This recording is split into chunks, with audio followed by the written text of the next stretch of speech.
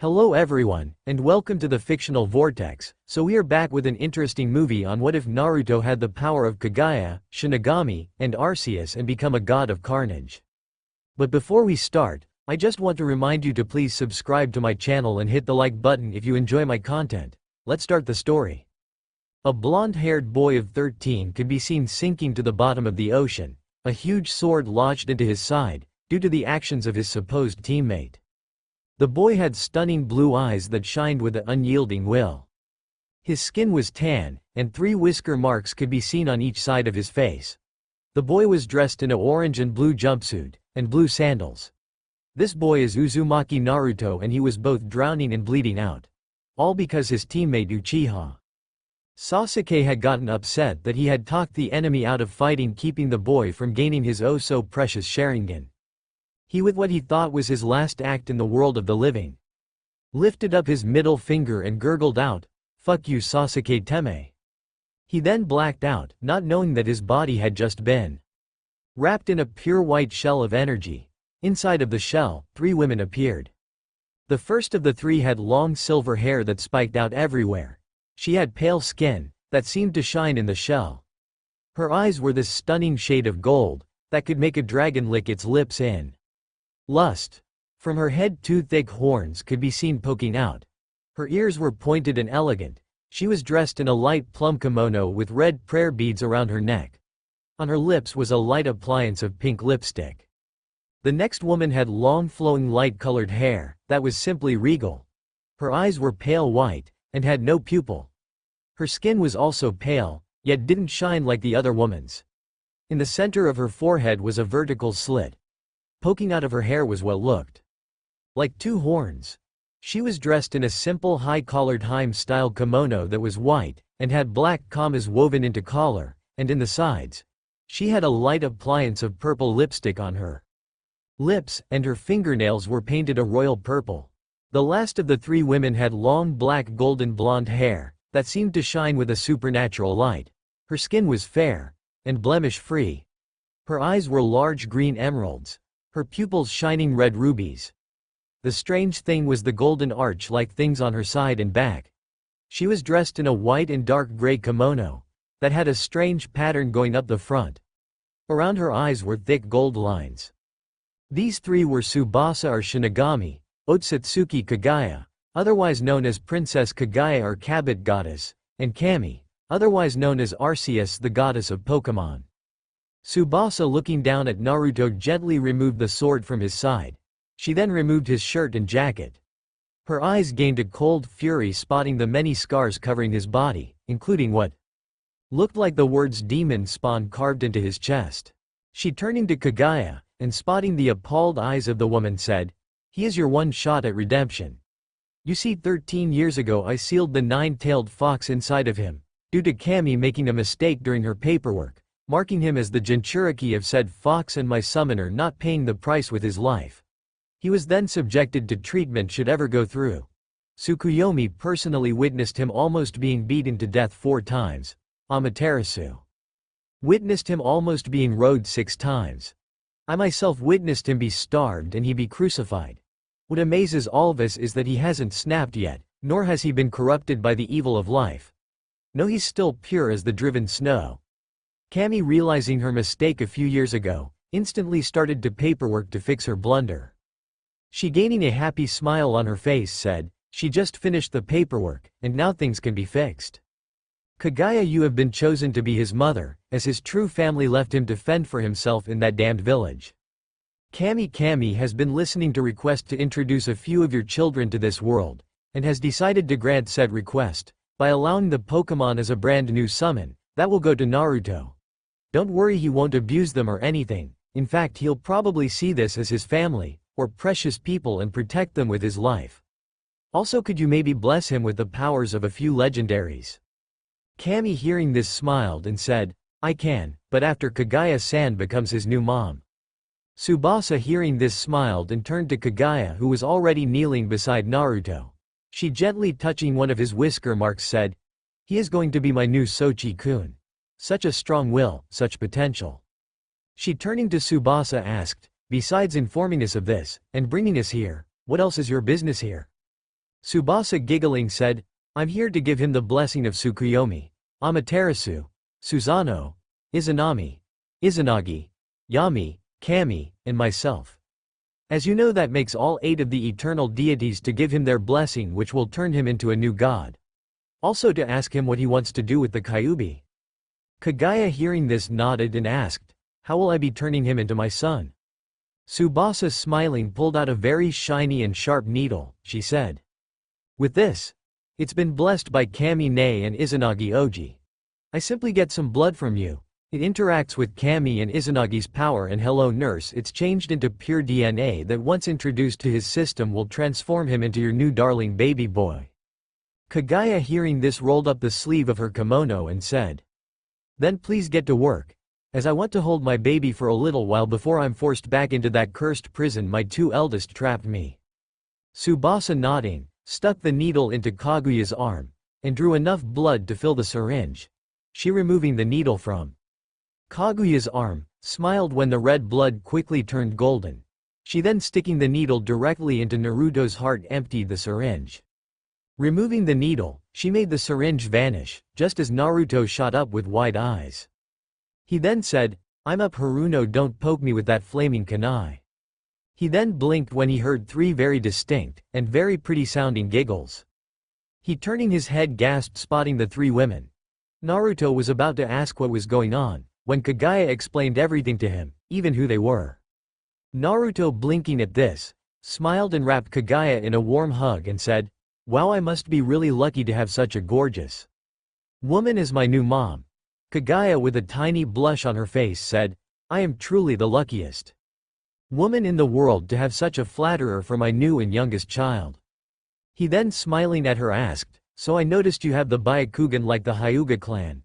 Does this mean I'm going to get it too? Kaguya shaking her head said, I'm afraid not, but you will be gaining something much better. Naruto with a curious look on his face asked, what's better than one of the 3 great dujutsu? Kaguya smiling said, the 4th unheard of great dujutsu. Allow me to show it to you. She then closed her eyes and pushed chakra into the slit on her forehead. Naruto gasped when said slit opened up and an eye appeared. This eye was dark red, with 6 large rings surrounding a single round dot. On each of the rings 6 tomo sat, making a total of 36 tomo in the eye. Did he forget to mention that the tomo were snow white? Kaguya opening her eyes smiled and said, behold the 4th great dujutsu Kausugan. Eye of Chaos. It has all of the abilities of the other 3 dujutsu, but amplified. For instance, the Byakugan can see almost 360 degrees in every direction, and can see the chakra inside of someone's body. It can see the chakra in the air, and allow you to manipulate the chakra all around you. Another for instance is the Rinnegan, allows the user to wield all 5 of the elemental affinities. It allows you to not only do that, but to wield the elements and use the elements of light and shadow. Naruto hearing this said, whoa, that totally sounds badass mid, it is baby. Now Kami-san has something for you. Naruto turning his eyes to Kami, gave her his full attention. Kami smiling said, alright Naruto-kun, I have decided to bless you with the powers of a couple of my more powerful exclusive children. The first will be Giratina, my little rebellious princess. She is the ruler of the distorted world, and one of the most feared of my children. Next is Moltres, he's the living embodiment of fire, and is capable of producing flames that put the sun's flames to shame. Then we have Articuno, my little ice queen. She's literally the coldest of my children, and can summon blizzards that could freeze an polar bear. Then we have Kyogre, who is said to have created the oceans, while battling her older brother Groudon. She's literally a titan of the sea, and when she primal reverts she can summon a storm that could flood the lands. Next to last we have Mewtwo, who is one of the most powerful, yet most awkward of my children. Don't get me wrong though, she can crush a mind or anything for that matter with just a thought. Last we have Zekrom, the Pokemon version of the goddess of storms. She has lightning in her control and isn't afraid to use it to get what she wants. She usually sides with the person with ideals. Naruto getting an image of each Pokemon, felt like shitting his pants spotting Giratina, Kyogre and Zekrom. Mewtwo reminded him of a Sasuke, while Moltres and Articuno looked like giant birds to him. Kami smiling said, You'll be able to meet and work with each of them, since Kami has decided to allow you to exclusive privilege of summoning all of my wonderful children. Do treat them with love and care." Naruto smiling said, "I promise to treat them like they were my own flesh and blood, and I never go back on my promises." Kami giggled hearing this. Tsubasa then stepping forward said, "Now for the last part. Otsutsuki Naruto, you have done something no mortal has ever managed to achieve. You have received not only the blessing of all 8 of the eternal deities but have earned their respect. It is with great honor I welcome you to the position of the 9th eternal deity.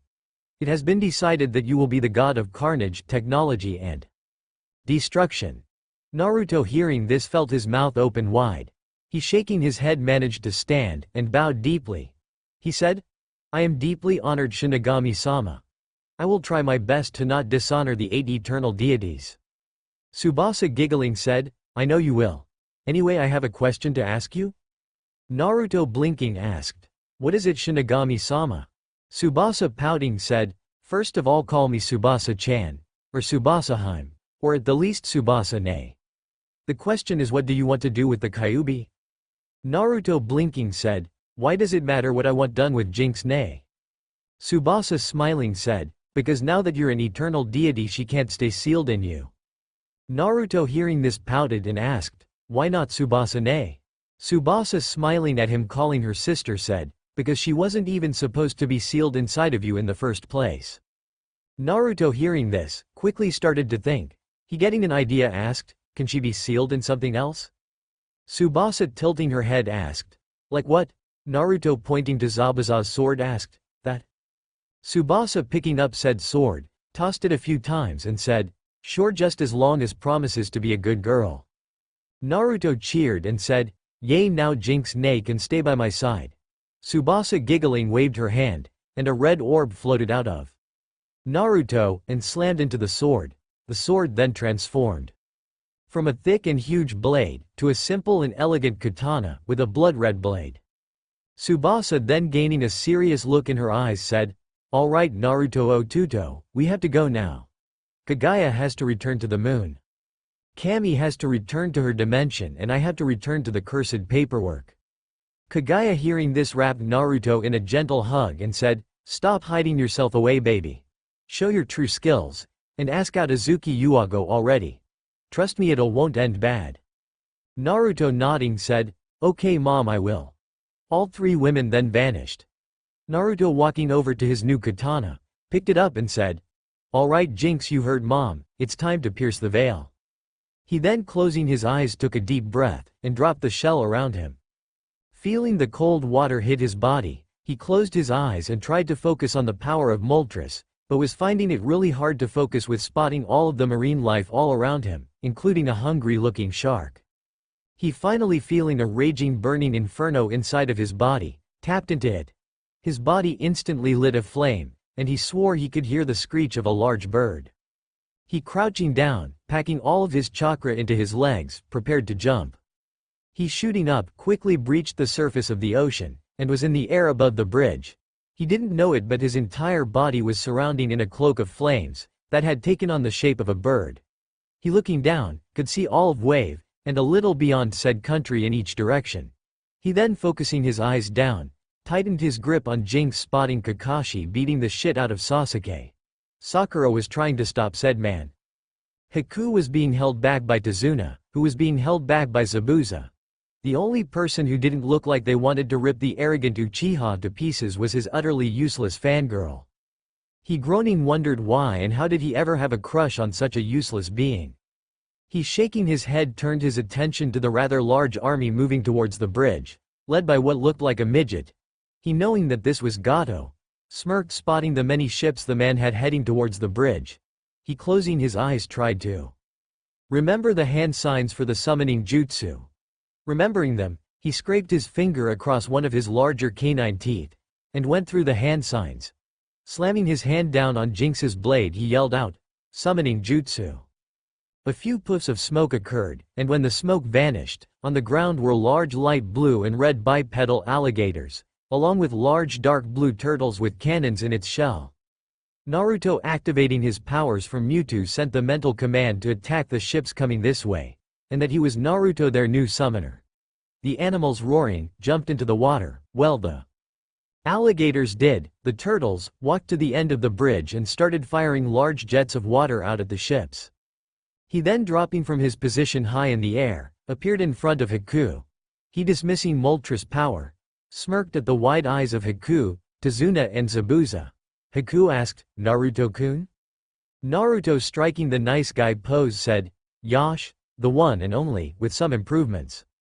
He then, gaining a serious look on his face, turned around and said, "Oi Kakashi-sensei, as much as I would like for the Teme to be beaten to within an inch of his life, you're gonna have to wait, as we have an army to deal with." Kakashi, dropping the bloody and bruised Sasuke, turned to Naruto and gained wide eyes, spotting Naruto's eyes. His Kausugan activated, revealing his dark purple eyes, with 3 rings and 3 tomo on the innermost ring. The tomo, of course, were snow white. Naruto, spotting his reflection in Kakashi's headband, said, "I'll explain later, sensei." He, lifting Jinx onto his shoulder, said, "We have business to handle." He, turning to Zabuza, said, "Time to show everyone why you're called the Demon of the Hidden Mist." Looking at Haku, he said, "You don't have to fight if you don't want to." Haku, he, smirking at Tazuna, asked, "Hey old man, got any sake left?" Tazuna, wondering why he asked this, nodded and pulled out a large bottle of said beverage. Naruto's smirk widened as he said, "Toss it here old man, and you'll see something totally badass, tea." Azuna, tossing Naruto the bottle, blinked when Naruto uncorked it and took a heavy swig of the drink. Naruto's cheeks were bulged out, as he once again tapped into the powers of Moltres and Mewtwo. He, speaking with his mind, said, "White fire style, fangs of the great fire dog." Ever gained wide eyes when out of Naruto's mouth and aura 10 huge fire dogs appeared, snarling and growling. All 10 of them were made of pure white flames, and seemed to be alive. The largest dog, howling, shot forward to attack the now visible army of Gato, the rest soon behind him. Naruto, lifting up Jinx, said, "Let's cause some mayhem. Shadow clone jutsu." A poof of smoke later and 300 Narutos could be seen covering the bridge, each one holding up Jinx and coated in flames. Naruto then shot forward, followed closely by his clones. Zabuza, smiling, pulled out his backup sword and said, "I really like this kid." He then charged forward. Kakashi, lifting up his headband, revealed his Sharingan and said, "Hokage-sama would kill me if I didn't help." Naruto, with this, besides, what kind of big brother and sensei doesn't help his little brother slaughter an army? Haku, putting on her mask, said, "I will help my first friend, and will kill my emotions to help him save Wave." She then ran forward, intent on helping Naruto and the others defend Wave. Sakura was being useless and trying to fawn over Sasuke, who was glaring at Naruto with pure hate. Naruto, slicing through a thug, jumped over another one, crushing the man's mind with a thought. Landing, he kicked a man in his gut, making the man turn into a pile of still smoking black ashes. Naruto, tossing a few kunai at some men, said, "Wind style, tornado slicing blades." Huge blades of wind appeared and started slicing through men, forming large twisters, that formed even more blades. He, spotting a clone jump in the air, watched it go through more hand signs. It then called out, "Fire style, dragon flame jutsu." Another clone not far away cried out, "Lightning style, lightning dragon jutsu." The lightning dragon hit the twister, made it start shooting out sparks. Naruto, spotting the fire hitting this, cried out, "Combination jutsu, raging lightning storm." The attack tore through thug after thug, spraying blood everywhere. Naruto, ducking, shoved a sharp kunai into the throat of another thug. Grabbing that thug's head, he pulled with all of his might and pulled out not only the head, but the man's spine also. Sticking his hand in the man's mouth, Naruto started to kill other thugs with the man's spine. Did I forget to mention that Naruto was channeling some lightning chakra through the spine, so the thugs were dying painfully. Naruto, then tossing the spine like a spear, shot forward with a kunai in each hand. Appearing behind a large group of thugs, he tossed the kunai at 2 thugs coming behind Haku just as the thugs all separated from the rest of their bodies. Pretty soon all that was left of the army was Gato. Naruto, Haku, Zabuza, and Kakashi were coated in blood. Some time ago the people of Wave had appeared, and everyone was now standing in a circle around Gato, who was being held down by some Naruto clones. Naruto, walking forward, turned to the people and asked, "Alright people, what do you guys want to do with this scum?" The entire crowd screamed out, "Kill him!" Naruto, hearing this, nodded and said, "Your wish is my command." He signaling to his clones, who pushed the man until his head was touching the bridge. Naruto, walking over to the man, climbed up on the shoulders of one of the turtles. He, raising his left hand, said, "Gato, for your crimes a jury of your peers have sentenced you to death. There will be no mercy, no second chances. I, Otsutsuki Naruto, the god of carnage, technology, and destruction, am your executioner. Goodbye." Naruto then jumped into the air, and once he was high enough, lifted his left foot and cried out, "Taijutsu, curb stomp." He then came down and stomped on Gato's head, crushing it and causing blood and brain matter to explode everywhere. Naruto, scowling, said, "I knew that was a bad idea, but no, I decided to do it anyway. No, I've got to clean brain matter off of my feet." He then, turning to the people of Wave, smiled and said, "Wave, you are now free of the tyranny of Gato. The bridge can be built, and your first steps to peace can be achieved. Rejoice." The people, hearing this, started to cheer loudly. Next thing, Naruto was being tossed up and down, his name being cheered and praised. Haku, Kakashi, and Zabuza in the same boat. Naruto, laughing joyfully, said, "You're welcome." Kakashi was simply basking in all of the attention he was getting, and not being called a pervert. Haku was blushing, and Zabuza was scowling, not liking this one bit. Sasuke was scowling even worse, as in his mind once again the Dobi had shown him up and stepped out of his place. Sakura was scowling as Sasuke was scowling, and she already knew the source of said scowl. She, growling, said, "Naruto baka. I'm gonna punish you for upsetting Sasuke-kun." Tazuna, on the other hand, was happily chugging from his sake bottle, as he was extremely happy.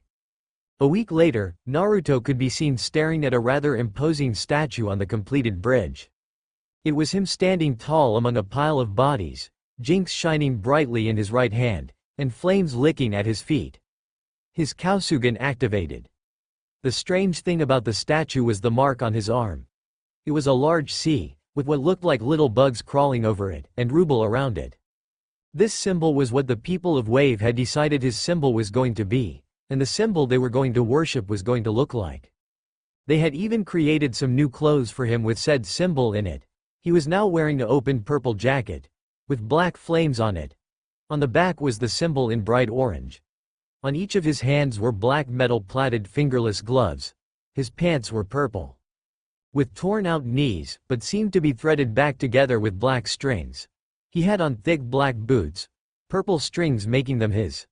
Strapped to his back with a black strap was Jinx, his headband shining proudly on his forehead. Beside him, smiling proudly, was Kakashi.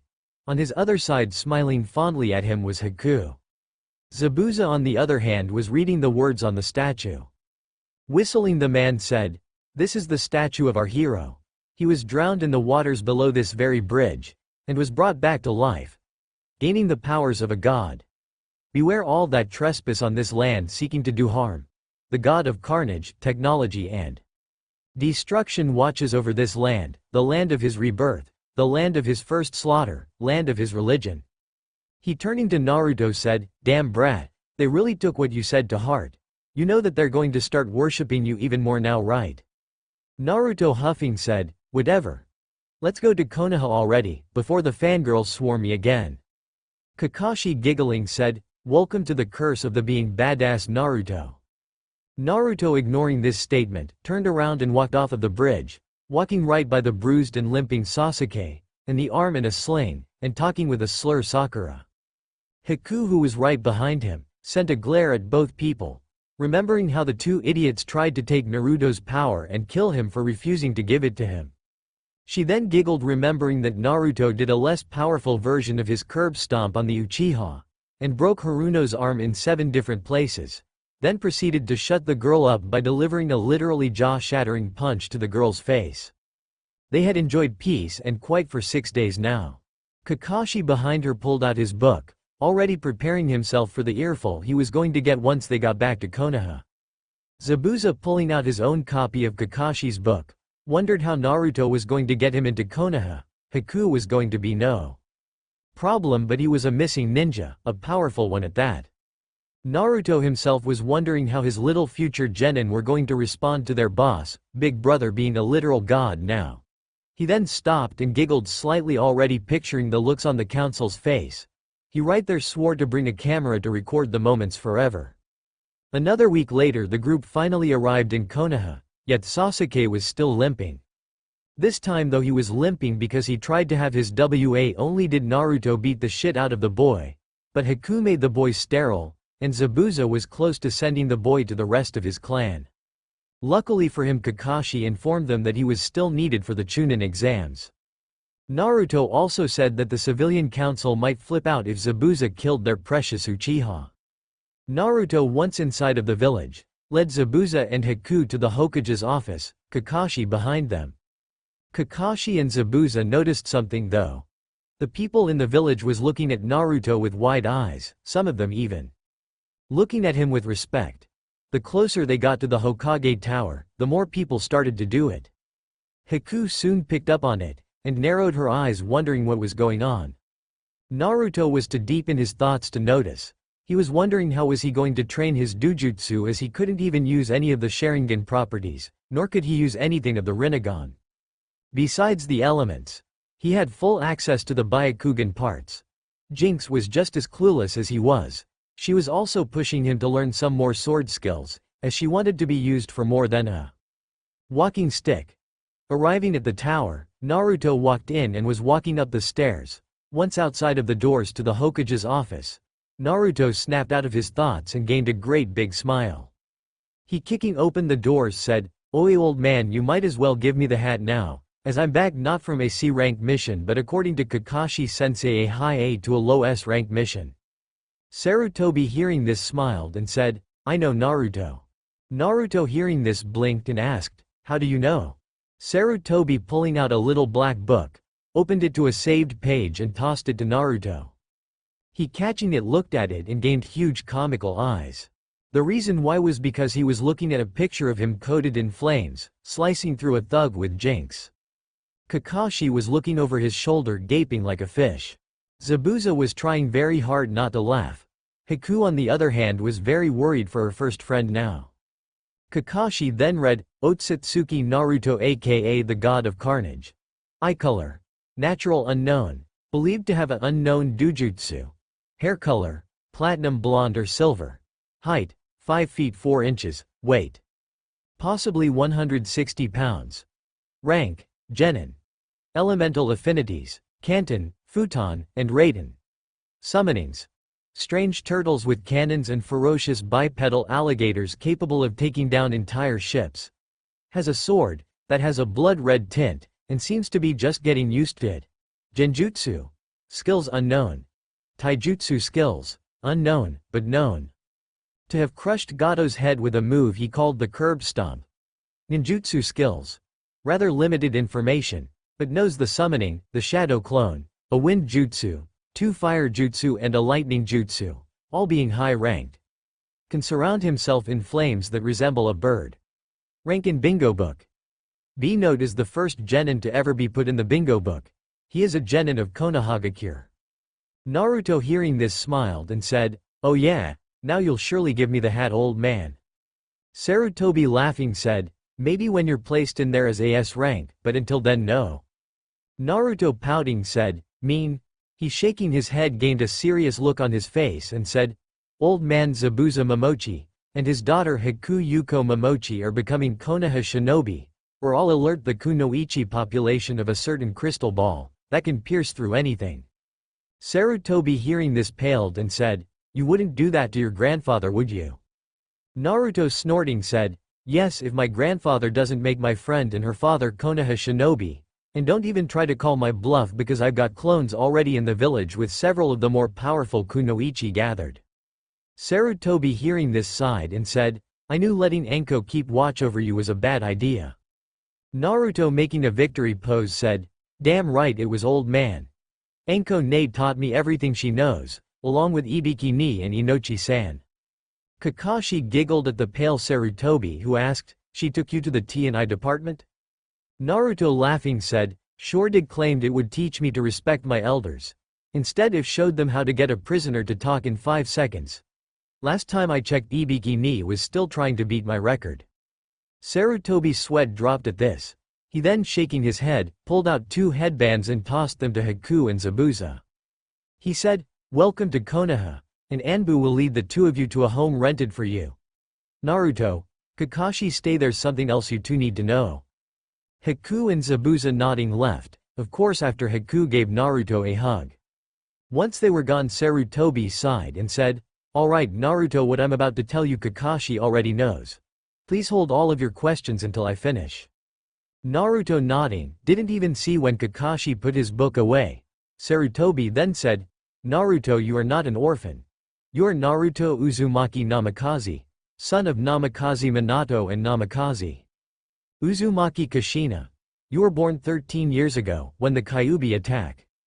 You have 2 older sisters, Kione and Akane. You have an older brother named Link, a twin sister named Naruko, and have a younger sister named Natsumi. Yes, that means both Kushina and Minato are alive. While you were away, they came back to the village, and not only did they announce who you really are, but removed you from your apartment. No one knew that they survived, not even me. I am telling you this, because they are in the other room and have heard this entire conversation. Naruto hearing this felt his mind go blank for about 7 seconds. It then kicked back on and he instantly felt a burning hot rage build up inside of him. He could feel Jinx pushing her chakra into her sword. He could also hear her roar about bastards. Naruto clenching his fist, tried very hard to keep a tight lid on his emotions. That plan shot to hell when the door opened and his supposed family stepped out with large happy smiles on their faces. He clenching his eyes shut and gritting his teeth, was barely holding his rage down, but he knew Kakashi could feel his rage as the man was right behind him. Kakashi on the other hand wasn't even trying to keep his down, he unleashed the full brunt of his killing intent, and glared a hole into the family. Kushina smiling walked over to Naruto and said, hello Naruto-kun.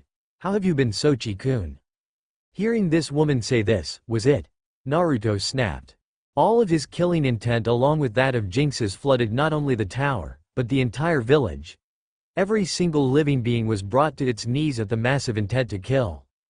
Sarutobi in the office was grabbing his heart trying to stop the massive heart attack he was getting from the powerful killing intent. Kakashi was trying to catch his breath. Kushina was down on the floor with wide eyes filled with fear. The rest of the Namikaze family was faring no better. Naruto opening his eyes revealed his menacing dark purple eyes. His eyes now had 6 tomo on the innermost ring. The pupil was also slitted. He glaring at Kushina with all of the hate he could muster said, don't you dare call me that. Kakashi shaking his head, reached over to Naruto and said, Naruto stop, you're going to kill the Sadaime. Naruto capping his killing intent, stood from his chair. Walking to the door, he yanked it open. He turning to look at Kakashi said, I'll be in the forest of death if you need me Kakashi-sensei, tell Anko nay this also. He then slamming the door shut, walked towards the forest of death. Sarutobi finally being able to breath said, oh dear sweat Kami. I've never felt such monstrous killing intent in my life. Kakashi getting to his feet said, that was 10 times worse than the Kyuubi's and he somehow managed to pull it all back in. Kakashi then ran to the trash can and puked his guts out. Minato helping a trembling Kushina to her feet asked, what just happened? Sarutobi with an you stupid look on his face was about to answer, when the door was kicked in and a glaring Anko appeared, with a kunai in each hand, and snakes hissing from her sleeves. SHD, why did I just sense Naruto's killing intent, and what the hell got him so upset to unleash it? Kakashi finished puking, wiped his mouth and pointed to the Namikaze family. Anko's eyes landing on them, narrowed her eyes. She instantly understood what had happened. She ignoring Kushina, who used to be a big sister figure to her, turned and asked, where did he go? Kakashi said, forest of death. Anko sighing said, oh great, now it's going to take me all day to find him. Damn brat knows the forest better than I do. She turning to Sarutobi said, old man, I'm going to need some money for ramen and dango. Sarutobi sweat drooping handed Anko a card and said, that links to my personal account. Don't you dare bankrupt me. I still need to eat. Anko, smiling too brightly, said, "You bet, old man, I'll buy you dango too." She was then gone in a swirl of leaves, leaving a cursing Sarutobi behind. Sarutobi, shaking his head, turned to the Namikaze family and with a cold glare said, "Now you can start explaining to Kakashi and myself why you left him in this village." Minato, sitting Kushina down on the couch, turned to him and said, "Well, you see, it's like this." When it was finished, Kakashi was looking at Minato and his family with eyes that said, "You're the most idiotic man in existence, and I hope Naruto kills you, for his revenge." Sarutobi, on the other hand, was repeatedly banging his head on his desk. He ending his little rock concert, he said, "Namikaze Minato, that is the most idiotic thing I have ever heard. You leave your son, the one you decided to seal the Kyuubi into, to the mercy of this village, all because you were terrified the Shinigami would come and kill your family for cheating it out of death. Not only that, but you train said boy's twin sister to cage level and then decide to come back, after Kushina gives birth to another girl." Minato, with a sheepish grin, said, "Yup." They blinked, hearing someone snort. All eyes turning to the door blinked, spotting a bruised and dirt-covered Anko leaning into the door. She, with an eye swollen shut, said, "Naruto is going to kill you, if any of you ever come near him." She then, limping into the room followed by a concerned Kurenai, plopped down in the empty seat and asked, "Kakashi, did my little brat really become a fucking god?" Kakashi, shrugging, said, "I honestly had no idea. I was just grateful that he was alive. I forgot to ask him what happened to him." Sarutobi, looking at Anko, asked, "Why?" She then, popping a joint in her shoulder, said, "The craziest thing was that he kept vanishing and reappearing in front or behind me, before hitting me with an attack. Hell, I couldn't even sense him move, like he wasn't even using chakra. He even made me witness many different things. He made me witness him making me beg, scream and moan for him too." Kurenai put her hand over Anko's mouth and said, "Anko, there are children in here." Anko, moving her eyes to Kurenai, licked her hand, forcing Kurenai to move it. Anko, looking Kakashi in the eyes, said, "I'm just glad he doesn't have full control over his dujutsu, or I'm pretty sure I'd be in a hospital right now, instead of him sleeping inside of his room at the T&I department." Sarutobi, quirking an eyebrow, asked, "You managed to defeat him?" Anko, snorting, said, "No, he damn after stomping a mudhole into me, and making me feel like shit, decided to sleep off his extreme anger. Damn brat fell asleep standing in front of me." Kakashi, giggling, said, "Be lucky he didn't curve stomp you, like he did the Uchiha brat." Sarutobi then said, "So that's why he was limping?" Kakashi, shaking his head, said, "Oh no, he's limping because he decided to try and force himself on Haku. Naruto broke the boy's leg in 6 different places, then kicked the boy in the balls so hard, he actually lifted into the air a little. Haku then made sure the little shit wouldn't be having any children by sterilizing him. Zabuza was oh so close to ending the boy's life." Sarutobi crossed his legs and asked, "What about the Haruno?" Kakashi, giggling, said, "Naruto got tired up putting up with her and not only broke her arm in 9 different places, but then shattered her jaw with a punch. So I think he was holding back on you, Anko, or you'd be in a coma or worse right now." Anko, groaning, said, "I believe it." Sarutobi was about to say something when his front door was kicked open by 3 kids, all looking like mini Narutos. Hell, they even had some orange on them. Konohamaru, spotting Anko, asked, "Anko ne, where's boss? And don't even try to fool us by saying that he isn't in the village because we felt his killing intent." Sarutobi, hearing this, blinked and asked, "How is it that you 3 know what killing intent is?" Moegi, bowing to him, said, "Naruto ni has been training us after school. He introduced us to killing intent so that we wouldn't freeze up if we were ever came across it.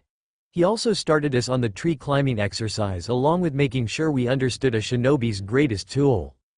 Kakashi, hearing this, blinked and asked, "What is a shinobi's greatest tool?" Udon, pushing up his glasses, said, "A shinobi's greatest tool is deception." Kurenai blinked, asked, "He told you this?"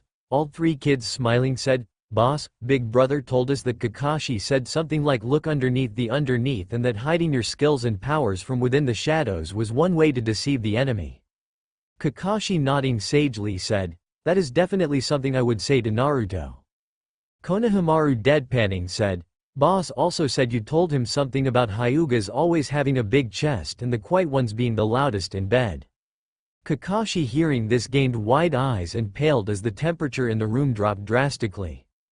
Anko somehow on her feet with a powerful glare in her eyes cracked her knuckles and with a sickly sweet smile on her face asked. Kakashi Baka, you'd better not be trying to corrupt my innocent, darling little Naruto. Kakashi quickly said, Hokage-sama let him read his version of Icha. Sarutobi hearing this gulped as Anko and Kurenai were now both giving him a powerful glare. He then witnessed Kakashi vanish in a poof of smoke. He nearly cried when Konohamaru said, if Icha is that orange book the old man reads all the time, then he let me read it too. Moegi hearing this said, hey Kono, let's go find big brother. Udon somehow knowing that the Sadaimi was about to be beaten said, yes, let's go find boss. The three kids then left, ignoring the pleading eyes of Sarutobi as Kushina, Kion, Akane, Anko, Kurenai and the purple-haired Enbu slowly descended upon him. Minato, Link, Kakashi, Naruto, and a curious Natsumi wisely left the room. Later in the day, Naruto could be seen sitting on the stool in his favorite food place in the village. Jinx was attached to his back, as he stirred his ramen with his chopsticks, not paying attention to much around him. He was deep in thought trying to process what he had learned. He was also slightly happy that he had unlocked more power of the Kasugan. He could now predict movement like the Sharingan, and had unlocked the animal path of the Rinnegan. Sighing, he slipped a few noodles into his mouth, just as he felt someone sit beside him. Moving his eyes to his left, he let a small smile appear on his face, spotting Kakashi. Kakashi, ordering a bowl of ramen, said, alright Naruto, it's time for that explanation I never got. Naruto smirking said, not until the others arrive. Kakashi quirking an eyebrow, blinked when Anko, Ibiki, Inochi, Ino, Zabuza, Haku, Konohamaru, Moegi, Udon, Kurenai, Hinata, Guy, Rock Lee, Neji, Kiba, Shino, Iruka, Shikamaru, Choji, Tenten, Asuma, Yuago, Hayate and surprisingly a perfectly fine Sarutobi. Once everyone was there, Naruto said, Ayame-chan, close up the stand. This is something you're gonna wanna hear. Ayame nodding closed the shop along with Tucci. Once everyone was seated, Naruto crossed his arms and said, what I'm about to tell you is 100% true. No one interrupt me until I'm finished and then I'll be glad to answer any questions. Now what?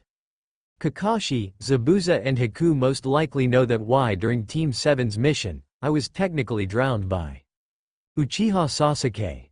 During this time I was confronted by three gorgeous women. The first being the goddess of death herself, Tsubasa. Next was the mother of the sage of six paths, Otsutsuki Kaguya. Then there was Kami, or the goddess of my summons, the Pokemon Arceus.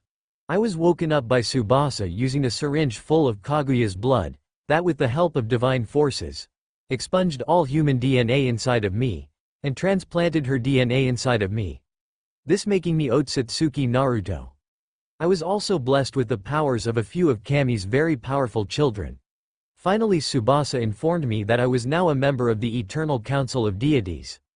I did this by becoming the god of carnage, technology and destruction, sadly.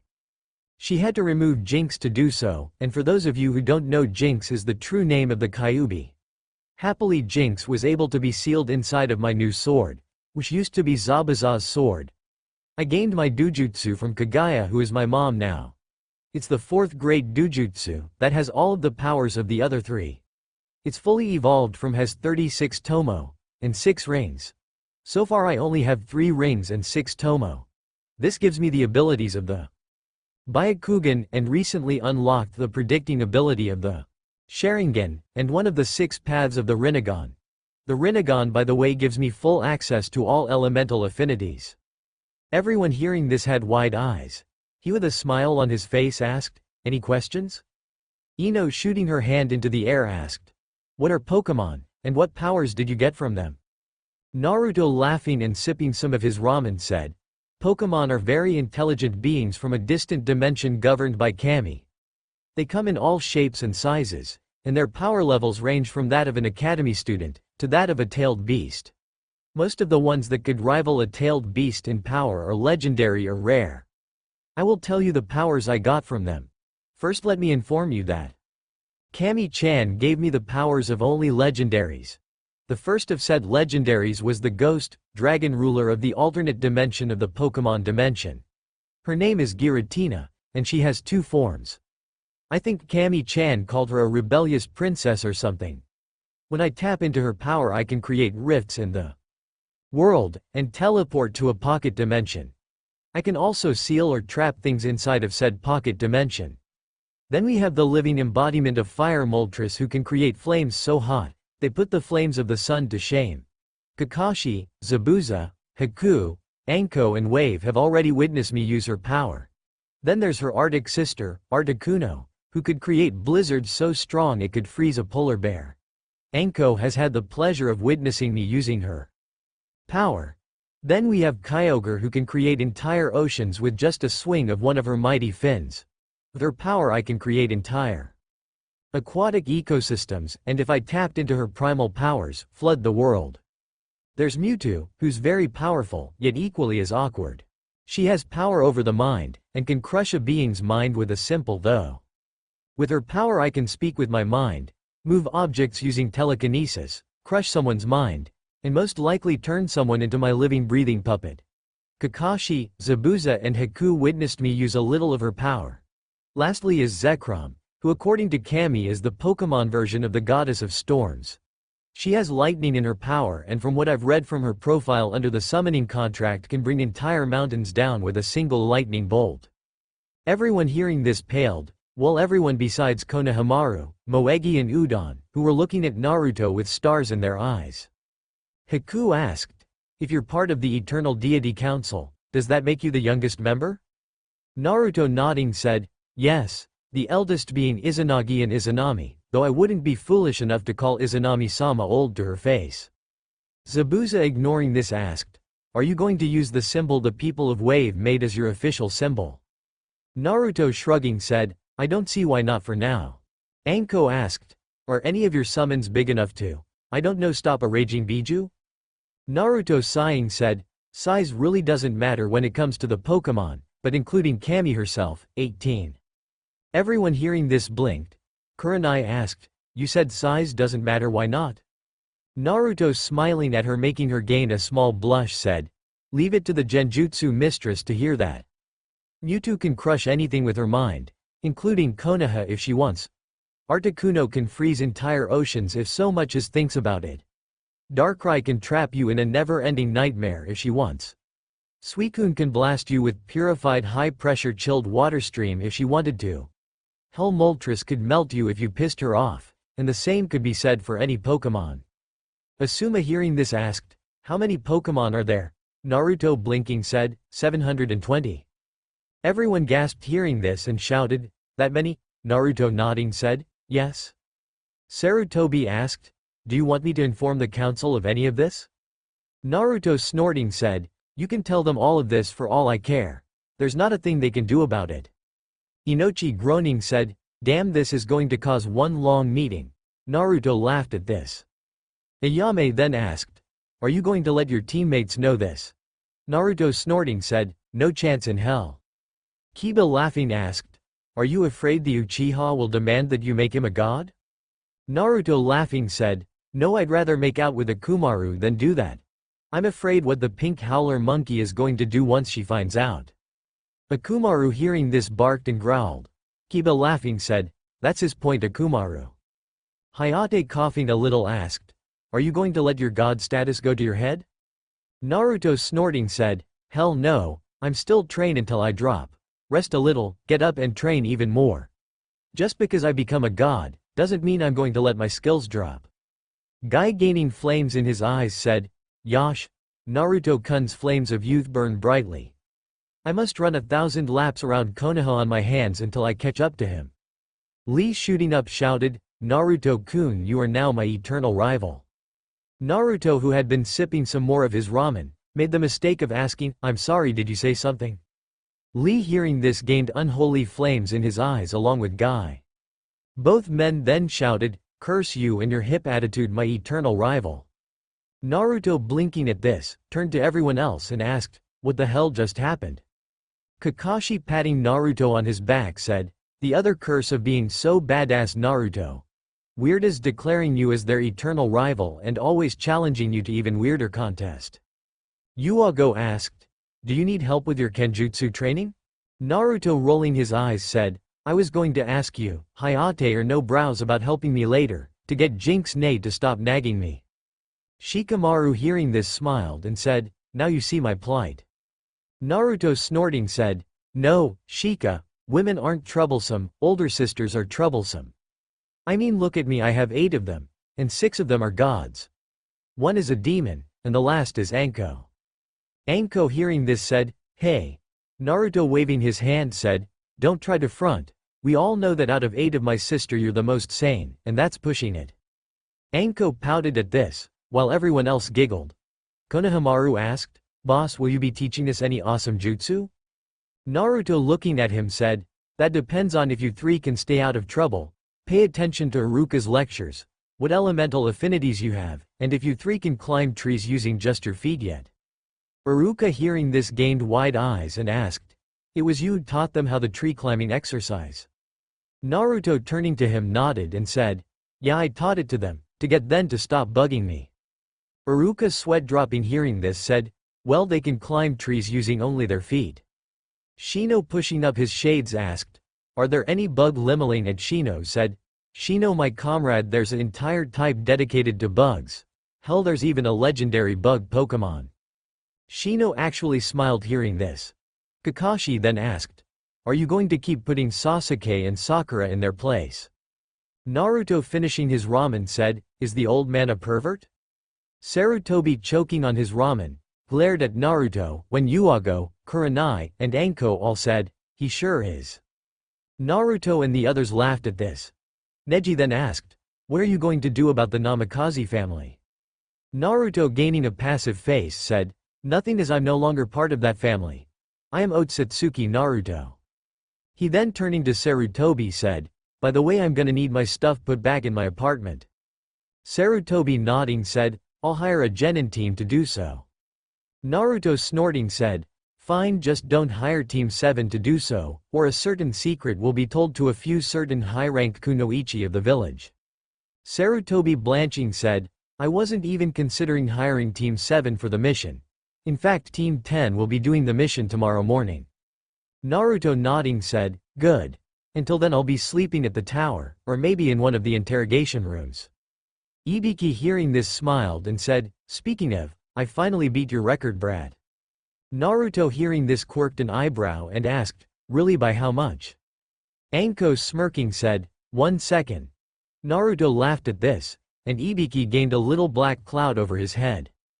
Naruto, shaking his head, stood to his feet and put his hand over his mouth to stop the yawn he felt coming.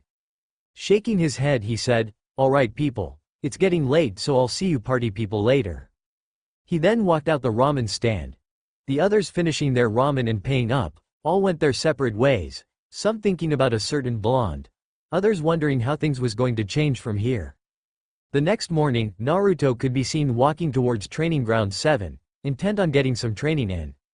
Of course he was heading there very early, hell, the sun had barely even poked its head out. He, arriving at his location, took off his shirt and jacket, placing them on one of the logs. He popped his muscles and said, "I'll start with some push-ups and crunches. Then I'll do some sprints. I'll work on my hand sign speed while doing the sprints and push-ups. Gotta get them down to 1, so the Teme can't copy any of my jutsu when he does unlock the Sharingan." He then got to work, and before long 2 hours had passed and it was now 6. He, standing up, said, "Lee, I know you're there, so let's spar for a while until it's time for you to meet your team." Lee, appearing, said, "Yash, I accept your challenge, Naruto-kun. I will give it my all." Naruto, rolling his eyes, said, "Yeah, whatever, let's just go." He and Lee then vanished and an intense spar was soon rocking the training ground. When Sakura appeared an hour later, she was now perfectly fine. Her eyes widened, spotting the damage done to the training ground, and 2 people locked hands inside a deep hole near the center. She, in her delusional mind, thinking that this was Sasuke finally putting Naruto Baka in his place, ran over to the hole and gained wide eyes. Naruto could be seen standing there, sweat dripping down his body, his Kasugan activated and locked on Lee, who was equally sweaty and trying to punch Naruto. Naruto, gritting his teeth, said, "Damn Lee, you're really making me sweat." Lee, smiling, said, "As are you, Naruto-kun. Exactly as I expected from my eternal rival." Naruto then started to push more chakra into his body, feeling Lee doing the same. Sakura was blasted away by the immense chakra both boys were putting out. Naruto's being a dark red, almost the color of blood, while Lee's was the normal blue. Sasuke, who arrived seconds after Sakura, was scowling at this, not believing what the Dobi was doing. Kakashi then appearing, blinked, spotting Naruto and Lee not too far from him. He wasn't surprised when Guy and his genin appeared. Guy, spotting Naruto and Lee, said, "Yash. These two are stroking their flames of youth. Look at how intense Naruto-kun's eyes are." Neji, rolling his eyes, said, "Guy-sensei, stop speaking of the flames of youth."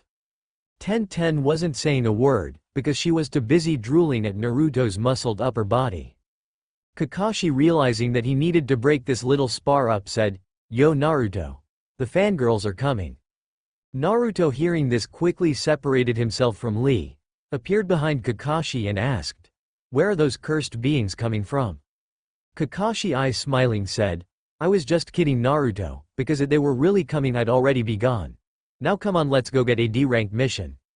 Naruto, moving from behind Kakashi, placed his hands behind his head and said, "Sure Kakashi-sensei, but we'd better not be chasing Tora again." Kakashi, now reading his book, said, "We're not." He then walked out of Training Ground 7, Naruto right beside him, followed by an scowling Sasuke, and an angry Sakura. 4 days later, and Naruto was chasing Konohamaru, Moegi and Udon, as he was helping the three with their speed, by playing a game of ninja with them. Sakura had said something rude, but Naruto had pulled a Kakashi on her, making her very upset.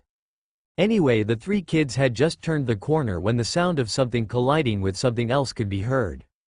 He then heard Konohamaru say, "Ow, that hurt." Moving around the corner, his eyes narrowed, spotting some boy from Suna, with a black hood on that had cat ears, holding Konohamaru up by his long blue scarf. This boy had purple lines on his face that strangely looked like makeup.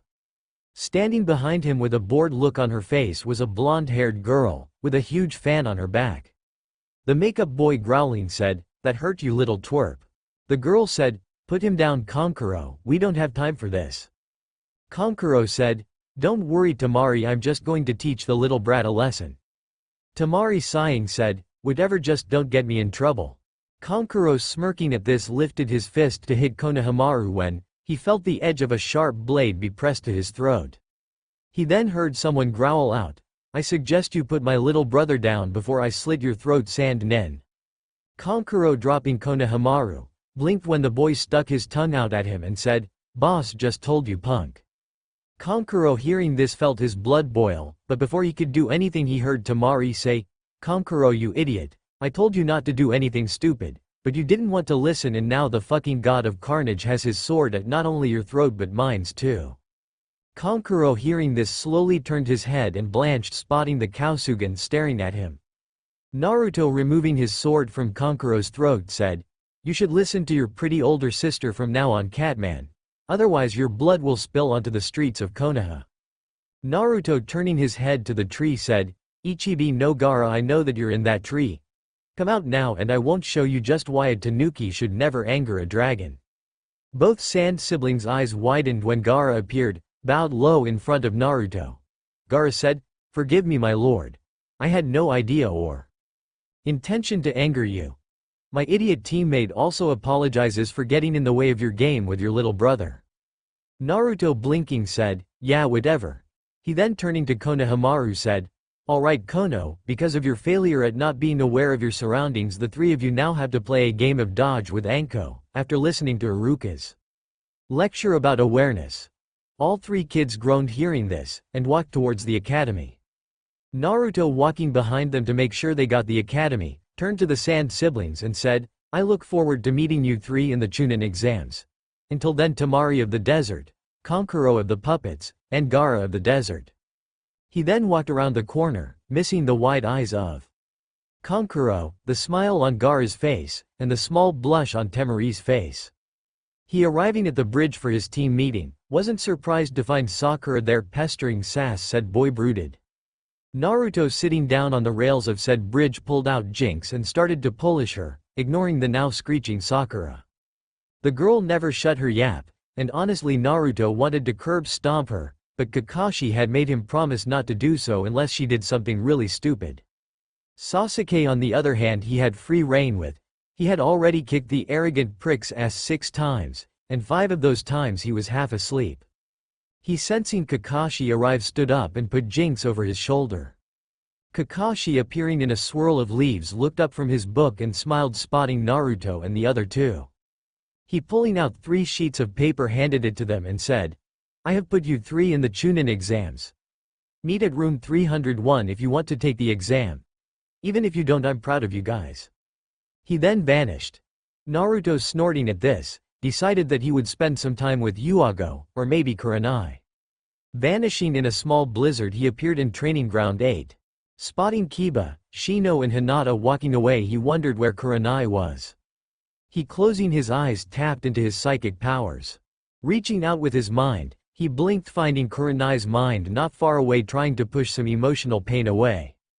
Appearing beside her, he sat down on the log and asked, What's wrong Kurenai-sensei? Kurenai turning to him, tried to wipe the tears from her eyes and said, Nothing's wrong. Naruto frowning gently grabbed her hand and said, You know I hate it when you lie to me. Kurenai hearing this sighed and said, I was going to tell Asuma how I felt about him, when I walked in on him making out with Haruno Mibiki. Naruto scowling said, It broke your heart didn't it? She turning away said, Yes, my heart feels like it's breaking into a million different pieces. Naruto sighing, said, You can lean on my shoulder to cry if you want. Kurenai shaking her head said, No I need to be a strong kunoichi. Naruto rolling his eyes said, Bullshit. You need to let your emotions out, or they'll just boil over at the most unfortunate time. Hence why Anko Ne and myself always pick fights with each other, letting us relieve any pent-up emotions we may have. Kurenai hearing this giggled and said, Is that why she's been covered in bruises for the past week? Naruto snorting said, She's not the only one with bruises. He lifting up his shirt, revealed his chiseled upper body. A large bluish bruise on the center of his chest, along with a small bruise over his right rib. She gasping asked, How many bruises do you have? Naruto laughing said, Those are the only 2, because I've been working on my regenerative powers. It seems as though I can heal myself with ease as long as it's within 5 minutes from my last healing.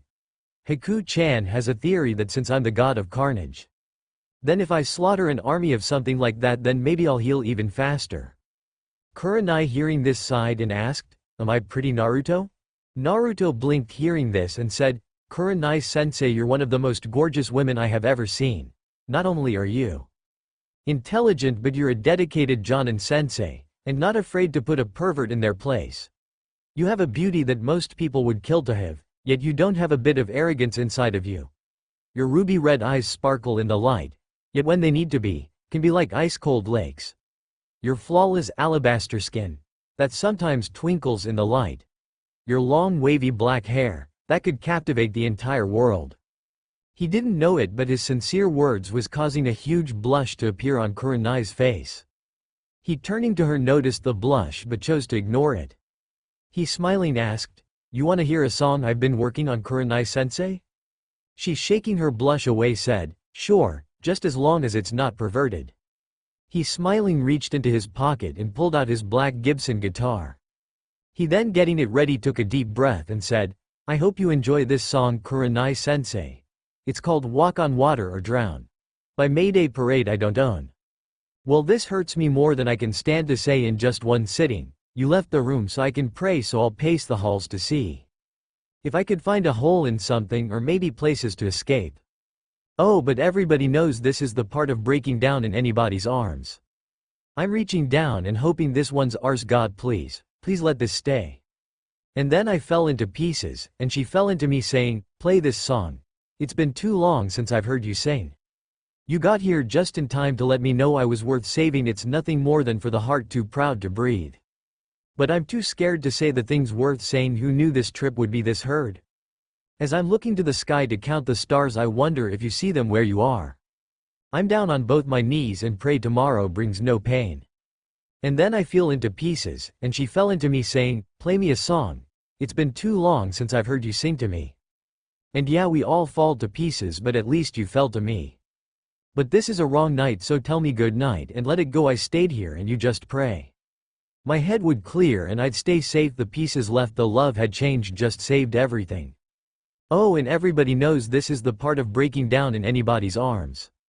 I'm reaching down and hoping this one's ours. God, please let this stay.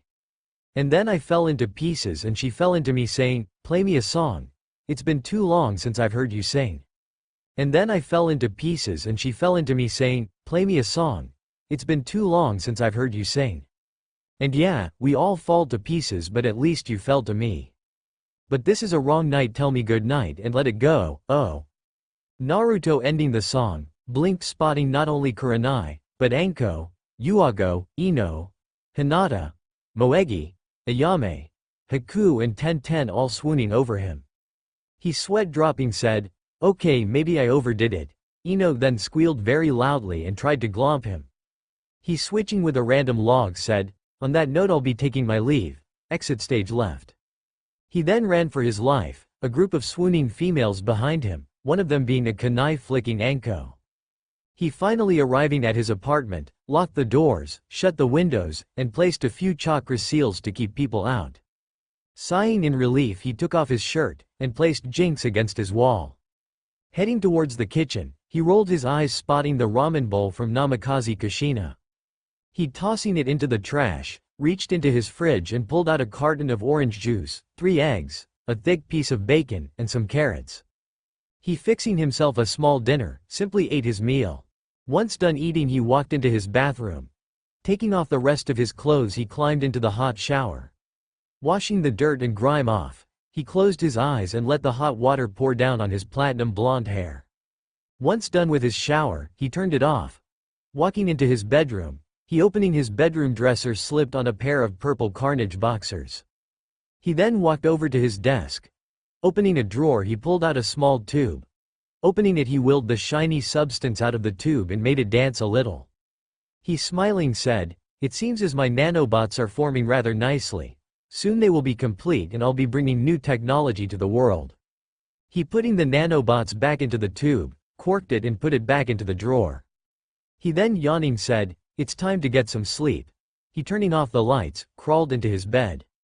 The next morning he would roll over and nuzzle his face into the soft warm pillow his face was buried in. He then heard someone moan. His mind instantly kick-started, as pillows weren't warm, nor did they moan. Back flipping out of his bed, he got in a stance ready to kill the intruder. He, sweat dropped, spotting Kurenai laying in his bed, dressed in black lace matching pair of bra and panties. Shaking his head, he walked into his bathroom and sweat dropped even more, spotting Anko and Yuago knocked out in his bathtub, snuggled up to each other. Shaking his teeth and took a piss. Walking back into his bedroom, he got dressed. He then, walking into his kitchen, nearly face-palmed, spotting Ino, Hinata, Tenten and Ayame all passed out on the floor surrounding his kitchen table. Shaking his head, he tiptoed to his fridge and opened it. Grabbing a toaster pastry, he grabbed Jinx and placed her on his back. He was about to walk out his door when he remembered his new invention to pass time and to help, ignored the pink-haired banshee. Creeping into his room, he gently slid open his drawer and pulled out an iPod with black headphones. Putting it into his pocket, he then walked outside of his apartment, not even wanting to know how all 7 females managed to get into his locked and sealed apartment. He, arriving at the academy, rolled his eyes seeing no one there yet. Walking to the academy wall, he put the headphones in his ears and turned to iPod on. Picking one of his recorded songs, he started to hum, "You have no idea how unproductive it is to fall in and out of you as often as I do. Lately I've been feeling gray, but today I won't wind up next to you, T." His was the day the Chunin exams began, and Naruto showed the world why he was the god of carnage, technology and destruction. 2 hours later, Sakura and Sasuke finally arrived to find Naruto with his eyes closed, leaning against the academy wall, bobbing his head, listening to his music. Sakura scowling marched over to him to make the baka acknowledge her and Sasuke, when she heard a deep terrifying growl. She looking around wondered what had growled at her, when her eyes landed on something crouched directly above Naruto's position. Her eyes widened, spotting a black dog with a tan belly and paws. Its eyes were dark red, almost a crimson. From its head twin thick silver horns could be seen sticking out. Swaying behind it was a black tailed with a spade for the tip. Sasuke, having better eyes than Sakura, could see the silver bone-like fragments on the dog's back. He could also see the smoke rafting from the beast. Naruto, opening his left eye, said, "About time you two got here. I've been waiting for at least 2 hours." He, shaking his head, sat up and snapped his fingers. The beast, stopping its growling, hopped down to stand beside Naruto. Naruto, petting the beast, said, "Come on before I decided to let Mira turn you into lunch." Mira, wagging her tail, happily followed Naruto, a scowling Sasuke behind her and a terrified Sakura behind him. Team 7 entering the academy walked until they came to large commotion. Naruto, hearing Mira bark, glanced at the door and said, "Very good girl. Remind me to give you a treat later." Mira, barking, wagged her tail. Naruto, then spotting Sasuke about to open his big mouth, grabbed the boy by his head and hissed, "Keep your mouth shut, Uchiha, or I'll end your pathetic existence, and then maybe Makotoheim will finally be proud of the trash her weakest is." Sasuke, hearing this, felt his anger boil, but decided to heed Naruto's words. Naruto, seeing this, let the Uchiha go, and silently walked upstairs, Mira and his teammates right behind him. Reaching the next floor, Naruto walked right past the still reading Kakashi, followed by a once again arrogant Sasuke, and a terrified Sakura. Mira stopped outside of the door for about 5 seconds to look Kakashi over. She, barking, walked inside. Kakashi, sweat dropping, mumbled, "Even his summons think I'm a pervert." Once inside of the room, Naruto sighed, feeling and hearing someone approaching him very fast. His nose catching the smell of flowers and strawberries, sighed again, knowing that he was about to be globbed by Ino. Sure enough, not a moment later Ino was attached to him, nuzzling his face while saying, "Naruto-kun, I've missed you so much." Naruto, rolling his eyes, said, "That's funny considering that I saw you this morning passed out around my kitchen table, and again as your team entered the academy." No, pouting, said, "You're no fun." Naruto, snorting, said, "On the contrary, I'm very fun. It's just that right now you're causing a scene, attracting unnecessary attention to us." Ino blinked, hearing this. She, looking around the room, could see the many genin glaring at her. She, blushing, stopped hugging Naruto and said, "Sorry, Naruto-kun." Naruto, sighing, said, "It's okay, Ino," as the pink banshee or duck butt was bound to get their attention anyway. He, feeling a very pitiful amount of killing intent come from behind him, quirked an eyebrow and turned to find a furious Sakura glaring daggers at him. He was about to say something about this, when a monotone voice asked, "Is she bothering you, Naruto-sama?" Naruto, turning his head again, blinked, spotting Gaara standing beside him glaring at Sakura, his 2 siblings right beside him. Naruto, turning back to Sakura, asked, "Did I offend you, howler monkey?" Sakura, hearing another insult be thrown at her, was about to punch him, when a low growl reached her ears. She, blanching, slowly turned to find Mira once again glaring at her, smoke now literally rolling off of the hound. She, gulping loudly, said, "Nope. I like being called a howler monkey and a pink-haired banshee." Naruto smirked at this, but sensing someone trying to sneak up on him, quickly spun around with Jinx poised at the threat's throat. His dujutsu, activated, was glaring hard at a pale and sweating Kabuto. Kabuto, raising his hands, said, "Easy there, buddy, we're on the same side here." Naruto, hearing this, narrowed his eyes and put Jinx back on his back. He then said, "Be very lucky, fool, that Jinx doesn't want your pathetic blood to touch her blade, or your head would be rolling on the floor." Kabuto, now gulping, said, "Alright, I was just gonna offer you guys some info if you want." Naruto, looking Kabuto in the eyes, asked, "Info eh? Tell, what do you know of Temari's romantic history, the chesty blonde from Kumo's fighting style, the cute redhead from Kusa's sensory skills, and the hot blue-haired girl from AIM?" Kabuto, blinking, pulled out his ninja cards, ignoring the blush on Temari's face, the questioning look from Samui, the hearts in Karen's eyes and Conan's eyes narrowing. He then said, Tamari of the desert. Let's see, she's had no boyfriends or girlfriends. In fact, she doesn't even have any friends due to her father being the case cage, her brother being a demon, and her other brother being accused of being a crossdresser. He, ignoring the killing intent coming from Kankuro, said, Samui of Kumo uses the Cloud Headhunter Kenjutsu style, and is not known to use any style of taijutsu. Samui, hearing this, returned to her cold facade. He, flipping through the cards, said, Karen Uzumaki has amazing sensory skills. Is said to be able to sense exactly what kind of chakra a person has from miles away. Karen still had hearts in her eyes as she stared at Naruto. Kabuto, pulling out the last card, said, Conan of Aim, also known as the Angel of Aim, has an unknown bloodline that allows her to use paper with her jutsu. Is also rumored to be very close to the Amikage. Naruto nodded, hearing this. Sasuke, smirking, said, I want to know about Otsutsuki Naruto. Kabuto, smiling, pulled out a card and pushed some chakra into it. He, looking at the card, gained wide eyes, blanched, and felt his hands start to tremble. He, looking up at Naruto with wide eyes full of fear, said, Otsutsuki. Naruto, aka the god of Carnage, is listed in the bingo book as an B- rank threat. Said to have many different powerful bloodlines. His sword is rumored to have the very soul of the deadly Kyuubi inside of it. Has very powerful summons that have been seen taking down entire boats. This says he also died during your C-S rank mission. It is unknown how he came back to life, but it is said that he burst from the ocean shrouded in a flaming cloak, looking much like the mythical phoenix. Naruto, petting Mira, ignored all of the eyes on him, while he did until he felt the intense stare of Conan. Winking at her, he smirked when the cold-looking woman blushed.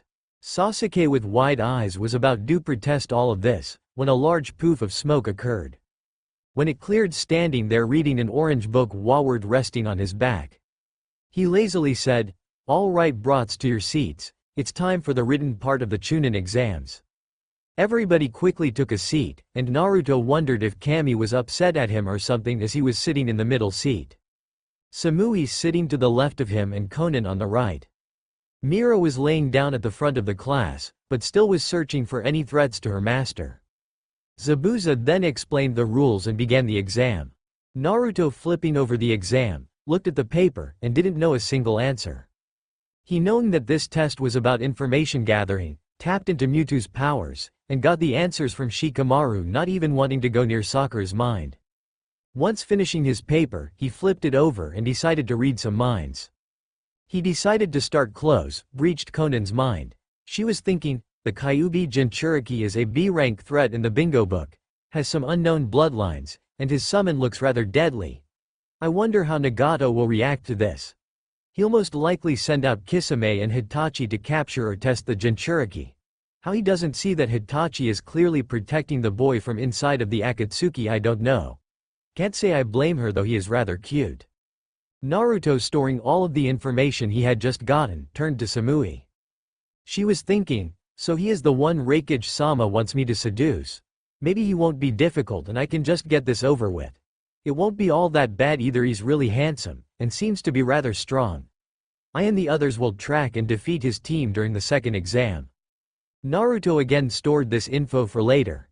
He, entering Karen's mind, sweat dropped as she was thinking about how dark his chakra was and how she just wanted to jump his bones and ride his dragon.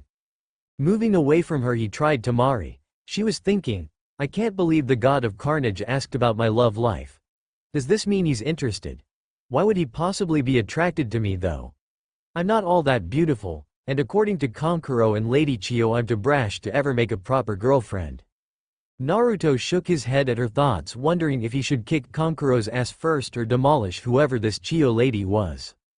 He, deciding to enter one more mind, tried Zabuza. Zabuza was thinking, Haku has her eyes set on Naruto.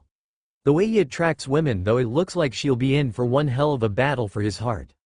Hell, I kinda feel bad for the kid with all of the powerful kunoichi after his heart. Naruto, sweat dropping at this, decided to polish Jinx's blade as he really didn't want to hear anyone else's thoughts. Pulling her out from behind him, he pulled out the cloth and sword polish.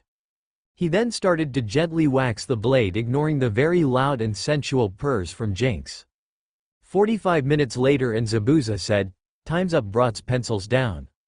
Everyone stopping their test, blinked when Zabuza said, "Alright, the 10th question is optional. If you take it and fail you'll never be allowed to advance in rank." Chose wisely. Brats. Naruto ignored the many different reactions, but his eyes moved to Sakura, who was looking at him with sad eyes, slowly raising her hands.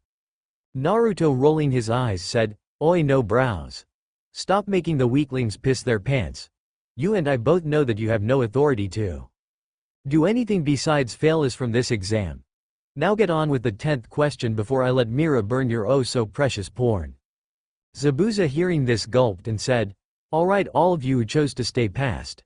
The test was about information gathering, and that's the reason why you were given so many points to cheat. A quality of a Chunin is being able to make tough choices. Now call off the Doomhound brat." Mira, who had been staring at Zabuza's book and building up fire in her stomach, stopped when Naruto said, "Mira-chan, enough, he gets the message." Mira, stopping her build-up, barked a few times and trotted over to Naruto. Naruto, then feeling a very familiar chakra presence approaching fast, sighed, pinched the bridge of his nose and said, "I don't know what I did to upset you, Kamine, as I haven't even met you, but I'm very sorry and I promise to never do it again."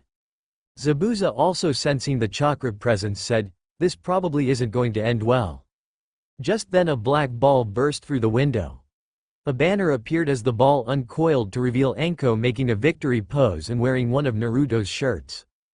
Naruto, face palming, said, "This is why people tend to think that you're insane, Anko." Anko, hearing Naruto's voice, blinked and looked around. She, turning to Zabuza, said, "I knew letting you proctor this exam was a bad idea. You passed 87 genin, that's 29 teams of genin." Zabuza, with a twitching eyebrow, said, "It's not my fault, blame your darling little brother." Anko, turning to Naruto, who shrugged and said, "The banshee was falling for no brows bullshit, so I had to stop it." Anko, nodding, smiled and said, "No matter, the next test will cut your numbers down in half. Follow me to the forest of death." She then jumped out a different window. Naruto, sighing, said, "Troublesome older sisters, come on, Mira." He then jumped out the first window Anko broke, followed by Mira. The other genin quickly followed the two of them, leaving behind a sweat-dropping Zabuza. Naruto, arriving at the gates to the forest of death, rolled his eyes, spotting Anko consuming skewer after skewer of dango. He, shaking his head, sat down beside Mira and started to pet her. Mira, feeling Naruto pet her, started to pant in happiness and wag her tail. An hour later the rest of the genin arrived. Anko, spotting them, smiled and quickly explained the exam they were about to take. Sasuke, being his usual arrogant self, said something, but quickly shut his big mouth, when Anko sliced his right cheek with a kunai of hers. She, of course being Anko, licked the blood out of said cut. She then made the most disgusted face and said, "Your blood is not tasty. It's downright vomit-inducing. I've had better tomato sandwiches." Sasuke scowled hearing this, while Sakura was seeing red at some bimbo assaulting her Sasuke-kun like that. Naruto himself was impassive on the outside, but on the inside he was roaring in laughter. Mira was not so dignified. She started to make a sound that resembled laughter. Team 7 then collected their scrolls, and headed to their assigned gate. Naruto had already sealed the scroll in his right hand, while creating a duplicate that he handed to Sasuke. He didn't trust the arrogant boy with something so important. He had also managed to swipe another 2 scrolls. One being the same they already had, the other being the one they needed. These 2 scrolls he made Mira swallow, knowing that they were safe inside of her. He then waited for the signal to go. Once he got it, he blasted into the forest, Mira and the other 2 right behind him. He, in the very front, crossed his hands and whispered, "Shadow Clone Jutsu." 10 clones appeared without a single noise. The clones then transformed into identical copies of Team 7, including Mira. The clones then took off into the forest. Naruto then said, "Alright King Emo, Banshee, here's the plan. We head towards the tower, taking out any threats we may come across. I will lead as I know this forest like the back of my hand. Sakura, you will be behind me as you are the weakest, but have a sharp mind, almost comparable to Shikamaru's. Emo, you will be behind her, as even though you don't have them, you have trained your eyes very hard so that you could capture movement when you finally awaken you Sharingan. Mira will be at the back, as she is the second most powerful of the four of us. She will be using her nose to search out any threats coming from behind. We will also have a code that we recite to each other if we ever get separated. The code is, you told me think about it, well I did. Now I don't want to feel a thing anymore. I'm tired of begging for the things that I want. I'm oversleeping like a dog on the floor. Imagine living like a king someday. A single night. Without a ghost in the walls, and if Earth Underground we'll start the revolutions. He turning his head slightly asked, got it? Sakura spotting his Dujutsu activated nodded, while Sasuke with a scowl on his face also nodded. Naruto turning back to the front said, good. 2 days later and Team 7 had yet to run into any trouble, and that's what worried Naruto. His eyes then sensing something let him know to get down. A huge gust of wind then blew over his head, and he cursed hearing both of his teammates be blown away. He standing up scowled spotting Mira, growling, and Sakura and Sasuke nowhere to be seen. His eyes then moving to the trees, scowled again spotting Samui and her two teammates, looking a little irritated. Naruto pulling out Jinx scowled and said, trust me you don't want to do this. Karui with rage in her eyes said, shut up. Your stupid clones distracted us for 2 days, keeping us in this stupid forest and keeping Samui from doing her mission. Now be a good little dog and let Samui do her mission. Naruto narrowed his eyes hearing this. He hearing Mira growling loudly said, Mira-chan tear her apart. Mira hearing this let out a bone-chilling howl that could be heard in Konoha. She then vanished and Team Samui had to jump to avoid being fried by a ball of black flames. Mira appearing on the branch they were just on, could be seen with fire inside of her mouth. Black flames visible at the corner of her mouth. Karui pulling out her sword asked, what in Kami's name is this thing? Samui also pulling out her sword said, it's one of his summons, be careful. Omoi with his lollipop in his mouth said, we need to take it down now. Mira tired of them talking let loose a powerful stream of black flames aimed at Karui. Said girl jumping felt her feet warm from the intensity of the flames. She landing beside Samui, rushed towards Mira, and just managed to make the dog jump back. Omoi also attacked in that instant, causing Mira to roll over on her back. Naruto not paying attention to the battle had his eyes to the left, as that's where he senses Sakura and Sasuke fighting someone with as much chakra as him. Scowling he said, Mira. The dog appearing beside him was looking at him with her blood-red eyes. He looking at her said, I have a new mission for you. My idiot teammates are fighting someone with chakra reserves as high as mine with me wearing chakra suppression seals. I'm going to summon your pack. All of you are to go help my teammates, but don't get injured. In fact I want all of you to mega evolve. Mira barking hopped back, as Naruto quickly summoned 50 more of the dogs, causing Team Samui to gain wide eyes. Mira howling again, went through a small transformation, now having a silver bone like spikes on the front of her body. Mira then took off, her pack closely following behind her. Naruto once they were gone turned to Team Samui. He setting into his Kenjutsu stance said, come and bear witness to the god of Carnage. Karui hearing this charged in head-on, ignoring the cries of her teammates. Naruto dodging Karui's attack, kicked her hard in the stomach, forcing the girl to bend over and clutch her stomach. He then backhanded the girl, not even caring about the shattering sound he heard. Karui hitting a tree hard, slumped to the ground. Omoi hearing this charged Naruto with Samui. 30 minutes later and Naruto was sent crashing through a few trees, as all 3 members of Team Samui were now up and working together to take him down. Karui panting said, that should take care of him. Omoi also panting said, he's tougher than B-sensei. Samui staring at the trees said, I can see why Raikage-sama wants his genes. Karui standing up said, I guess we should go rescue the bastard so Samui can complete her mission. Omoi nodding said, then we can finish the job. Samui sighing said, come let's finish this mission. What none of them knew, was that buried under 7 trees Naruto was shaking with barely contained rage. Why was he so angry? Well, he was angry because some memories of his clone had just come back. This team from Kumo had defeated his clones, killing the Sasuke, Sakura and Mira hanged clones then tried to R the Naruto clone. If there was one thing that Naruto absolutely hated, it was R. He then hearing Jinx roaring to show these fools, and all of the others just who he was, could only nod. Lifting his hands up he crossed them and said, Kai. When he said this a seal on his left arm appeared, and quickly vanished. With the removal of this seal, all of his chakra was unsealed, along with his form. He then pulling out a tube full of bubbling red goop, uncorked it and poured the content down his throat. His eyes then dilated, and his heart started to beat really fast and really loud. His chakra then exploded from his form, burning the trees on him and the ground under him. Team Samui had wide eyes spotting the dark red and black pillar of energy shooting into the sky. Their eyes widened when the literal earth started to shake. They then fell to their knees as a killing intent so strong it was destroying the wildlife appeared and crushed all within its reach. Samui looking towards the pillar felt her eyes widen spotting a human figure standing in the pillar. At least she thought it was human, until huge horns appeared from its skull, along with a pair of dreadful-looking wings. She then watched as a thick tail appeared behind it swaying with pure menace. She felt her bowels empty, when what looked like tentacles appeared from all over the figure's body.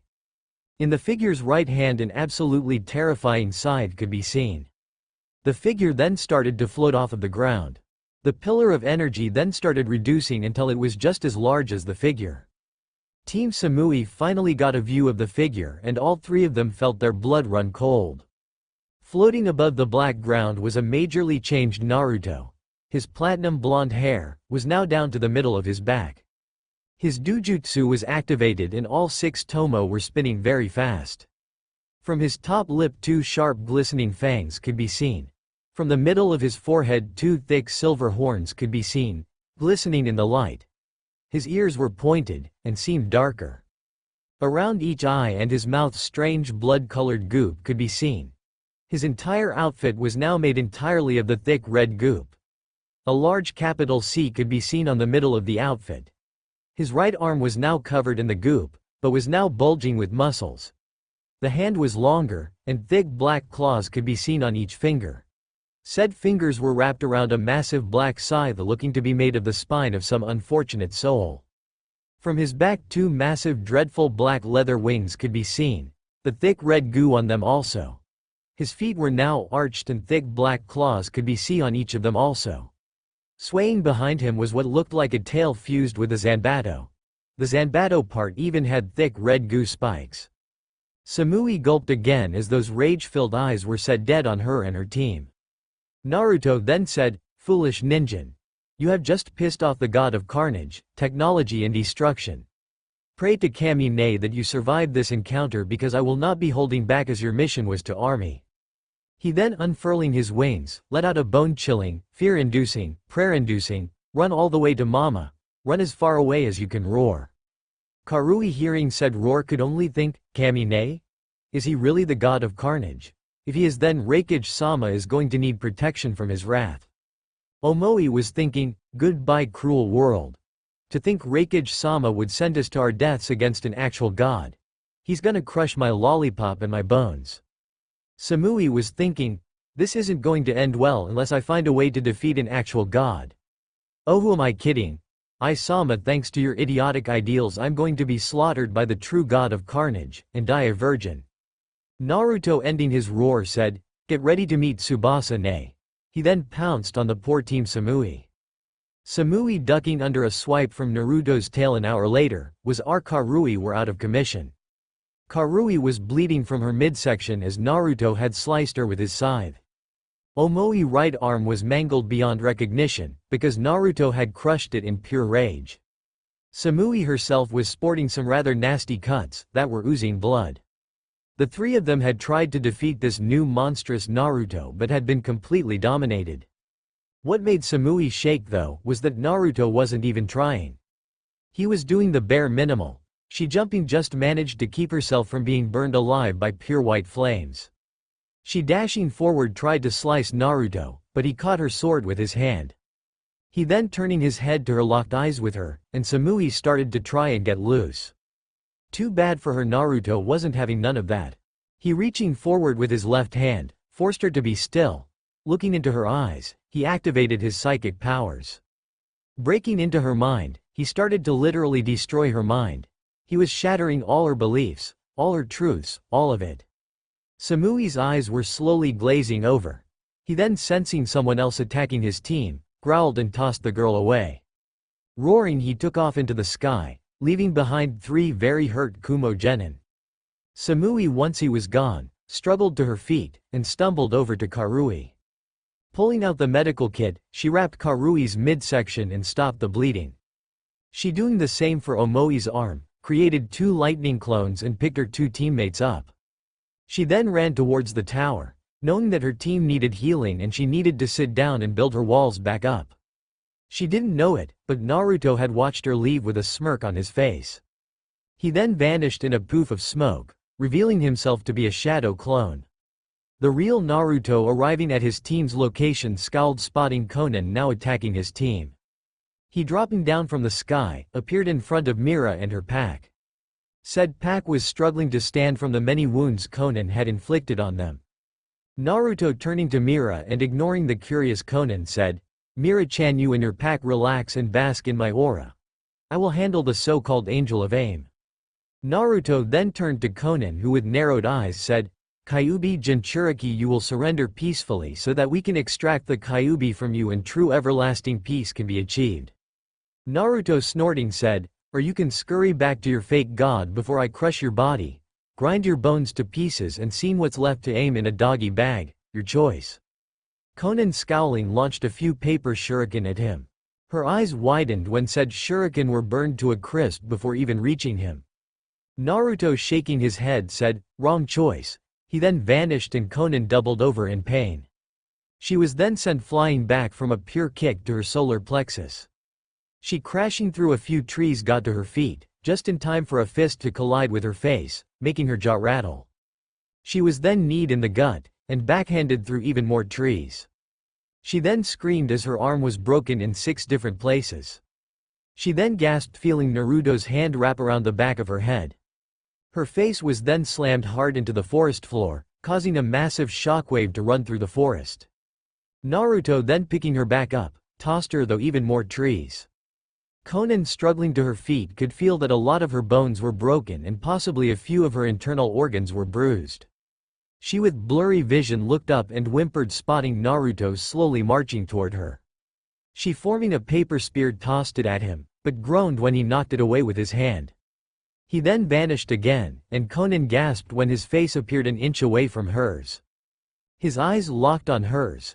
He, once again activating his psychic powers, started to warp Konan's mind. He then, backing away, said, "Retreat to aim. Recover and tell your fake god that he has drawn the ire of the god of Carnage. I am going to rip his head off, place it on a spike outside of my mansion and use it as a scarecrow to terrify any birds annoying me." Konan, with wide fearful eyes, took off in pure fear, going to tell Nagato just what he had foolishly done, and alert Hitachi of Naruto's change. Naruto, walking back to his little group, walked over to the duck butt, pushing Sakura out of the way.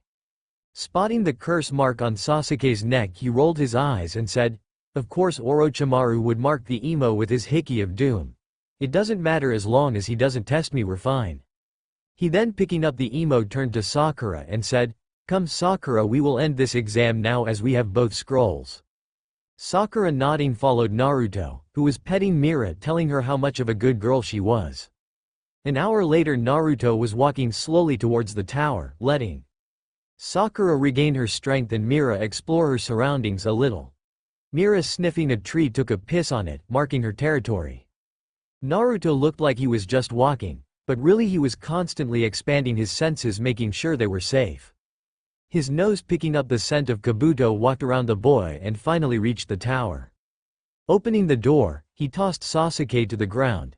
He, ignoring the screeching of Sakura, pulled out the scrolls and opened them. 5 seconds later, and a lot of smoke, Iruka appeared. Said man, spotting Sasuke, quickly asked what happened. Naruto, turning to Sakura, who without wasting a breath explained what had happened. Naruto then explained why he wasn't there to help his team out. When he was done, Iruka scowled and said, "Kumo never learns, does it?" Naruto, snorting, said, Nope. Now can we please be escorted to a room? I need to sleep and Mira needs her treat. Iruka nodding lead Team 7 to a room not too far from the main room. Once inside of the room, Naruto plopped down on the first bed offered to them. Mira hopping onto the bed with him curled up next to him. Sakura blinked when both were soon sleeping. She shaking her head climbed into the next bed, ready to sleep herself, but wondering what was gonna happen to Sasuke. Both were soon asleep. At that moment a bright light appeared in the room. A beautiful woman appeared looking much like Tsubasa except she had long flowing red hair. This woman is Kami. She walking over to Naruto's bed, gently sat down on the bed. Smiling she kissed the sleeping Naruto on his forehead and said, "Good night dear sweet little brother. Soon you will face many challenges including a battle with a member of your former family and a pale snake." Naruto as if somehow hearing her rolled over in his sleep and mumbled out, "Somebody's gonna die." Kami giggling placed a golden necklace around Naruto's neck before vanishing in a flash of golden light. Naruto waking up 3 hours later grumbled about not getting enough sleep. He silently getting out of the bed, decided maybe it's time he decided on his sacred animal. He closing his eyes knew that whatever it was needed to incorporate all 3 of his districts. He then blinked feeling Mira nuzzle his arm. Turning to her he asked, "Do you have any idea for my sacred animal?" Mira wagging her tail barked and licked his hand. He blinking said, "You think we should go to the lab first?" Mira barked again. Naruto standing up walked over to the nearest wall. Placing his right hand on the wall he said, "Invoke thy name Mitarashi, Otsutsuki, and Jinx." Mira barked happily as the wall slid open silently to reveal a narrow staircase that lead only God knows where. Naruto entering the tunnel followed it to his secret lab.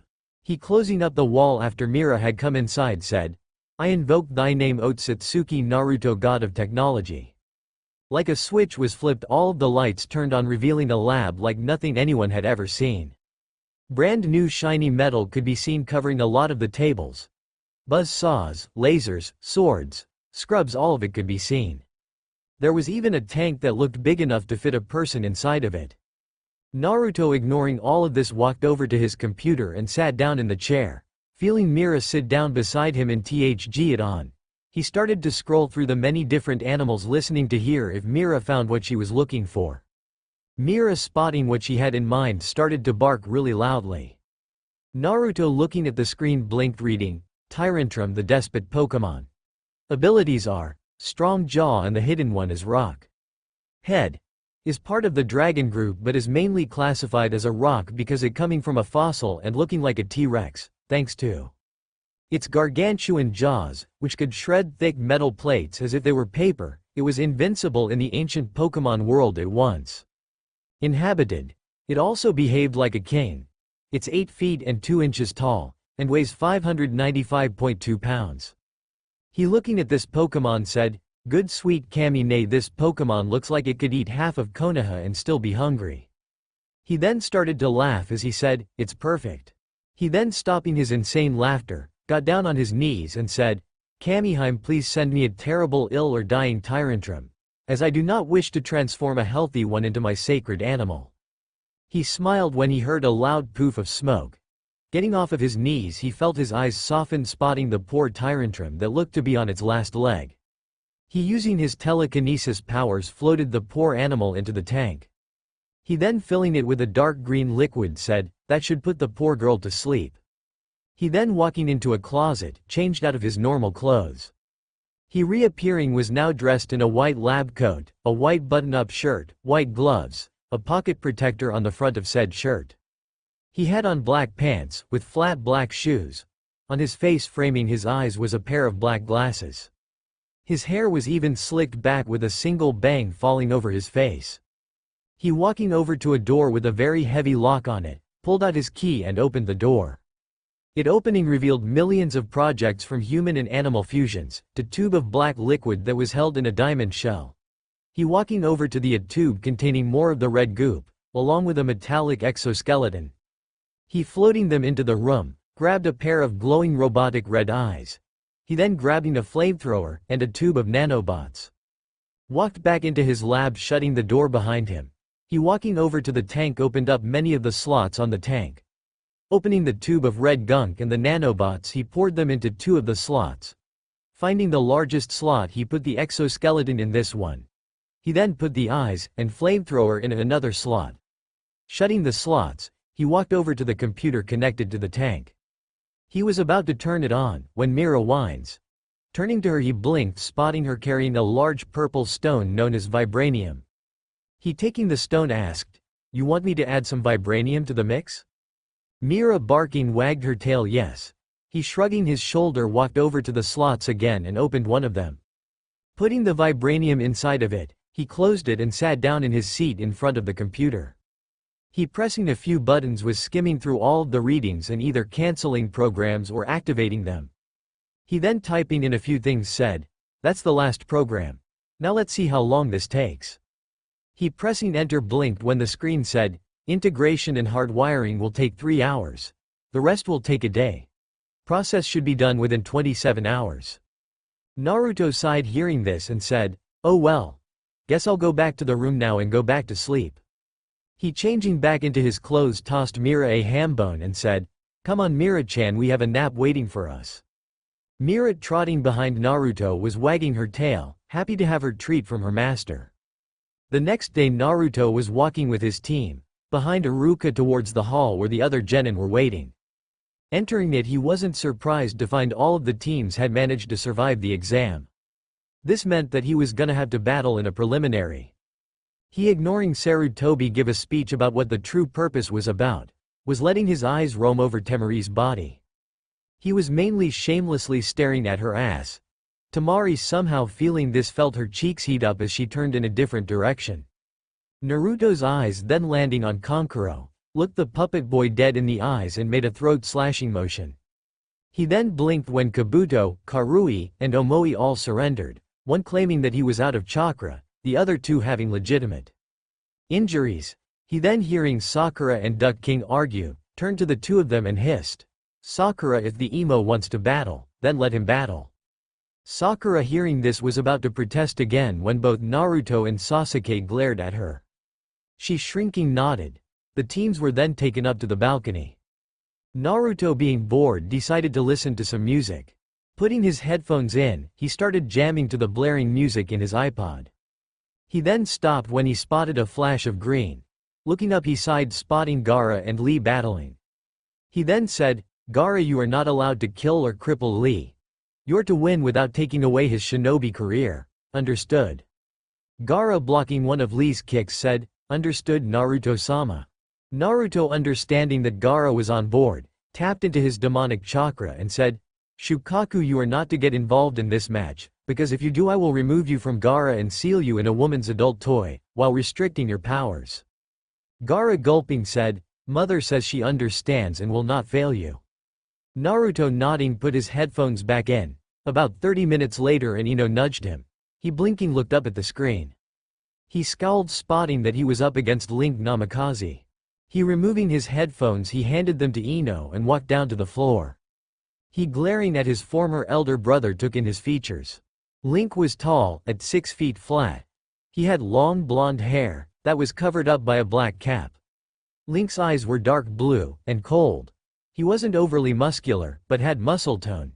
He was dressed in a black shirt that was halfway buttoned up, revealing his bare upper torso. He had on dark gray pants that were folded up at the bottom, not to cover his thick black leather boots. Sitting on his back was a short sword. Hayate, standing between the 2 boys, knew that this wasn't going to end well for Link. He then asked, "Are both fighters ready?" Naruto, unsheathing Jinx, said, "I am." Link, bringing his own blade in front of him, said, "Ready." Hayate then cried out, "Begin." As soon as the words left his mouth, Naruto shot forward, his feet not even touching the ground. Link, barely brining his sword up in time, grunted as the blow was heavy. Link, then trying to counter, blinked when he hit nothing but air. Naruto, appearing in the air, was twirling Jinx like a kunai. He, looking at Link with murderous eyes, slammed back down on Link's blade again, causing the ground to crack under the force of said blow. Link, trying to counter again, barely dodged a fist to his stomach. He, getting up, rushed towards Naruto, planning on taking it to Naruto. Imagine his surprise when he couldn't land a single blow on Naruto. Naruto vanishing appeared on the statue. He with a smile on his face said, "You're gonna die today, fool. Jinx is roaring to taste your blood and rip into your flesh." He then revealing his very sharp teeth said, "I'm obliged to give it to her." He lifting Jinx up said, "Death, the never-ending fate. The little black string that ties all living beings together. Anger, the uncaged animal's wrath. The base to every murder. Revenge, the ambition of those seeking to kill all that betrayed them. The most petty feeling. Kill, what most mortals do at least once. To act upon the most primal instinct. Nothingness, the feeling of not existing. The abyss inside of the human soul. Enigma, the unknown. What lurks in the dark, or what lies beneath. Sacred, the most precious thing. What you hold dear to your heart. Sacrifice, to willingly give your life for a cause. The willingness to die for what you believe in. I invoke thy name. Release your might up, fear her, Jinx." Everyone gasped when a monstrous screech could be heard and all of the lights went off. When they came back on, everyone paled, spotting Naruto in a suit of armor belonged to a bipedal fox, with 9 bony flowing tails. In his right hand was the massive scythe from the forest, but the difference was that the blade was shrouded in a thick mist of darkness. Naruto lifting the scythe up said, "Oh yeah, today you die, and neither your precious father or mother will be able to save you." He finished his statement with the most spine-tingling laugh. He then launched forward and Link barely blocked with his own sword, but let out a scream of pain, when 3 long slashes appeared on his back. Naruto seeing this started to attack relentlessly. Link blocking each time was gaining more and more wounds, some even cutting very deeply. He could also feel his sword starting to wear down. Link jumping back, pulled out a very familiar kunai to many of the ones watching. He snorting said, "I'm gonna defeat you and make you return to the family." Naruto hearing this and spotting the kunai decided to tap into Giratina's powers. He feeling space distorting around him said, "That's a nice dream, too bad I'm gonna turn you into sushi before you even get the chance." Naruto then literally vanished, just as Link threw his kunai, shocking everyone. The scythe appearing directly behind Link, slashed him on his back. Link screaming in pure pain dropped to one knee and tried to get up, only to be kicked square in the jaw by a floating foot. This continued to happen for quite some time. Anko watching on the side turned to Kakashi and said, "That's what I was talking about. I can't even sense his chakra signature." Kakashi with his Sharingan out said, "I can't trace his movements or even see him. It's almost like he's not even in this plane of existence anymore." Kurenai getting closer asked, "Is this the power of the rebellious princess?" Kakashi nodding his head said, "It could only be her power." Samui off to the side watching this could only think, "Sama, you have drawn the ire of a god. He's moving so fast, not even the infamous flying thunder god Jutsu can keep up with him." Tamari seeing this was thinking, "Oh dear sweet Kami, there's no way in hell I'm participating in the invasion with him helping Konoha." Sarutobi was thinking, "Naruto is actually trying to kill Link. The worst part is that if I try to stop this battle, Naruto will most likely go on a killing spree that would make Kyuubi's attack look tame." Minato was thinking, "He's trying to kill Link. Why would he do that? They're siblings and should be getting along." Kushina was thinking, "This isn't good. Link is going to be killed all because I decided to follow Minato Baka like a stupid fangirl." Orochimaru was trying not to lick his lips as he thought, "I think I just found another target for my little seal." Naruto then appearing in front of Link, stabbed both of his hands into the boy's stomach. Everyone gained wide eyes when Link vanished in a poof of smoke to reveal Link coming down from the ceiling with orange eyes, with large black bars going horizontal for pupils. A slight red tint could be seen around his eyes. This caused everyone to gasp as Link was in the fabled sage mode. He stabbing Naruto's shoulder gained wide eyes when Naruto vanished in a pool of black liquid. He sensing something coming down from above, rolled to the right, just in time to avoid being crushed by a giant foot. He looking up gasped spotting a beast unlike anything anyone had ever seen before. It looked like a T-Rex, but with metallic enhancements, along with a thick red goop covering most of its body. Naruto standing on the beast's nose smiled and said, "Just in time my oh so precious Grimlock." Now then, show this fool just who he is messing with.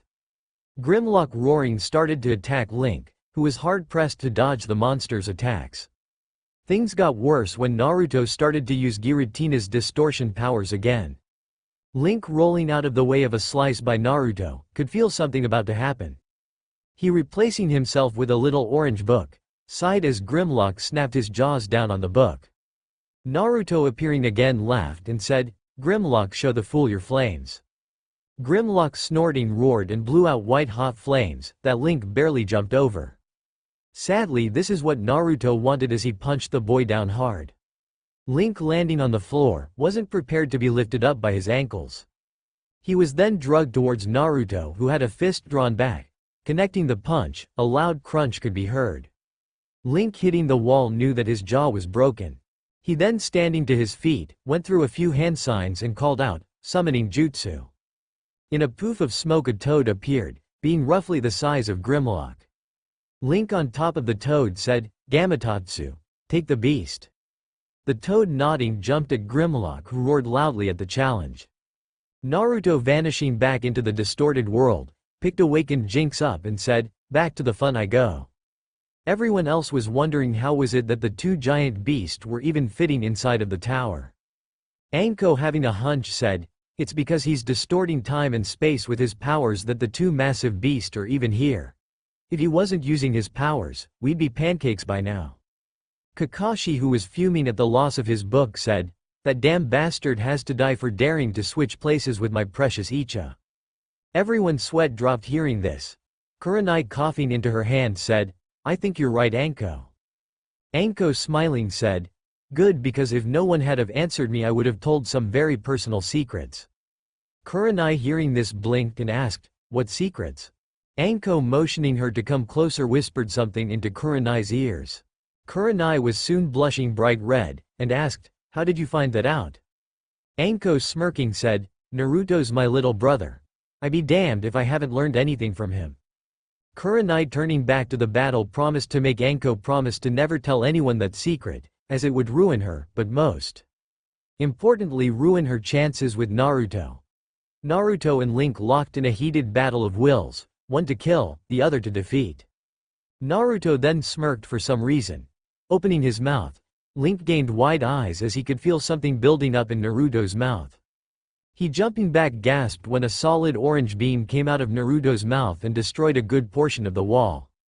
Naruto, closing his mouth, swung with Jinx, making everyone wonder why, until they spotted the thick black lines speeding towards Link. Said teen, jumping over the lines, rushed towards Naruto. Naruto, blocking Link's sword with the spine of Jinx, lifted his left hand and said, "Experience my new technique, Gran Rey Cero." Link gasped when a large ball of pulsing malice-filled energy appeared in front of Naruto's hand. He, moving, gasped when the ball turned into a beam that scorched the earth and went through the walls of the tower. You could see a clear path from the tower to the village. He was then forced to double over in pain, as Naruto finally connected a punch. Naruto, then grabbing Link's head, tossed him into the nearest wall. Naruto, then appearing in front of Link, started to literally rain punches and kicks down on Link. He, stopping the assault, grabbed Link by the throat and tossed him to the middle of the room. Naruto, then appearing standing over the struggling Link, moved his hand. Link's shirt was then torn to shreds, thick oozing wounds appearing on his body. Naruto, smiling, sliced Link's left arm off, causing the boy to cry out in agony. He then cut off Link's right hand. Naruto, laughing as the blood sprayed everywhere, said, "Yes, scream for me, foolish ninja. Bleed as I slowly finish you off." He then slowly started to chop off more of Link's body. Pretty soon Link was covered in his own blood, missing both arms, and most of his upper torso having lethal wounds on it. Naruto himself was coated in Link's blood, yet didn't seem the least bit upset. Naruto grabbed it into the right eye of Link. He, pulling the blade out, quickly smiled, spotting the gaping socket of Link. Naruto, slicing the eye into pieces, then sliced off one of Link's ears. Naruto burned this with white flames from his mouth. Naruto, then shaking his head, said, "I'm bored now. Guess I'll end this." Naruto then grabbed Link's head, and to the shock and horror of many watching, ripped the head and spine out with a single pull. Blood sprayed everywhere, and the tired toad finally vanished in a poof of smoke. Naruto, turning to look at Grimlock, said, "Go, my pet. Inform Kami nay and Tsubasa nay what you are." Grimlock, roaring, vanished in a burst of golden light. Naruto, allowing Jinx to return to her normal form, turned to Hayate, who looked a little greener than usual. Hayate, swallowing his breakfast from this morning, said, "Winner Otsutsuki Naruto." Naruto, hearing this, walked back to his spot, not even caring when Hayate called for a cleanup crew. Naruto, arriving on the balcony, blinked, spotting the stars in Zabuza's eyes, along with the thumbs up from both Kakashi and Anko. Shrugging, he leaned up against the wall, and went back to listening to his music. He didn't even pay attention to the other matches as he was lost in his music. He then blinked, finding himself standing among the victors. He, looking down at the paper in his hand, read the number 3. He then smiled, hearing that he was paired against Kankuro in the first round. He, turning to the makeup-wearing boy, made a throat-slitting motion with his finger, making Kankuro pale. He was then informed along with the others that they had a month to train. He, not caring about this, waited until everyone was dismissed and went home to his apartment. Arriving there, he walked into his bedroom and blinked, spotting Tsubasa laying on his bed, napping. He, waking her up, blinked when she said, "Finally you're back from that stupid test." Naruto, sweat-dropping, asked, "Why are you here?" Tsubasa, smiling, said, "To train you, of course, silly." Amaterasu and Susanoo said they'd be helping also. Naruto, hearing this, asked, "Exactly what are you going to be training me in?" Tsubasa, gaining an evil smirk, said, "Everything, including your godly forms." Naruto, blanching at this, asked, "Where will I be training?" Tsubasa, smiling, said, "Training ground 23, you'll train every day except for Saturday and Sunday." Naruto nodded to this, but then blinked when he was pulled to his bed and being used as a plushie by Tsubasa, who said, "Good, now we sleep." Naruto, feeling his eyebrow twitch, could already tell that this was going to be troublesome. The next day Naruto was Saturday, so Naruto decided to chill. He was sitting in his comfy chair, wearing only a pair of black shorts, when he heard a knock on his door. Sighing, he got up and opened the door. He blinked, spotting Kurenai at the door. He, looking her over twice, asked, "How may I help you, Kurenai-sensei?" Kurenai, turning her head to the left to hide her blush, asked, "I was wondering if you'd like to go out on a date with me tonight?" Naruto, blinking, shrugged and said, "Sure. What time do you want me to pick you up?" Kurenai, smiling, said, 7 and dress formally. She then vanished in a swirl of leaves. He, closing the door, walked back into his living room. He was about to sit back down when Tsubasa walked back into the room, with a smile on her face. He, quirking an eyebrow, was about to ask her why she was smiling when she squealed, glomped him and said, "I can't believe my adorable little brother has a date with such a hot young girl." Naruto, blinking, turned into pure darkness and appeared in his kitchen. He, shaking his head, asked, "Young? Last time I checked, Kurenai-sensei was about 25, and in this world 25 is not too young." Tsubasa, giggling, said, "Of course you feel that way. You're only 13, and haven't been alive for centuries. To me she's young." Naruto, hearing this and drinking some grape juice, asked, "Just how old are you?" Tsubasa, giggling, said, 2,000,000 years old. Before you came along, Yami was the youngest of the gods. Now you're the young one.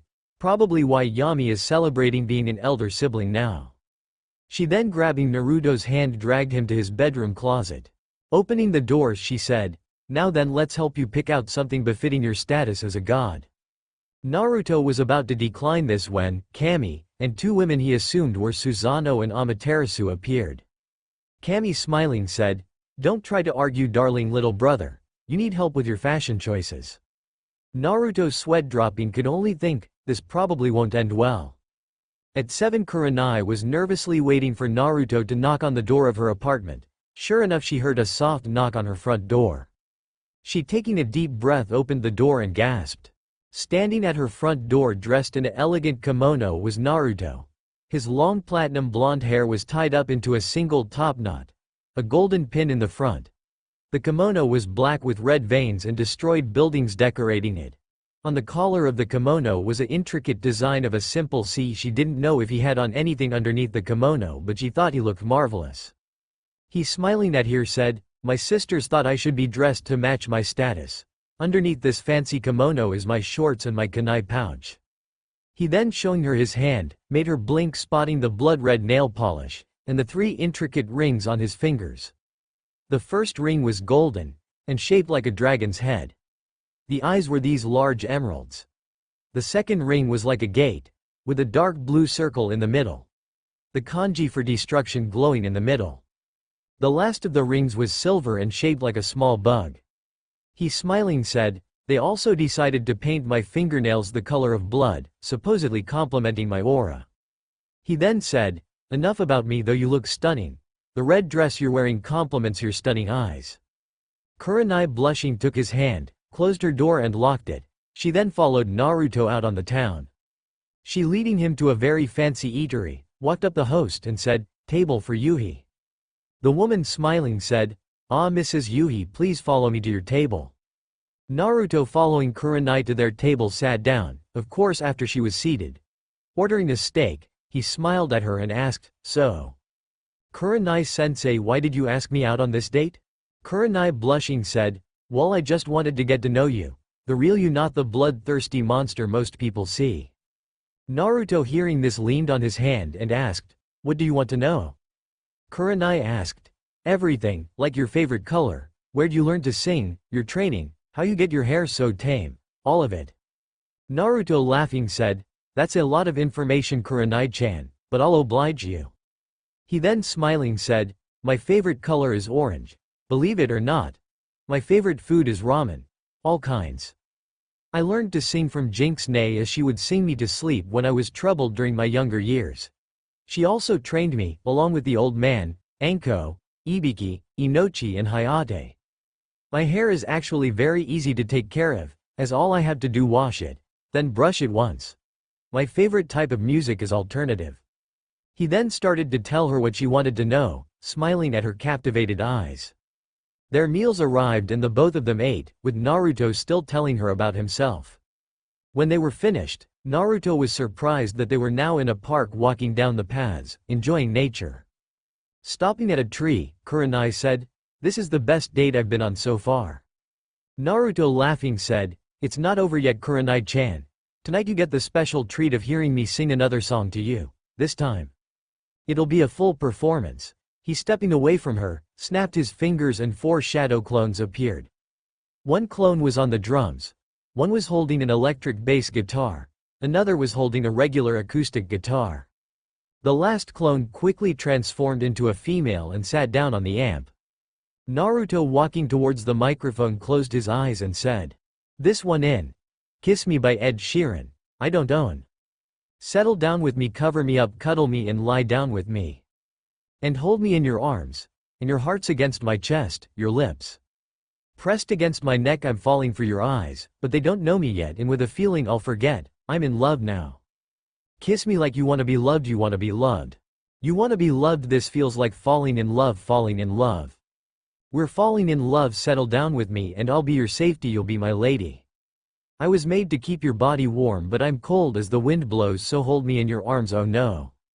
My heart's against your chest, your lips pressed to my neck, I'm falling for your eyes, but they don't know me yet. And with this feeling I'll forget, I'm in love now, kiss me like you wanna be loved. You wanna be loved, you wanna be loved, this feels like falling in love, falling in love. We're falling in love, guitar solo, yeah, I've been feeling everything from hate to love. From love to lust, from lust to truth, I guess that's how I know you. So I hold you close to help you give it up, so kiss me like you wanna be loved. You wanna be loved, you wanna be loved, this feels like falling in love, falling in love. We're falling in love, kiss me like you wanna be loved, you wanna be loved. You wanna be loved, this feels like falling in love, falling in love. We're falling in love. Naruto opening his eyes blinked, spotting all of the females around him sporting huge blushes, hearts in their eyes, or plain out drooling. He sweat dropping, focused on Kurenai, who had the brightest smile on her face. He smiling at this dismissed his clones, and walked over to her. He was surprised when she grabbed him and pulled him into a forceful, passionate, and hungry kiss. She ending the kiss smiled at him and said, "Let's go, this place is getting crowded." Naruto shrugging let her lead him out of the park. Arriving at her apartment door, about 2 hours later, she smiled at him and said, Thank you for the wonderful date, Naruto-kun. Naruto smiling said, no problem, it was fun and I enjoyed it. Kurenai smiling decided to give him more kiss. Naruto leaning into the kiss, felt his entire body warm up.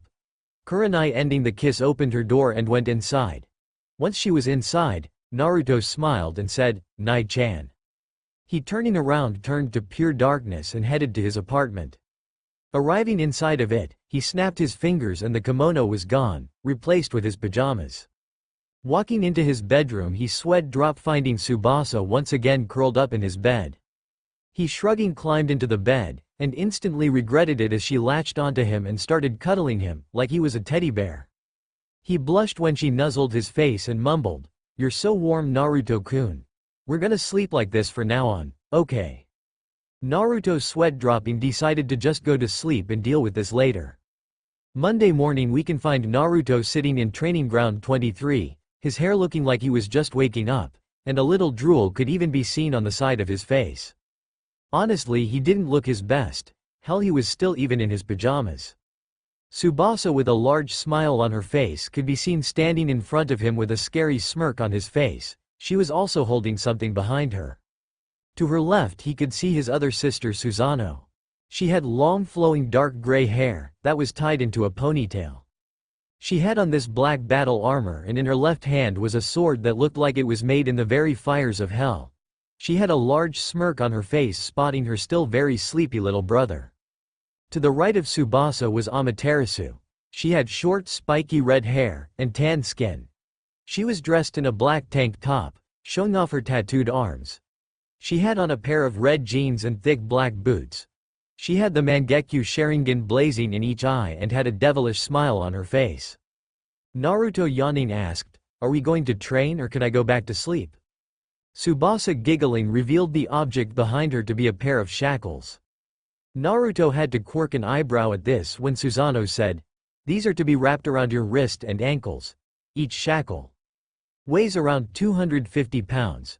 You're to wear these for the entire month. If you take them off for any reason, you will be forced to run laps on the moon." Naruto hearing this paled. Amaterasu giggling said, "That's not all. Today you'll be training your reflexes, so myself and Tsubasa will be throwing everything we have at you." Naruto hearing this actually turned white, as this wasn't going to end well. Tsubasa giggling said, "That's not all, Naru-chan.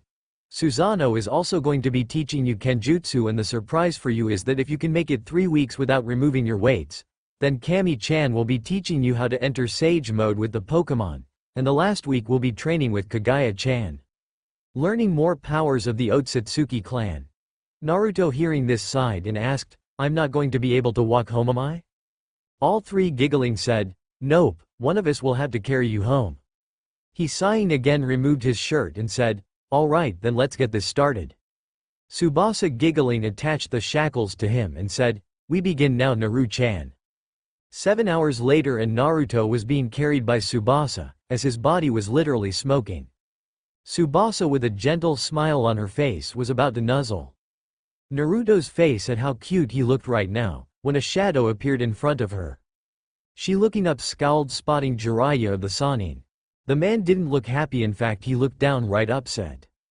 He stomping up to her said, "Wake that little monster up, so I can seal his powers away, and lock away his memories so he can be with Minato like the good brat he is." Tsubasa was about to say something when Naruto said, "Tsubasa-ne, put me down. I have to deal with this fool." Tsubasa sighing put him down and watched as Naruto struggled to his feet. He once on his feet scowled at Jiraiya and said, "Begone, foolish toad, before I turn you into swamp stew." Jiraiya scowling said, "You stupid boy, you killed Link, he was my greatest student yet." Naruto laughing said, "No, you foolish ninja, Nagato was and still is your greatest student yet, with Konan coming in a close second." Jiraiya scowling said, "They are dead, you fool." Naruto snorting said, "Yeah, and Orochimaru is not a pedophile, Tsunade's not busty, and Hyuga Hinata isn't my stalker."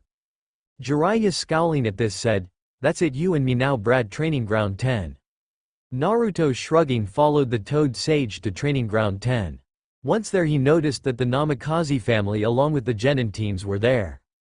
Jiraiya smirking said, "You're going down, Brad." Naruto snorting said, "That's funny, I was just about to say the same thing."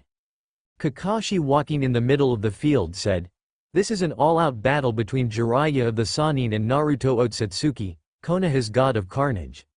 The winner is decided when the someone is unable to stand up. None are to interfere." He then turning his head asked, "Are there any more stipulations?" Jiraiya with an arrogant smirk said, "If I win, the brat gets his powers sealed and returns to the Namikaze family." Naruto snorting said, "When I win I'm going to end your career, but my stipulation is that you have to stop doing your so-called research. In the village hidden in the leaves. I refuse to let you peek on my Nai-chan, Anko-ne, Yuago-chan, or any other female belonging to this village. And so help me Izanami-ba, if after I curb stomp you I'd better not even hear from Kakashi ni that one of them or even someone resembling them is in your little orange book, or I'll personally feed your soul to Tsubasa-ne and use your body as target practice for my most extreme fire jutsu." Jiraiya smirking said, "Done." Kakashi having written everything down made both people sign the sheet, along with the others around them. When Tsubasa signed everyone blinked when the paper turned black and Jiraiya's name turned ash-white. Tsubasa giggling said, "This document is not only legally binding, but once Jiraiya Baka breaks THS automatically sent to me." She then started to laugh with an evil glee. Naruto ignoring her evil cackling was in the middle of the ring with both of his eyes closed. Jinx was sitting on his back. He still had his shackles on but wasn't even worried about them as he planned on using the powers of Zekrom or maybe Kyogre. Hell, if he felt like it he might even go Primal Kyogre or Mega Lucario on the Baka. He then opening his eyes revealed the Kausugan now with 9 Tomo and 4 rings. He then tapped into the power of Zekrom, could feel lightning sparking off of his body, and could hear the roar of thunder in the distance. Kakashi then started the match and Jiraiya, like the arrogant fool he was, rushed towards Naruto thinking that as a Sannin he had this in the bag. He was sadly mistaken as with the sound of a thunderclap Naruto vanished. Jiraiya was then sent skipping across the training area, electricity sparking off of his body. Naruto appearing 2 inches from where he previously was could be seen cloaked in a powerful electric current. The current was as black as the night and as thick as baby's arm. It was so powerful the grass was burning and soil beneath his feet was blackening. Naruto literally had so much electricity running through his body right now. All the hair on his body was standing up, and his body was glowing. Jiraiya standing to his feet shook his head and scowled. Running towards Naruto again, this time with a Rasengan in his hand, he gasped when Naruto ran towards him with Kakashi's signature lightning blade in his right hand, but 10 times more powerful. Hell, the lightning was carving into the ground. Jiraiya launching a clone forward, flinched when the clone was fried on contact with the lightning edge. He then came forward and slammed his Rasengan into Naruto's stomach thinking that he had won. His eyes widened when Naruto turned into a mass of shiny red goop. Naruto appearing back in his starting spot, had his hair shadowing his face. The lightning still sparking around him. He slowly lifting his head tapped into the powers of Primal Kyogre. Like that a substantial downpour appeared over not only Konoha, but the elemental nations itself. Hell, aim was getting even more rain than before, and people were terrified of this. Naruto's eyes then changed from the dark purple of his Kausugan to an almost snow white. The Tomo and the rings were now purple, instead of snow white. Naruto looking up, seemed to be at peace until he screamed in agony. The scream started to transform from an agony-filled scream, to an insane, powerful, and dark laugh. The reason why? Well, once again Naruto was going through a transformation.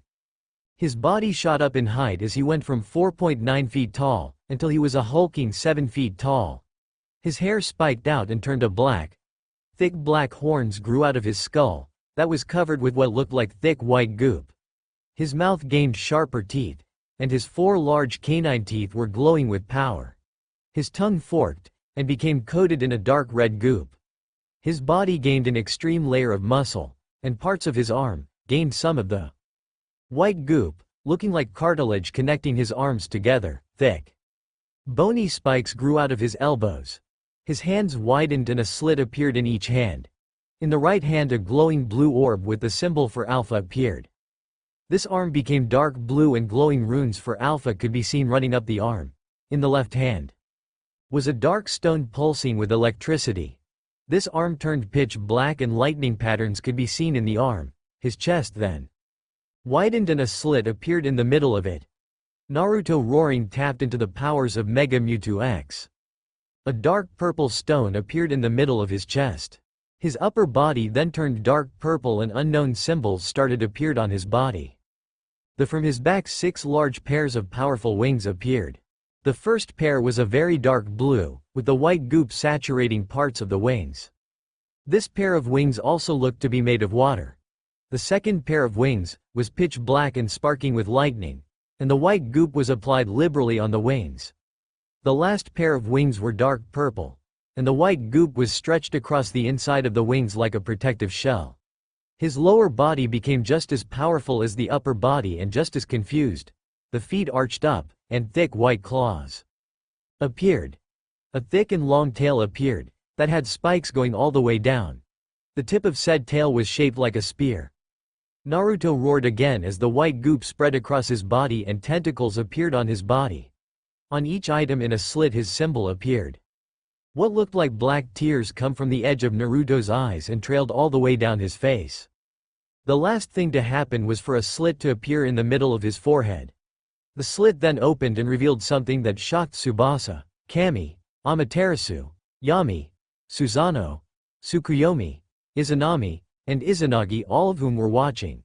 In the slit glaring at Jiraiya with pure malice was a fully evolved, fully matured, full-powered Kausugan that was dark red with 36 snow-white tomo and 6 white rings.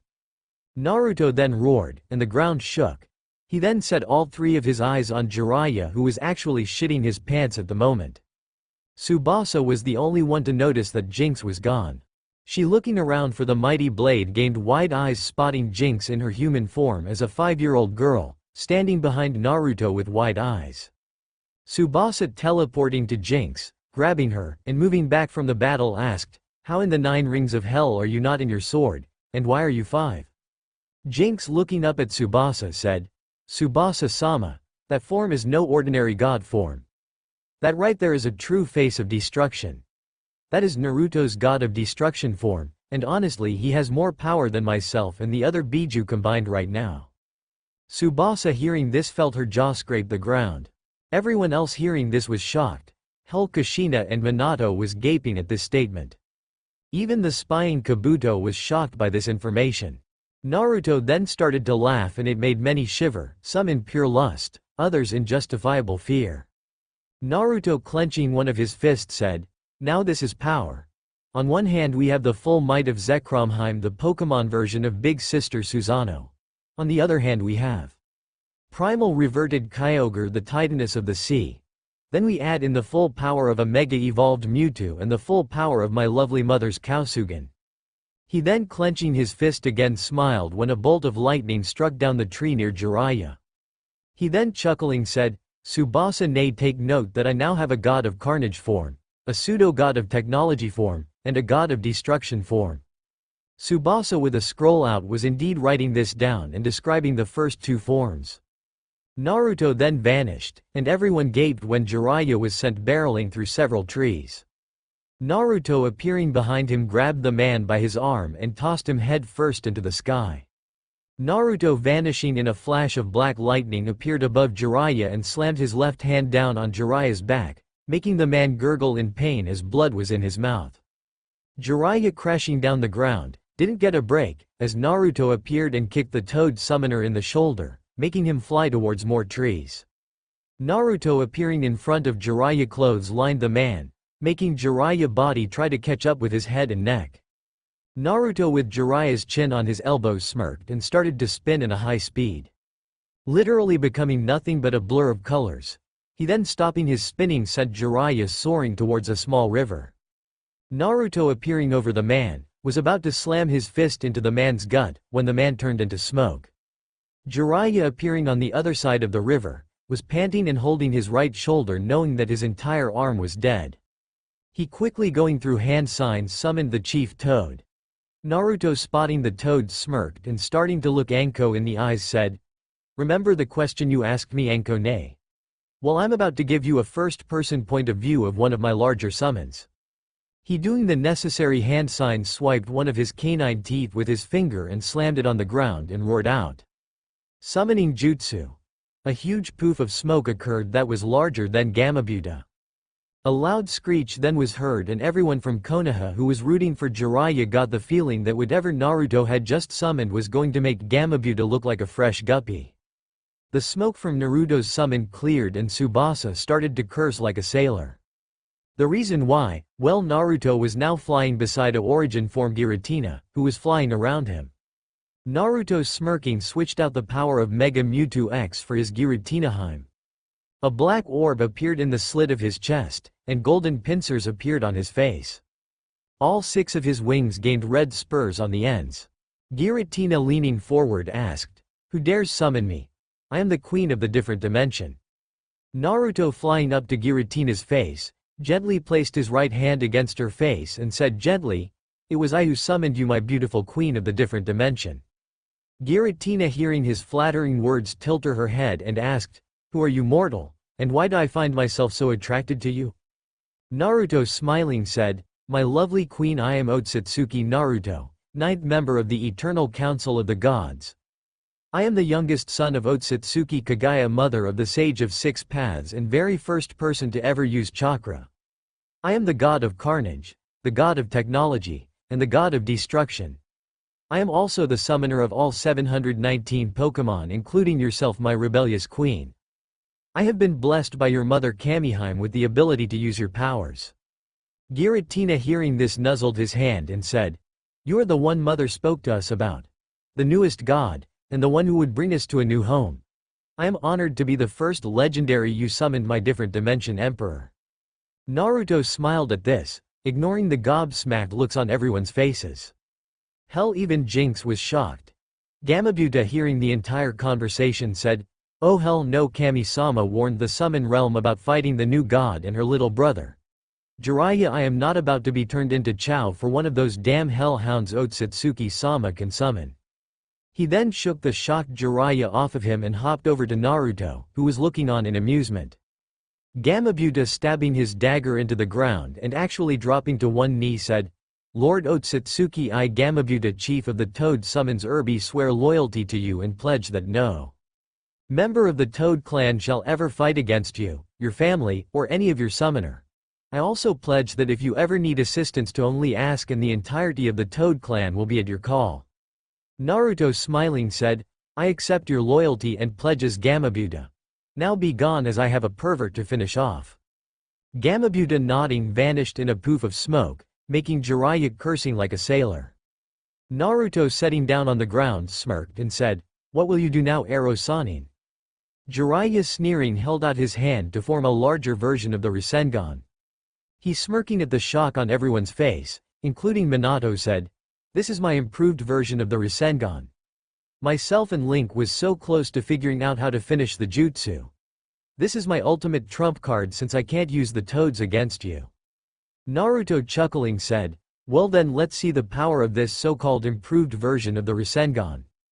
He then, crossing his arms, said, "I tell you what, I won't even lift a finger to defend myself. I'll let you hit with me with your attack." Everyone blinked hearing this, including Jiraiya. Naruto, laughing, said, "Well then, come on." Jiraiya, shaking his head, launched at Naruto with the really big Rasengan and slammed it into Naruto's arms while crying out, "Cho Udama Rasengan." A cloud of smoke occurred and most people thought it was over, but Anko knew better. She had this feeling in her gut that attack didn't even bother Naruto. She was right, as seconds later loud amused laughter could be heard in the smoke, terrifying Jiraiya and making many others pale and tremble. TTJD. Cough, Civilian Council cough. When the smoke cleared, standing there without a scratch on him was Naruto, Giratina still in her origin form circling his location high above him. Naruto, smirking, unfolded his arms and said, "What a disappointment. Oh well, I guess I can show you a true attack." Jiraiya couldn't even get a word out as he was launched into the sky. Naruto, appearing in the sky behind him, wrapped his arms around Jiraiya's stomach. Flying into the storm clouds, he tossed the man high above them. Appearing behind the man, he had his right hand held up high. He letting loose a terrible laugh said, "Do try not to die from this." Combination Hijutsu. Pure destruction. In his very hand the elements of a storm formed. First a lightning bolt appeared, it being the color of blood. It then got surrounded in a powerful wind current. In this wind current water could be found. Then the lightning bolt was encased by a thick iron casing. That casing grew lovely flowers and a few roots appeared at the edge. Then the metal casing got thin layer of ice on it. Finally the entire thing was trapped inside a pink crystal shaped like the snarling face of a dragon. Naruto then tossed it at Jiraiya as the man was falling through the storm cloud, towards the same river that Naruto had tried to knock him into earlier. The attack hit him just as he breached the clouds again, this time soaked to his skin by the torrential rain in the clouds. There was a huge explosion and his scream was so loud it could be heard all the way in Demon Country. He then hit the river hard, making him scream even more as the lightning bolt hit him again once he made contact with the water. Everyone flinched hearing him scream and wondered what was going on, well everyone except for Tsubasa, Jinx, Kakashi, Anko, Sarutobi, Konohamaru, Moegi, Udon, Iruka, Yuago, Ino, Shikamaru, Hinata, Kiba, Kurenai, Shino, Choji, Asuma, Tenten, Lee, and Neji. They weren't wondering because they were looking through Sarutobi's crystal ball to witness. Anko giggling like a schoolgirl said, "That was the most badass, purely destructive, flashy, impossible, illogical thing I have ever seen." She then wiping away a tear said, "I'm so proud." Kakashi shaking his head said, "It seems like just yesterday I was teaching him how to walk and talk. Now he's creating and using S-rank jutsu like it's normal." He then started to cry in joy as he said, "They grow up so fast." Sarutobi shaking his head said, "I remember when he was just a snot-nosed kid who had eyes only for two things. Ramen and his Anko ne. Now he's a B-rank shinobi in the bingo book, a god, part of the eternal council of deities and one of the most powerful shinobi Konoha has ever produced." He then wiping a proud tear from his eye said, "Damn, I'm proud to call him my grandson." Jinx drooling said, "Me want Naruto. Me want have Naruto's kids. Me seduce him." Tsubasa had a dictionary in her hands and was writing in it. She drawing Naruto's picture for the definition of destruction said, "My little brother just literally redefined the word destruction." She shutting the book with a goofy grin on her face said, "He is definitely a member of the family now. I mean what other family can admit to doing shit like that?" Konohamaru, Moegi, Udon, Ino, Kiba, and Choji all had stars in their eyes. At once they all said, "That was so fucking awesome. I wonder if he'd be willing to teach me that."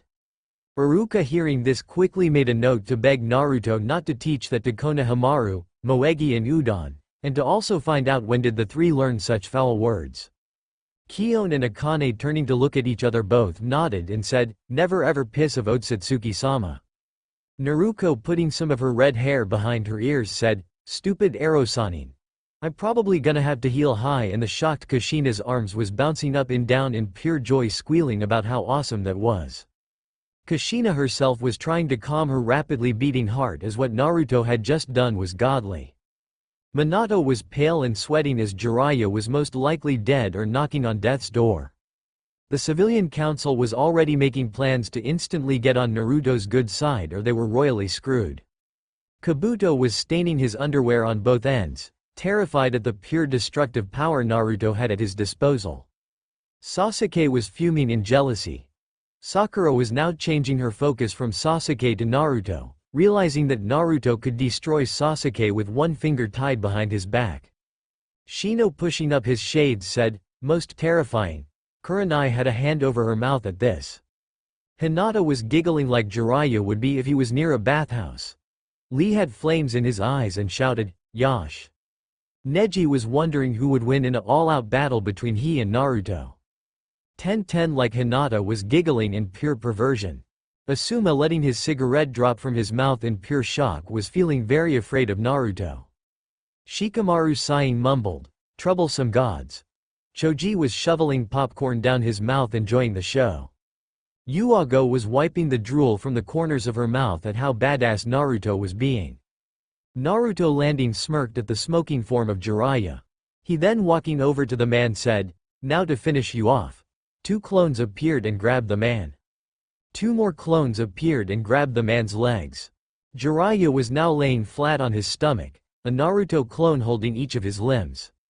Naruto jumping into the air, flipped over with his left foot raised high.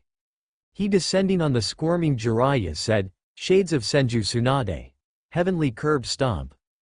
He then slammed his left foot down on Jiraiya's spine, smirking at the loud sickening crunch that could be heard. This was followed by Jiraiya screaming very loudly. He dismissing the clones, walked over to Tsubasa, slowly coming out of his transformation. When he reached her, his eyes rolled to the back of his head, as Tsubasa barely caught him in her arms. She giggling said, "He won, and Jiraiya will never be a shinobi again, as Naruto has basically crippled him from the waist down." She then smiling turned to Jinx and said, "Come Jinx, we need to get him home. He does have a date with a certain purple-haired Anbu tonight, and will need some sleep." Jinx pouting said, "Okay Tsubasa-sama, but does he even know about the date you and Kami-sama set up?" Tsubasa giggling as she walked away said, "He will when she comes to pick him up tonight." Everyone around her sweat dropped and thought, "I see how Anko is the normal one." Anko herself was pouting as it was just confirmed that she was indeed the normal one. Yuago then realizing that she was the only Anbu with purple-haired Anbu squealed in barely contained glee.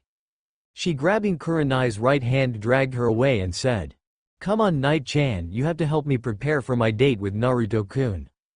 Kurenai with a sweat drop said, "You're acting like a fangirl Yu-chan." Yuago turning to her with flames in her eyes said, "I will forget you said that as Naruto-kun is taking me out on a date. If you ever say that again I will show you just why I am not a fangirl." She then continued to drag Kurenai to her home. Anko now with a cloud of depression over her head was drawing a circle in the ground near a tree as she mumbled, "I'm the normal sister. I'm supposed to be the wild and crazy sister that has a craving for blood and explosions." She then standing proudly with the evil smile on her face said, "Well then I'll just be the older sister with blackmail material on my darling little brother." She then vanished in a swirl of leaves, missing everyone in the group sweat drop at what she had just said. Sarutobi shaking his head turned to Kakashi and said, "I still think it was a bad idea for her to become his guardian sister." Kakashi reading his book said, "I have always thought that Hokage-sama. It was the late Uchiha Makoto-sama that convinced you to let Anko be his guardian sister. Frankly I want to know how she did so." Sarutobi remembering just how Makoto had talked him into it, scowled and said, "It was all because of Jiraiya. He was caught doing his research by her and she was about to turn him into a female the hard way, but decided to inform me of his trespassing." Kakashi hearing this said, "Well there you go. She came in when you were using your crystal ball to peek on women and was going to turn you into a woman, but then decided to blackmail you into letting Anko become Naruto's guardian, so in a way it's all your fault Hokage-sama." Sarutobi's eyebrow was twitching as he said, "Hitaki Kakashi for that. You'll be chasing Tora until all three of your students become Chunin." Kakashi hearing this actually started to tremble in fear. He then remembering how Naruto could make the demon cat come to him stopped sweating and said, "No problem Hokage-sama." Sarutobi gaining an evil smirk said, "Did I forget to mention that you will not be allowed to get Naruto to assist you?" Kakashi hearing this quickly said, "Please don't honorable Hokage-sama. I'll be a good boy I promise." Sarutobi started to cackle with evil glee. That night Naruto was once again dressed in a regal kimono, this one being golden with the image of a crumbling city in purple. His hair was once again tied into a top knot, this one having two purple pins in it. On his neck was the necklace given to him by Kami, and on his fingers were his rings. The added thing was the thin layer of black eyeliner around each of his eyes, along with the golden orbed earrings. Naruto yawning glared at his two sisters who were on the couch watching a movie on the TV he had just created. He was about to yawn again when someone knocked on his door. He getting up opened the door and blushed spotting Yuago in a purple spaghetti strap dress. Her purple hair was as it normally was, and she had on a light appliance of makeup on her face. She had on fang-shaped earrings and had on a pair of purple high heels. All in all, she looked dropout gorgeous. she smiling said, "Well, are you ready for our date?" Naruto smiling closed the door said, "Ready as I'll ever be." Yuago taking his arm then lead him to one of the fanciest restaurants in the village. She saying her name walked inside with Naruto and smiled when he held out her chair for her. Once she was seated he himself took a seat. Once they ordered their food, the two of them started talking and before long Naruto was smiling as Yuago was laughing at the joke he had just told. Yuago eating the meal she had ordered wondered what they should do next. She blinked when she spotted Tsubasa appear with a sign that said, "Take a walk through the village," that ends at the Hokage monument. She smiling decided to do what was suggested. She after Naruto finished his steak, took him on a walk through the village leaning on him as the moon shone down on them as they walked. Naruto himself was enjoying the walk and wondering if he should sing a song for Yuago too. When they reached the monument he smiled as this was his favorite place to go. He sitting down, smiled at Yuago when she sat down beside him. He asked her, "So what made you choose this place to lead me to after that lovely meal?" Yuago leaning against his arm said, "I just wanted somewhere that we had a great point of view, and this place has the best view." Naruto smiling was about to agree, when his senses started screaming at him. Standing to his feet he looks around and spreads his chakra across the village and outside of the village. His eyes widened feeling 3 chakra signatures heading towards the village with about 20 other more sinister chakra signatures chasing them. He standing up discarded the kimono and summoned Jinx in her scythe form. He teleporting to the location of the chakra signatures, felt it when Yuago teleported to the Hokage's office to inform him. His eyes nearly fell out of his head spotting Uchiha Mikoto being assisted by the sound girl from the forest in hair, red eyes and black glasses on. Behind them was multiple sound shinobi. He teleporting in front of the girls asked, "What are you doing with Mikotoheim and why are you being chased by those scumbags?" Kin panting said, "We found her in one of Orochimaru's bases and rescued her." The redhead wiping the drool from her chin said, "Those scumbags as you call them are chasing us because of the fact that we rescued her from him. Also behind us are 2 people wearing black cloaks with red clouds on them." Naruto hearing this narrowed his eyes and said, "Get behind me." Karen and Kin nodding quickly moved behind them with a panting Mikoto. The sound shinobi landing scowled and said, "Move kid and let us take back what Orochimaru stole fair and square of course after we kill those stupid sluts for stealing her." Naruto gaining a terrifying smirk on his face said, "I'm afraid I can't do that. You see those 2 sluts as you called them now belong to me. And Mikotoheim never belonged to that snake-faced failure. Now I'm going to give you one chance to get lost before I rip your souls out of your bodies and feed them to my darling sister." The sound shinobi hearing this started to laugh with arrogance and said, "Kid, it's 1 against 20. Naruto hearing this started to cackle with glee as he said, "Oh no, I'm afraid you've got it wrong. It doesn't matter how many you bring. I'm the god of Carnage and my lovely partner is Jinx the 9-tailed fox." All 20 shinobi hearing this blanched and stuttered, "You're the god of Carnage." Naruto laughing said, "So you finally see." He then vanished and appeared behind the man. Tilting his head to the left he said, "Oh well." As he said this all 20 men fell into chunks of meat. Just then 2 people in black cloaks arrived. Naruto looking at them, raised an eyebrow and asked, "If it isn't Hitachi Uchiha and a walking fish, what are you doing here?" Hitachi with a serious look on her face said, "Naruto-kun, please come with us now. Our leader has decided that you have become too powerful." Naruto laughing said, "Oh please Hitachi-chan, we both know that you're only in that pathetic group to protect me from the inside." He then blocked a swing from Kisame and said, "This one on the other hand." He then tossed Kisame back and launched at the man, while Hitachi walked over to her mother and removed her Akatsuki cloak. Wrapping it around Mikoto she said, "My mission is done. You have been found mother and Naruto-kun is strong enough to protect himself." She then blinked when 3 squads of Anbu appeared along with Kakashi, Anko, Zabuza, and Sarutobi. All of them ready to ride to the death. She then heard someone snort. Turning around she blinked spotting Naruto holding Kisami's head in his hand, Samahata over his shoulder wrapped up. Walking over to Sarutobi he handed the head to the man and said, "You guys move too slow. I've already taken down all threats, and rescued Mikotoheim."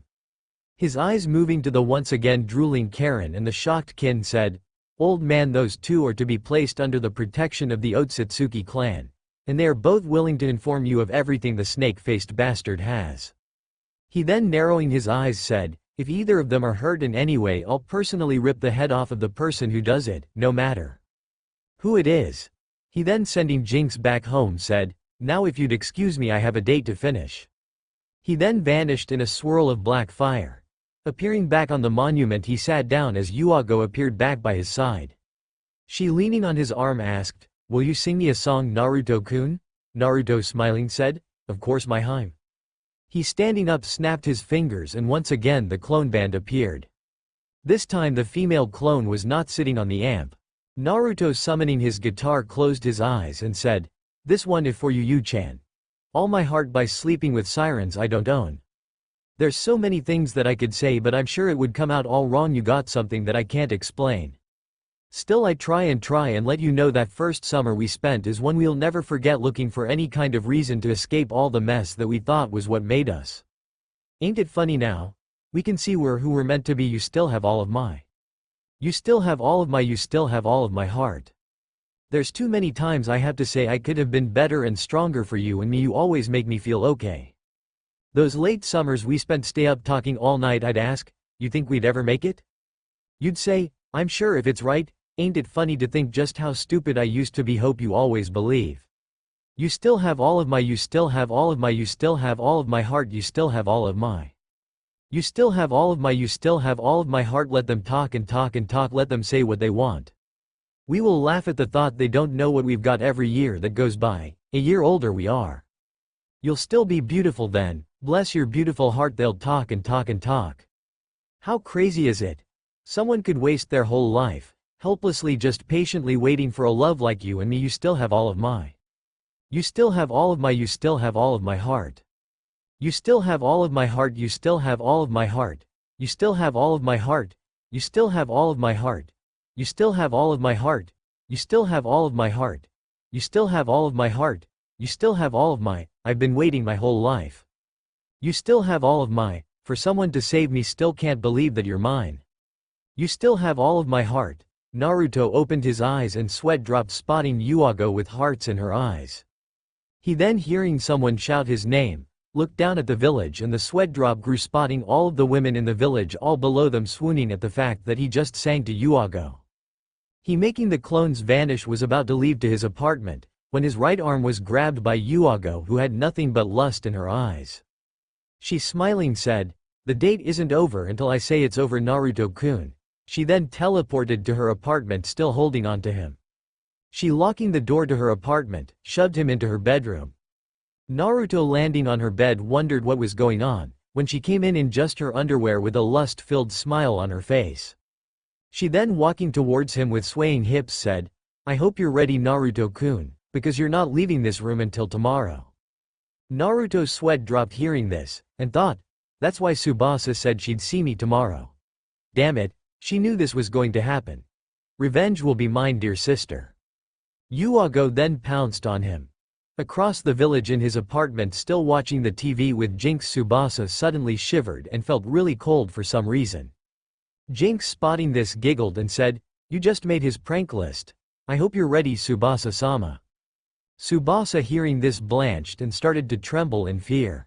2 weeks later, and Naruto was standing beside Tsubasa and Kami. Jinx, in her fox form, sleeping in his hair. He looked really tired but was dressed in something new. He had on a pair of black torn jeans, on each arm were black arm guards, with what looked like splashes of blood on them. His shackles having been removed 2 days ago by Tsubasa for completing her insane training program. Around his neck was the necklace his mother had given him. It was a series of crystals ranging in color from bright pink to dark gray. The 3 largest crystal each had a symbol in them. The first one was dark red, with his symbol for Carnage carved into it. Honestly, it kinda made the one on his belt buckle look lame.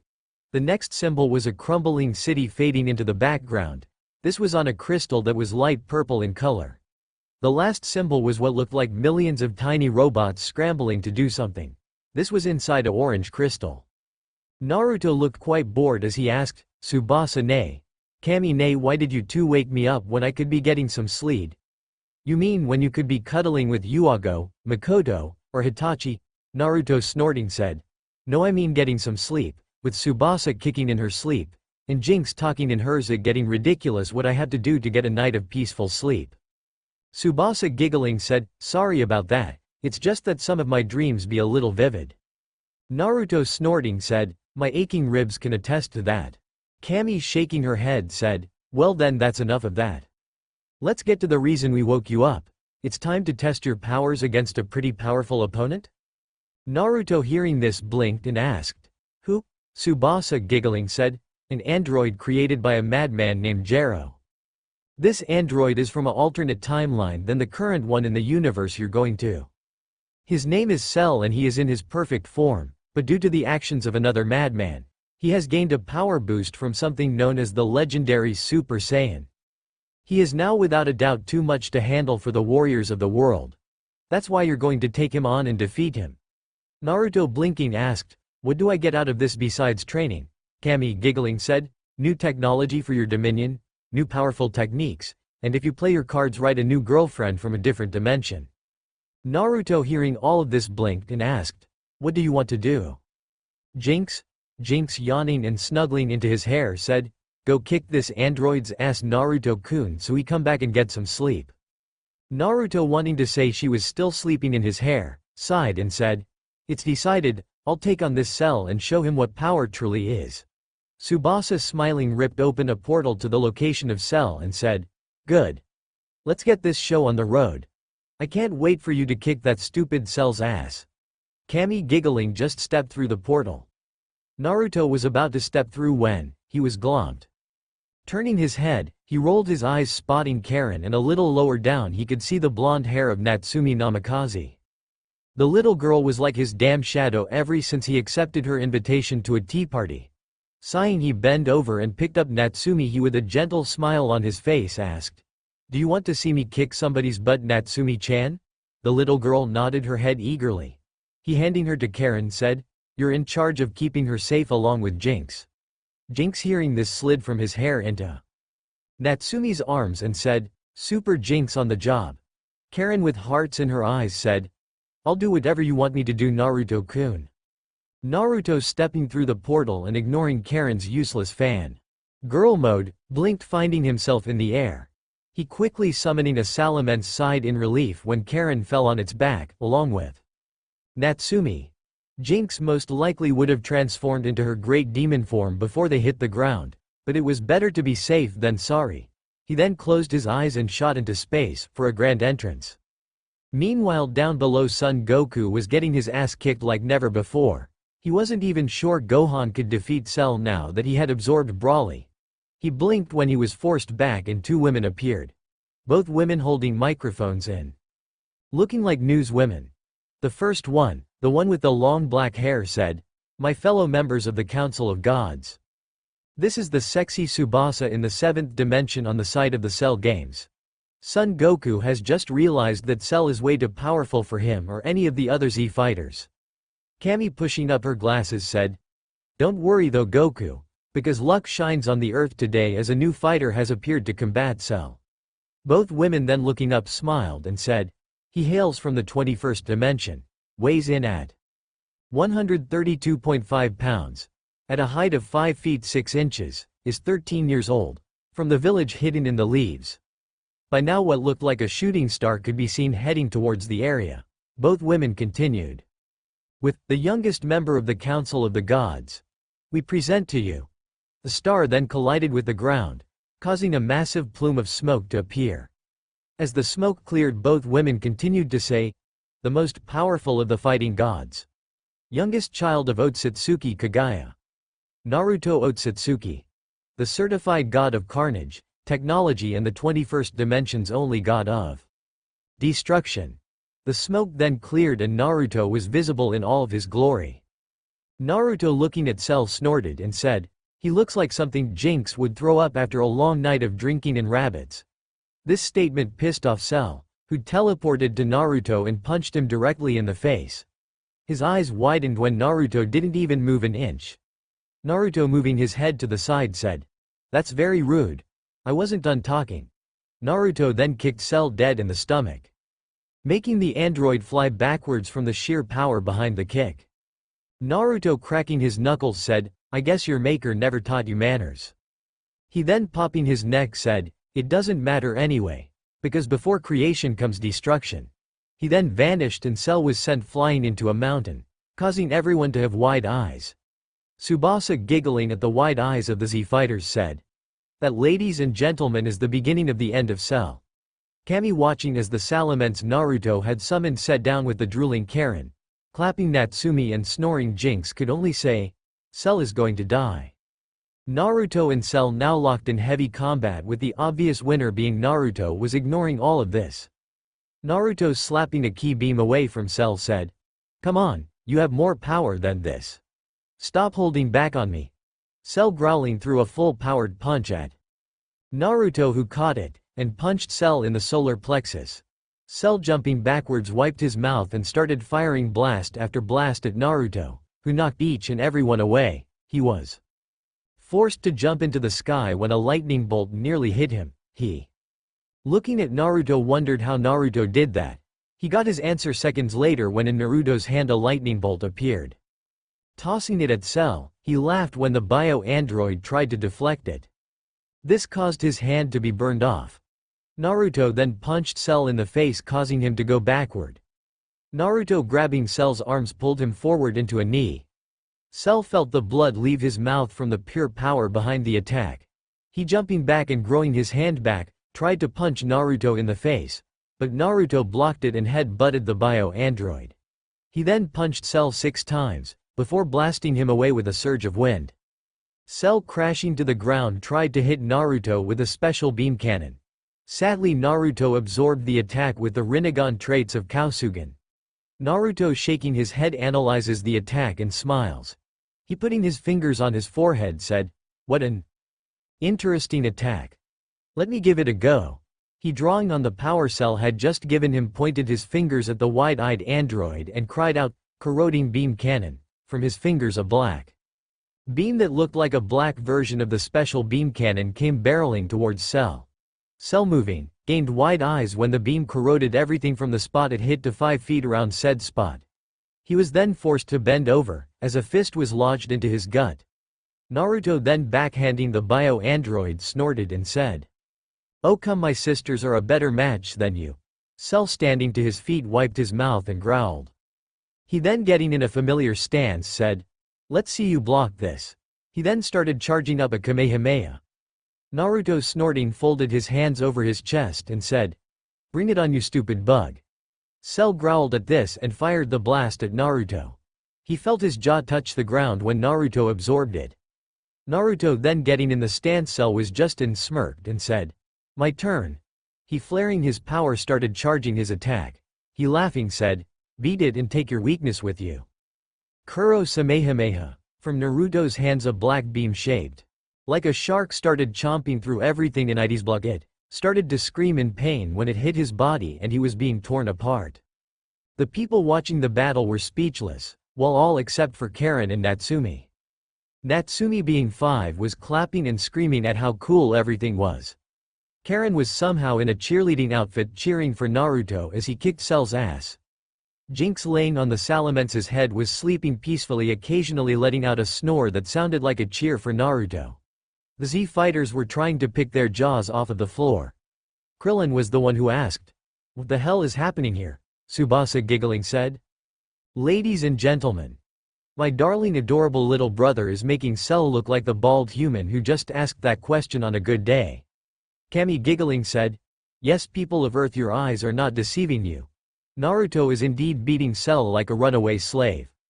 Piccolo, picking up his jaw, said, "He just made a better, more powerful version of my attack." Goku, now with stars in his eyes, said, "I so want to battle with him." All eyes turned to him when he said this, even the so-called Prince of all Saiyans. Vegeta, looking at Goku like he was smoking a blunt in front of a camera, said, "Kakarot, you are a fucking idiot. If this 13-year-old boy is defeating that freak that easy, no one, not even Lord Beerus, stands a chance against this kid." Goku, pouting, said, "But Vegeta, it would be so awesome to test my skills against him." Everyone's sweat dropped at this and Trunks said, "It's true what mother said. Goku really doesn't know the meaning of out of your league." Gohan face palming said, "Dad, just stop talking." Yamcha and Tien both said, "He never changes." Krillin shaking his head, "Just like when we were little, he never knows when to throw in the towel." Piccolo said, "Not even I am that foolhardy." Goku pouting even more said, "You're all bad sports." Gohan was about to say something when Natsumi threw one of her blood kunai at Goku and said, "Be quiet. I'm trying to hear Naruto beat down the big ugly bug." At this statement everyone, even Hercule, started to laugh at a 5-year-old girl calling what could be Earth's biggest threat yet a bug. Tsubasa giggling said, "The adorable Natsumi-chan put it best." Everyone hushed so that we continued to cover this monumental battle. Kami nodding said, "Oh look, Cell has regenerated from Naruto's last attack. The Black Shark Destruction Wave." Tsubasa was about to say something when Karen cheered, "Go Naruto, kick his ugly insect butt." Everyone sweat dropped at this. Naruto, catching a punch from an angry Cell, laughed and said, "You're angry now, that means your attacks are about to get very sloppy. Don't worry, I'll put you out of your misery soon." Cell, snarling, tried to punch Naruto in the stomach, but wound up being kicked in the chin. Naruto then punched him in the stomach. Cell's eyes widened as he suddenly felt like he was going to lose his lunch. To Naruto's complete surprise, Cell puked up a rather attractive blonde-haired woman.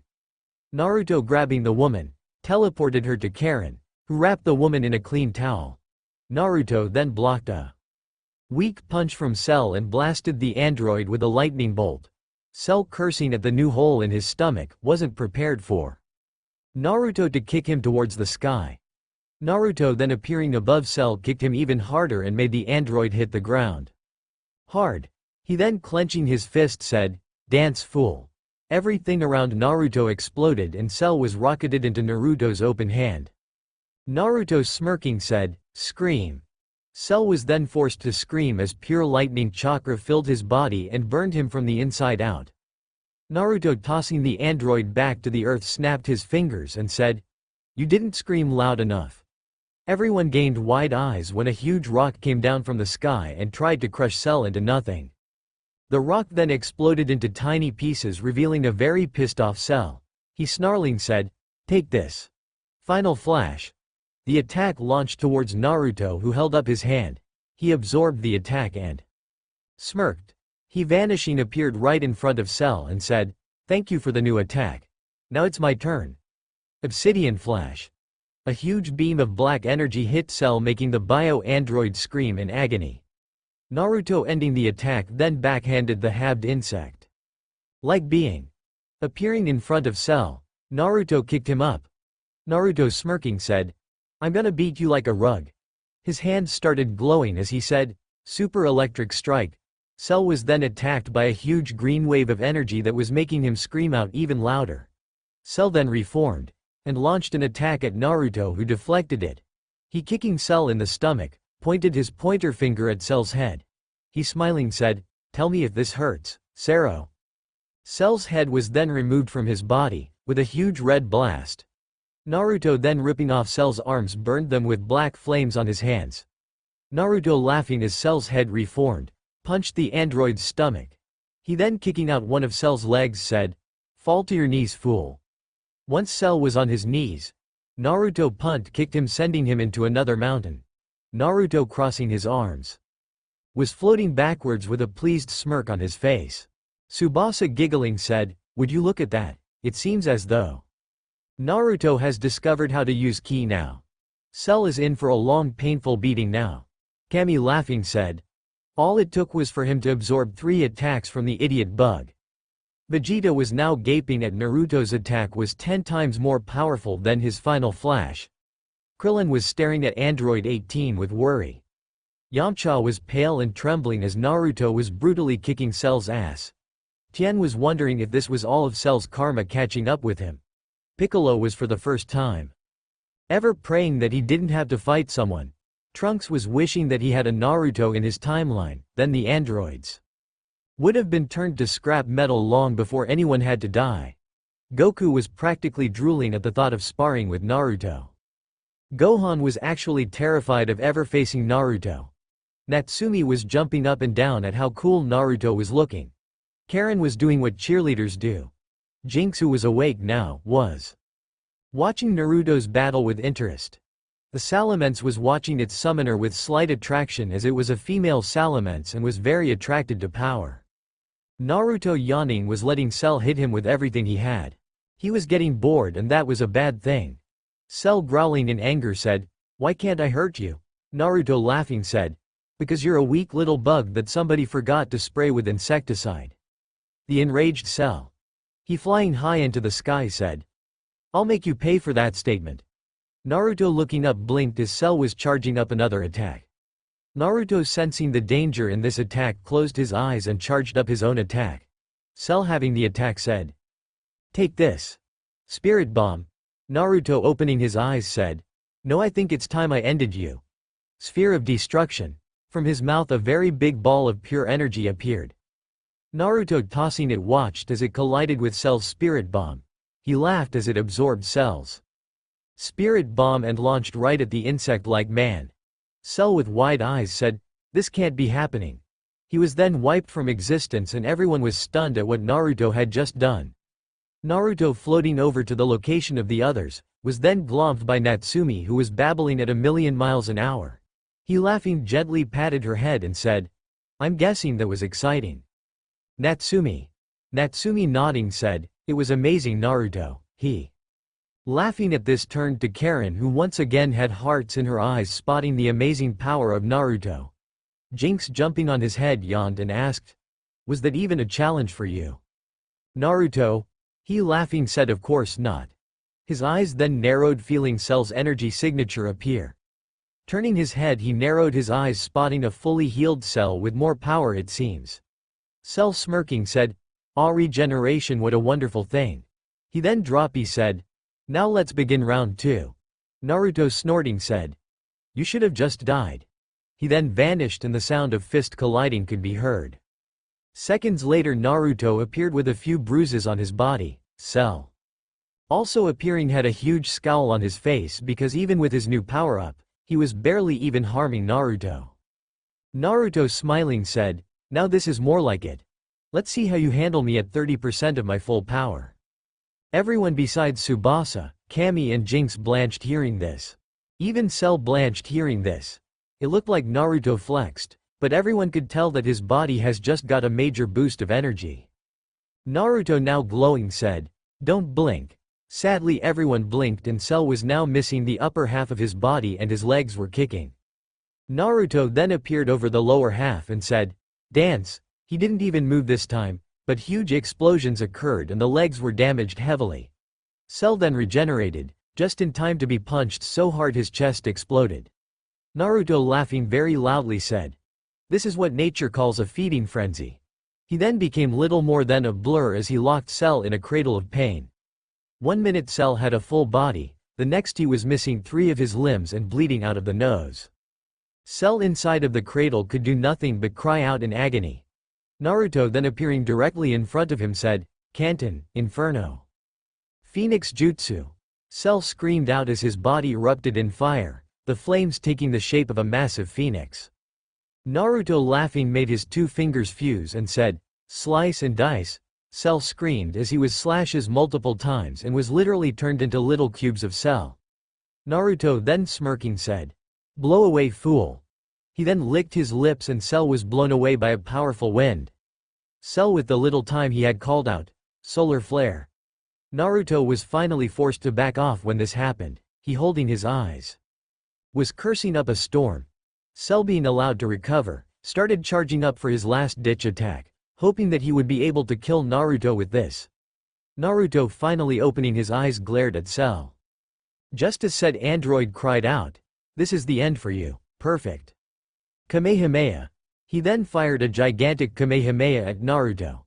Naruto, tilting his head, said, "Now you perish, insect. Omega Samehameha." The 2 giant attacks collided and it looked about equal, until Naruto smirked and created 2 clones. The clones, glaring at Cell, said, "Samehameha." Naruto's attack was then powered up enough to consume Cell's attack and consume him. Cell's last words were, "No." He then vanished with a whimper. Naruto, snorting, searched for Cell's energy signature, and sighed, feeling it finally pass into the afterlife. He, turning around, was glomped by both Karen and Natsumi. He laughing patted Natsumi on the head and tried to get Karen off of him. He was having about as much luck as Sasuke has with his fangirls. He, sighing, asked, "Are we done here, Nei-chans, because I'm really sleepy and that damn cheap shot by the roach stung my eyes." Tsubasa, walking over to Naruto, checked out his eyes and said, "Sure, but you do know that you have yet another date with Yuago-chan tonight, right?" Naruto's eyebrows started twitching, said, "Nei-chan, you're really lucky that Yuago is my girlfriend now, or I'd prank you so hard, you'd be paranoid for the next millennium." Tsubasa, hearing this, paled and said, "Then it's a good thing you're going out, right?" Naruto, snorting, said nothing, but simply climbed on the back of the salamence. Laying down on it, he placed Jinx on his stomach and said, "Whatever." Cammy, giggling, snapped her fingers and they all vanished from view. The Z fighters and the rest of the world was shocked. Krillin was stunned that the woman he had started liking was gone. He blinked though when another Android 18 appeared, covered in the slime from Cell's stomach. Naruto, back in his home dimension, was still on the back of his salamence, with Jinx curled up on his stomach, all three of them sleep. Karen had grabbed Natsumi and taken her home to the Namikaze family. Tsubasa and Cammy were helping 18 learn about her new world and things like that. Salamence was sleeping in the middle of training ground 8, so eventually somebody showed up wanting to train. They, spotting the dragon, boy and fox sleeping, got extremely upset and screamed. This was a very costly mistake as he was hit with a flamethrower from Salamence, blasted with a Samehameha by Naruto, and tail smacked by Jinx. The poor fool was as good as dead. Naruto, cracking open his right eye, cursed as his eyes still stung from the solar flare. He, deciding to sing his new Salamence back to sleep, summoned his band, he grabbing a guitar. Let his female clone take the lead with this song. The female clone, smiling, closed her eyes and said, "This song is for you, my lovely Salamandra, and for my lovely Yu-chan, my precious Benihime, my rebel queen, the lovely Makoto-chan and the elegant Hitachi-chan." She then, opening her eyes, revealed her spinning Kasugan. She, letting loose a ton of chakra, applied a genjutsu on the area, turning it into a first point of view from her eyes. She then, shaking her long hair, waited until she was sure the entire village could hear her and said, "It's called Wanted and I just came up with it, while my Makoto-chan, Yu-chan and Hitachi-chan snuggled with me last night. Here we go. Wanted by Hunter Hayes. I don't own." Also, picture a female singing, "You know I'd fall apart without you, I don't know how you do what you do. 'Cause everything that don't make sense about me makes sense when I'm with you. Like everything that's green girl, I need you, but it's more than one and one makes two, put aside the math and the logic of it. You gotta know you're wanted too, 'cause I wanna wrap you up, wanna kiss your lips. I wanna make you feel wanted, I wanna call you mine. Wanna hold your hand forever, never let you forget it. Yeah, I wanna make you feel wanted, anyone can tell you you're pretty. And you get that all the time. I know you do, but your beauty's deeper than the makeup, and I wanna show you what I see tonight when I wrap you up. When I kiss your lips, I wanna make you feel wanted and I wanna call you mine, wanna hold your hand forever, never let you forget it. 'Cause baby, I wanna make you feel wanted as good as you make me feel. I wanna make you feel better, better than your fairy tales. Better than your best dreams, you're more than everything I need, you're all I ever wanted. All I ever wanted, and I just wanna wrap you up, wanna kiss your lips. I wanna make you feel wanted and I wanna call you mine, wanna hold your hand forever, never let you forget it. Yeah, I wanna make you feel wanted, baby, I wanna make you feel wanted, you'll always be wanted." She took a deep breath, knowing that she wasn't done just yet. She, closing her eyes, said, "This one is for Benihime. It's how I feel whenever I'm away from her for long periods. It's also for Tsunami-chan back in Wave.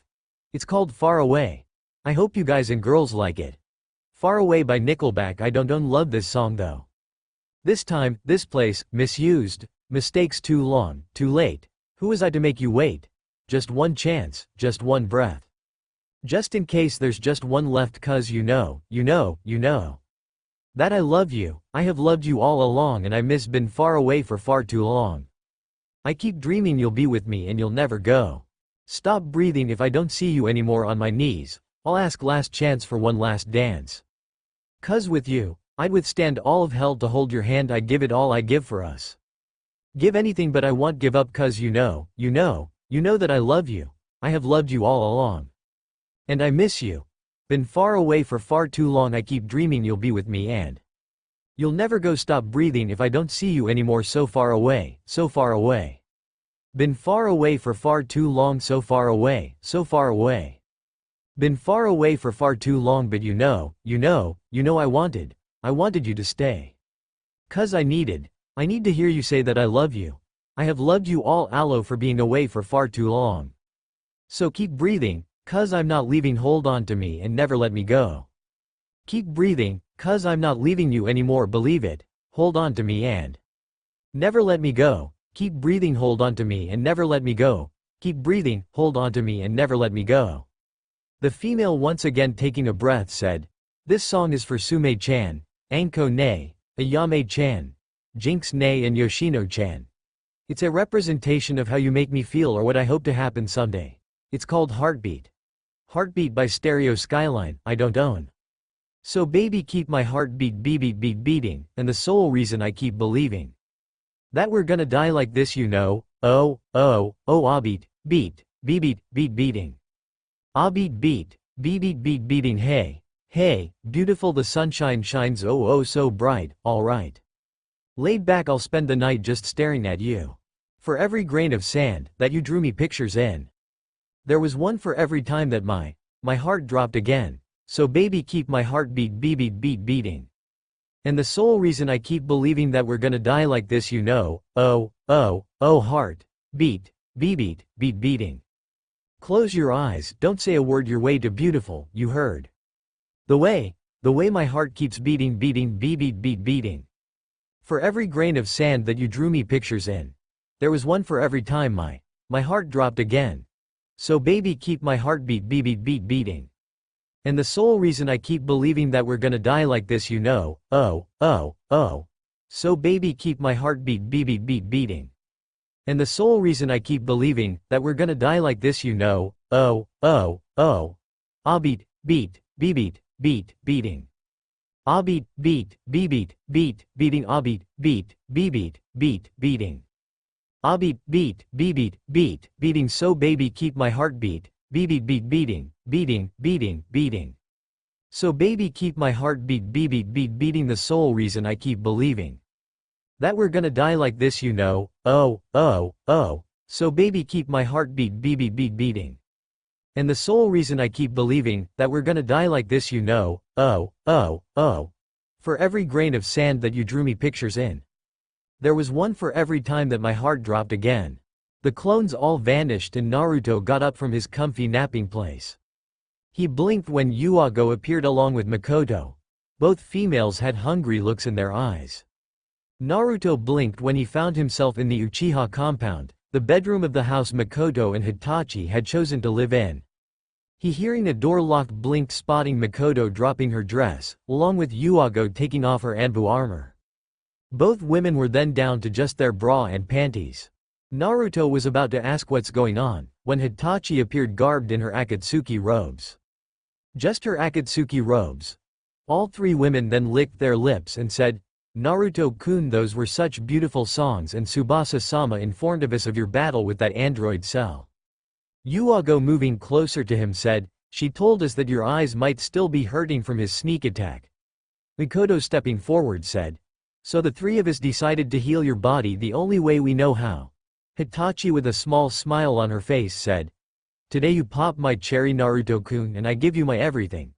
Naruto, hearing this, felt a small blush creep onto his face. He then heard Yuago say, "Privacy seal activate, barrier seal activate, silencing seal activate." He witnessed all three seals activate. Makoto, then crossing her hands in front of her face, said, "Fertility jutsu activate." Yuago, crossing her hands in front of her, said, "Anti-pregnancy jutsu activate." Hitachi, with a smile on her face, said, 2x fertility jutsu activate." Hitachi and Makoto both glowed a bright pink, while Yuago glowed a sky blue. Naruto, gulping, knew he was in trouble. The next morning Naruto was in a tangled mess of sheets. He was sleeping peacefully though.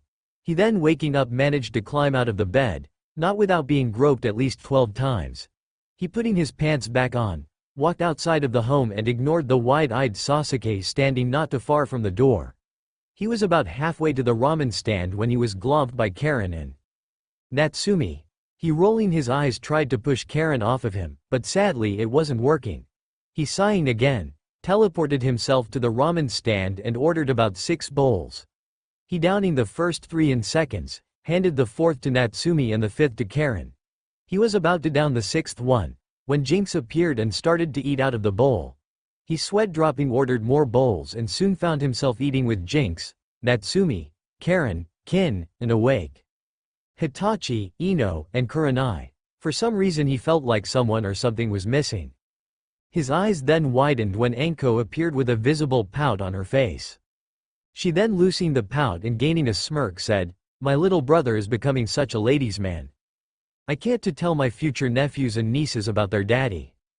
Naruto's sweat dropping at this statement and wondered what he ever did to get such a fucked up family. He shrugging was about to eat his last bowl of ramen, but blinked spotting Jinx curled up in the empty bowl, a few pieces of ramen visible in her red fur. Sweat dropping he said, "That's it, I'm going back to sleep." He then laid his head down on the bar and was soon sleeping. He sleeping so deeply he didn't even notice when Jinx climbed on his head and said, "Yep, his head it most definitely my favorite sleeping place. I mean it just feels like a next or a den." She was then sleeping along with Naruto missing the sweat drops on everyone's heads. The next day Naruto and the rest of the contestants were down on the field ready for the finals to begin. Naruto looked like he had seen better days, and there was still some drool on the side of his face. He ignoring how Genma announced the matches, floated into the air, and gently fell down in the competitor's box. He was about to go to sleep when Natsumi appeared and globbed him. This forced him to wake up and try to get the little girl off of him. It didn't work, so he sighed and watched Sasuke defeat his opponent. Rolling his eyes as the little twit had used one of his lightning jutsu, he sent Natsumi to her mother. Floating down to the arena floor, he looked at Kankuro, who had an arrogant smirk on his face. Naruto wondering why asked, "Why are you so happy for a dead man?" Kankuro snorting said, "Because my father and Lady Chiyo gave me something to be on equal playing field with you." Naruto hearing this blinked and asked, "What's that?" Kankuro smirking reached into his pocket and pulled out a vial of purple liquid. He laughing said, "In this tube is the concentrated blood of the mighty Kaguya clan of Kiri, some of your blood, and the DNA of Hashirama Senju and Madara Uchiha." Naruto blinked hearing this said, "The only way any of that would work is if you had one of those curse seals Orochimaru is so proud of." Kankuro laughing, pulled down his shirt to reveal the curse seal of heaven on his chest. Naruto rolled his eyes spotting this and said, "Oh great. Petamaru gave someone else his evil Hiki of doom." He tilting his head said, "That reminds me. Anko, tilt your head to the left for a few seconds." Anko blinking did so and gained wide eyes when Naruto said, "I invoke my name Otsutsuki, part of the god tree." Naruto the maelstrom inside. "I invoke my title, God of Technology, God of Destruction, God of Carnage. I invoke thy name, Otsutsuki Tsubasa, Queen of the Dead, Leader of the Black Parade. I invoke thy name Otsutsuki Yoko Jinx, my sword and shield, my ultimate defense. I invoke thy name Giratina, the rebellious queen of the distorted dimension." A huge flux of power could be felt and everyone was wide-eyed. None more so than Anko, as the curse mark she had been forced to put up with was glowing. Naruto floating into the air, unleashed his nanobots from his body. They forming a huge cloud of billions of tiny silver robots started to swirl around Narain started to glow and Tsubasa quickly realized what was happening. She smiling said, "He's activating his one true god form.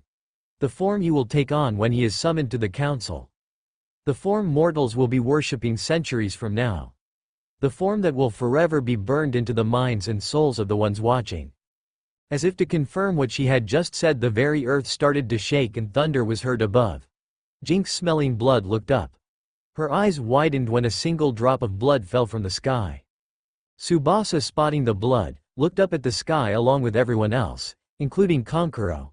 Black lightning flashed in the sky, and like a gunshot starting a race, A torrential downpour of what looked like rain fell from the sky. Everyone quickly realized though that this wasn't water. No, what was falling from the sky could be considered biblical. It was raining blood. Gaara, opening his mouth, spoke in a demonic voice, "Rejoice, as our Lord has decided to bless us with his bounty." He then, closing his mouth, said, "The blood of the damned, all of the souls killed in the name of the curse mark and Orochimaru's name." Everyone hearing what he said, blanched, this including Orochimaru himself, as he knew that was enough blood to drown half the world.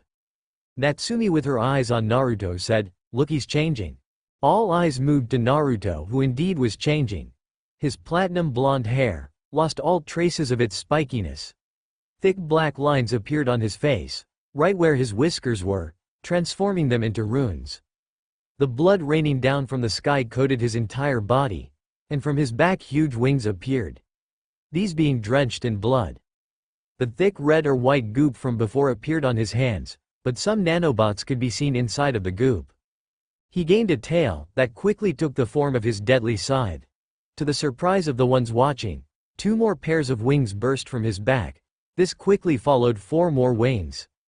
His hair then got longer and was now down to the middle of his back. He then, landing on the ground, turned to Anko and raised his left hand. He, with a powerful reverb in his voice, said, "I invoke thy name, Otsutsuki Naruto. With this power I hereby purge Otsutsuki Mitarashi, Anko of the tainted soul of Orochimaru. I cleanse her of his evil and bond her with the nanotech release. I hereby declare her as the goddess of technology and torture. I hereby remove from her the shackles of human living and hereby accept her into the Otsutsuki family."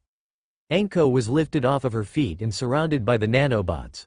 When the robots vanished, Anko was floating there, without her curse seal, with happy tears pouring from her eyes. She, with the biggest smile on her face, said, "Thank you so much, my darling little brother." Naruto, reverting to normal, smiled and said, "You're welcome, Nei-chan. After all, you helped mold me into what I am today. Why not pay you back by removing what that traitor did to you?" Naruto, snapping his fingers, made the earth stop shaking and the blood rain vanish. Naruto, now looking at the shocked Kankuro, said, "Now as for you, I'd like to try something out." He, swiping his hand in the air, made a light blue screen appear. He, smiling, floated up to Natsumi, who was looking at him with stars in her eyes. He, smiling at her, said, "Natsumi-chan and Kushina-san will be helping me out with a little experiment dealing with technology." He, placing the screen in front of Natsumi, turned around and snapped his fingers. Kankuro blinked when the arena returned to normal. Kushina blinked though when the blue screen expanded and words appeared on it. The words read, "Welcome to Naruto Incorporate brand new combat simulator version 1.5. This simulator is designed to create a safe and fun environment where children of powerful shinobi can learn how to fight without actually having to fight. The rules are simple: win. Now then, please enter your names." Kushina, blinking, entered both of their names. She blinked when the screen expanded and a bunch of question marks appeared. Naruto, spotting this, said, "SELENA override command code. Password: the perfect android's name. Full access grant." Kushina and Natsumi blinked when a robotic female voice said, "Password accepted. Full access granted. Base form unlocked. Super form unlocked. Hyperform unlocked. All powers unlocked. Megaform unlocked. Alternate attire unlocked. All weapons unlocked. God forms unlocked." The voice then said, "Welcome, Kushina and Natsumi. You have been given full access. Now please inform me of what 3 beings you wish to combine." Kushina blinked and asked, "Beings?" Selena said, "Pardon me, you do not have a list, nor do you know. Naruto built this simulator with the intent on being able to combine the powers and forms of anyone saved in the database. A player can combine up to 6 beings to make their avatar. Since the 2 of you are playing together, each of you get 3 choices." Kushina, blinking, asked, "May I have that list now, Selena?" Selena said, "It is now accessible to the both of you now. Please take your time." The list appeared and Kushina was shocked at all of the people in the database. Hell, there was even every member of the Pokemon in the database. She blinked when Selena said, "Natsumi has chosen her 3 beings." Kushina, looking down at Natsumi's screen, blinked, spotting the 3 beings. It was Naruto, Jinx, and something with 6 arms named a Machamp. Kushina, shaking her head, looked over her list and decided to choose Naruto, someone named Gogeta, and Giratina. She then heard Selena say, compiling choices. 2 choices the same, 2 Pokémon with 6 arms selected. She then said, processing done. Your being is ready to be used. Press the green button on the screen to summon your warrior. Kushina and Natsumi both pressed the button. Kushina blinked, finding her eyes in the clouds. As she descended rapidly, she, looking down, gained wide eyes, spotting the arena approaching fast. Landing, she blinked, actually feeling the ground shake from something impacting the ground. She, peering out from behind the screen, gained wide eyes, spotting a being that made the Kyuubi look like a kitten hissing. Towering in the arena floor was a gray-skinned man-beast with 6 arms bulging with muscle. It had a huge human-shaped head, with golden pincers and horns on its head. It had Naruto's Dujutsu, and Kushina could make out 9 scythe-like tails swaying behind it. She, moving back to the screen, blinked as this was the creature she had helped create. Natsumi, giggling, clapped her hands and said, cool. Naruto, laughing, said, may I present to you Kankuro of the Sand, Menma, the combined choices of Natsumi and Kushina. His main feature comes from myself. His 6 arms come from one of my lovely Pokémon named Machamp and from my rebellious queen Giratina. Its 9 tails come from Jinx, and the scythe part is of course my signature weapon. He then, laughing at the clear fear in Kankuro's eyes, said, you, my friend, just brought a knife to gunfight.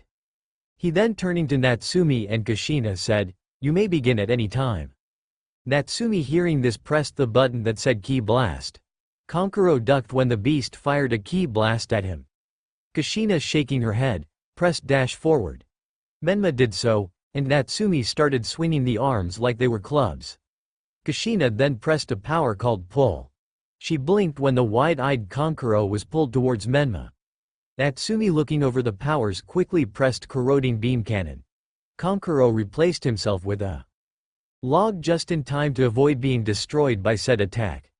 Naruto, sitting with Jinx in his lap, had what looked like a tablet in his hands, typing very fast as his eyes captured every moment. Kushina, pressing a power that said Sonic Roar, blinked when Menma roared. Naruto and Jinx, wincing, said, that damn roar just fried my hearing. If Kankuro had shields, they would be fried right now.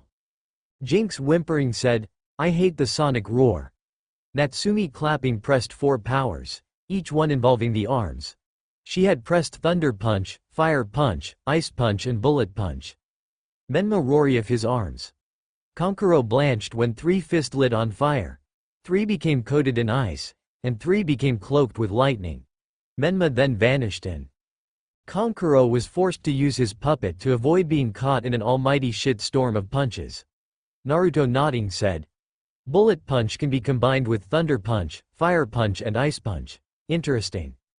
Kushina then pressed a power that read Death Beam Barrage. All 6 arms then stopped with their attacks and started to fire death beams like they were bullets.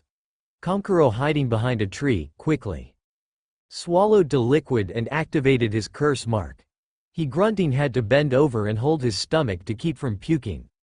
Blood started leaking out of his nose, and his chakra pathways started to burn. He then, falling to his knees, transformed. He went from looking like a human boy to a dog-human hybrid. He, standing to his feet, roared and launched forward at Menma. Kushina, spotting this coming, looked at the defensive powers, spotting one that said Perfect Barrier. She pressed it. The transformed Kankuro bounced off the large purple barrier that appeared around Menma. Kankuro, getting up, growled and unleashed a powerful stream of black fire from his mouth.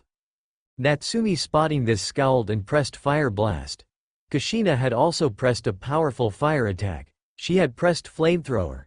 The barrier dropped and Menma was hit by Kankuro's fire for about 5 seconds, dropping his health slightly. Menma then unleashed a white-hot flame from his mouth that for some reason took the form of a dragon. The 2 fire attacks looked equal and Kushina, for some reason, felt insulted at this. She, looking for another attack, smiled, spotting one that read Sacred Fire. She, pressing this, smirked when Menma was shrouded in a cloak of white flames and his fire attack doubled in power. Kankuro, spotting this, whimpered and moved away quickly. He landing was surprised when Menma appeared in front of him with a glowing fist. He trying to catch the fist, let loose a howl as the punch was painful. Natsumi stuck her tongue out at this as she said, "That's what you get." She had pressed the power mega punch. Kushina realizing that they still had 5 hands-free pressed Gatling gun, atomic buster and giga cannon. Kankuro felt his eyes widen spotting 2 sets of hands combine into a cupping motion, while the last one literally started rotating. He letting go of the hand moved just in time to dodge a giant green laser, a bright blue ki blast, and several bullets. He growling summoned some bones from his spine and started to spin real quickly. Blasting towards Menma, he collided with Menma, causing said being to lose a lot of health.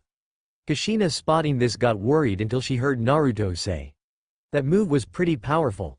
Kushina, you can switch Menma into healing form, but you'll be defenseless until he's fully healed." She then actually heard him smirk and say, "Or you can activate super form, and let him heal from the absorption of nature chakra." Kushina hearing this blinked and asked, "Selena, what is super form?" Selena humming said, "Super form is much like Sage mode for this world. Abilities for the Pokemon are Super Saiyan for the other world. Using this form allows each character to boost their attacks and defenses. The other properties differ from each character." Kushina asked, "What about Menma?" Selena humming again asked, "Which version of Menma?" Kushina blinking asked, "Which version is this one?" Selena humming said, "Version 4.0, the monster version. Let's see. Menma-san once transforming into super form will naturally absorb nature chakra to heal himself, giving him a pseudo-form of invulnerability. His already tremendous strength is boosted to the point that just a touch with his finger is deadly. This is at the cost of his speed, and he will most likely take longer to charge up more powerful attacks like Solar Beam or Spirit Bomb." Kushina hearing this stored all of this information and said, "Activate super form." She gained wide eyes hearing Menma roar. She peeking out from behind her screen gained wide eyes when Menma tripled in size.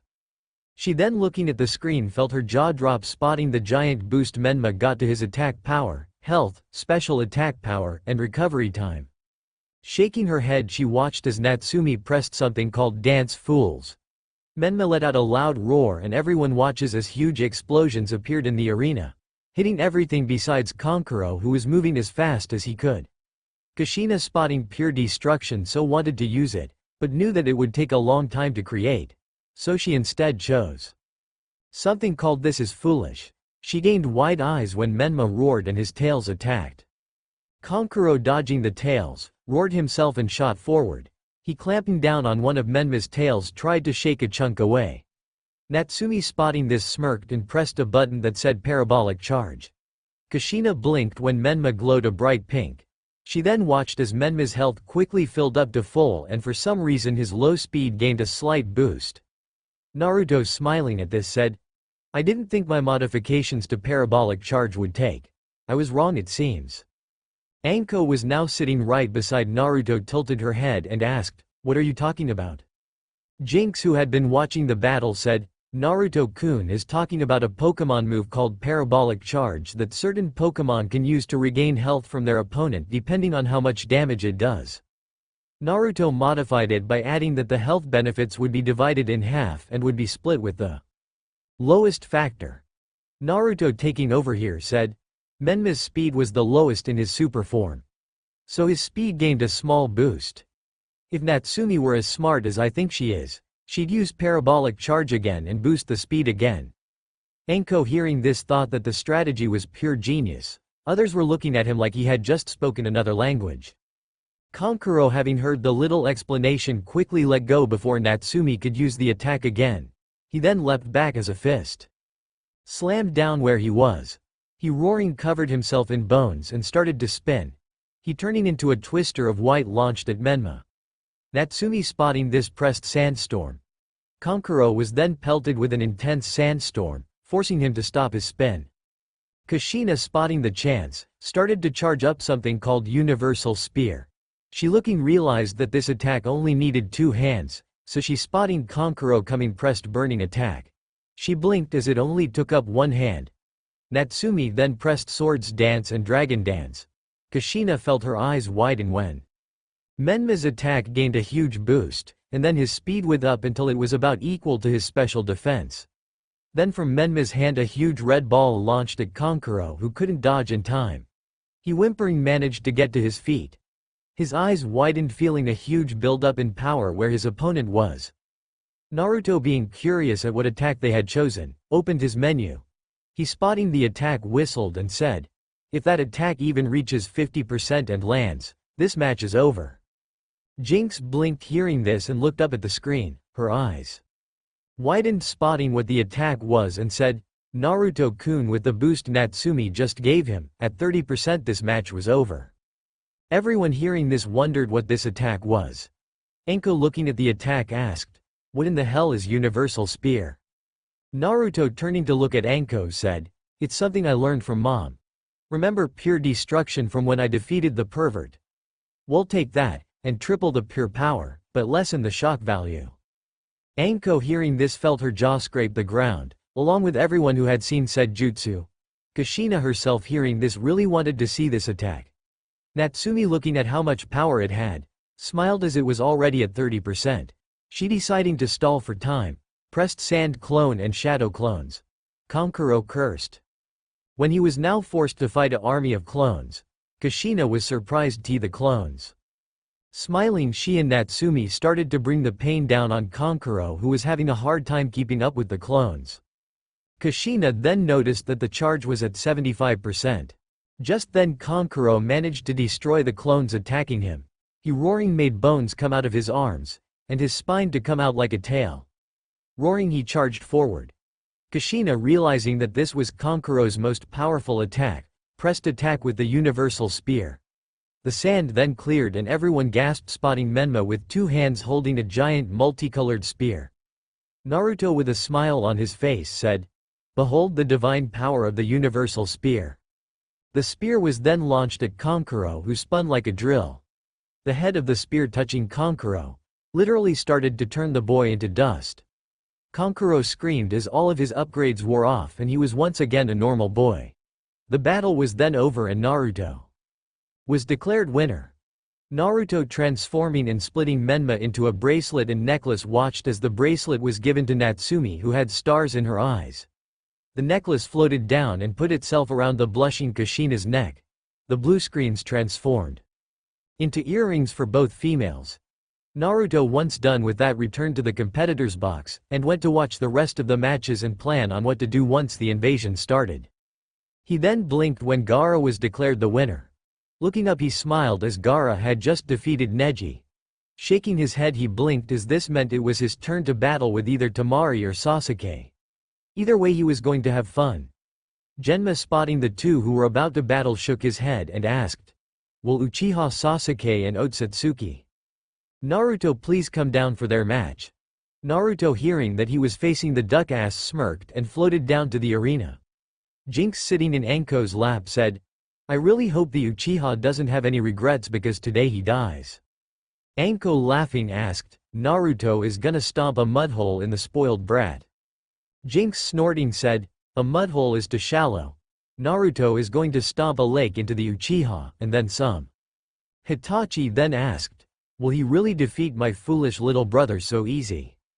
Everyone blinked when a drunk woman looking like a younger version of Tsubasa appeared and said, "My cute little brother is going to kick the stick out of the duck's ass." Jinx, snickering, said, "Yami-sama put it best." Naruto, down on the field, was smirking at the arrogant Sasuke. Sasuke asked, "Are you going to let that little girl and old whore fight your battles again, Dobi?" Sasuke, scowling, said, "I have no mother. Only a fool would be in a relationship with a weakling like you." Naruto, sighing, said, "I'd rather be facing Temari-chan right now. At least she's gorgeous and everything that comes out of her mouth isn't something along the lines of bullshit." Everyone hearing this laughed very loudly, excluding Sakura, who had switched back to Sasuke and was glaring at Naruto with hate. Sasuke, growling, said, "I'm going to enjoy killing you. After that I'll have my way with that whore of a sister, and your ugly girlfriend." Naruto, hearing this, unleashed his killing intent and everyone felt like they were standing in front of a god. Anko, realizing what was about to happen, laughed very loudly and said, "Famous last words of Uchiha Sasuke." Everyone blinked, wondering why she said this, until Naruto started to unleash a torrent of chakra. Naruto, with pure rage in his eyes, said, "You just fucked up, you stupid piece of shit Uchiha." Naruto, lifting his hand, said, "Prepare to die." Naruto then vanished and Sasuke could be seen bouncing around the arena. Hell bouncing was the literal term. When Naruto appeared, he was crackling with electricity. Sasuke, standing to his feet, growled and activated his Sharingan. Naruto, snorting, activated his Dujutsu and said, "Thanks for reminding me, dumbass. Now then." He smirked and said, "Dance, fool." He didn't even more, but explosions shook the ground, forcing Sasuke to move as fast as he could to avoid being blown to pieces. He was moving so much that he hadn't even noticed that Naruto had stopped his attack. He noticed when he was kicked high into the air.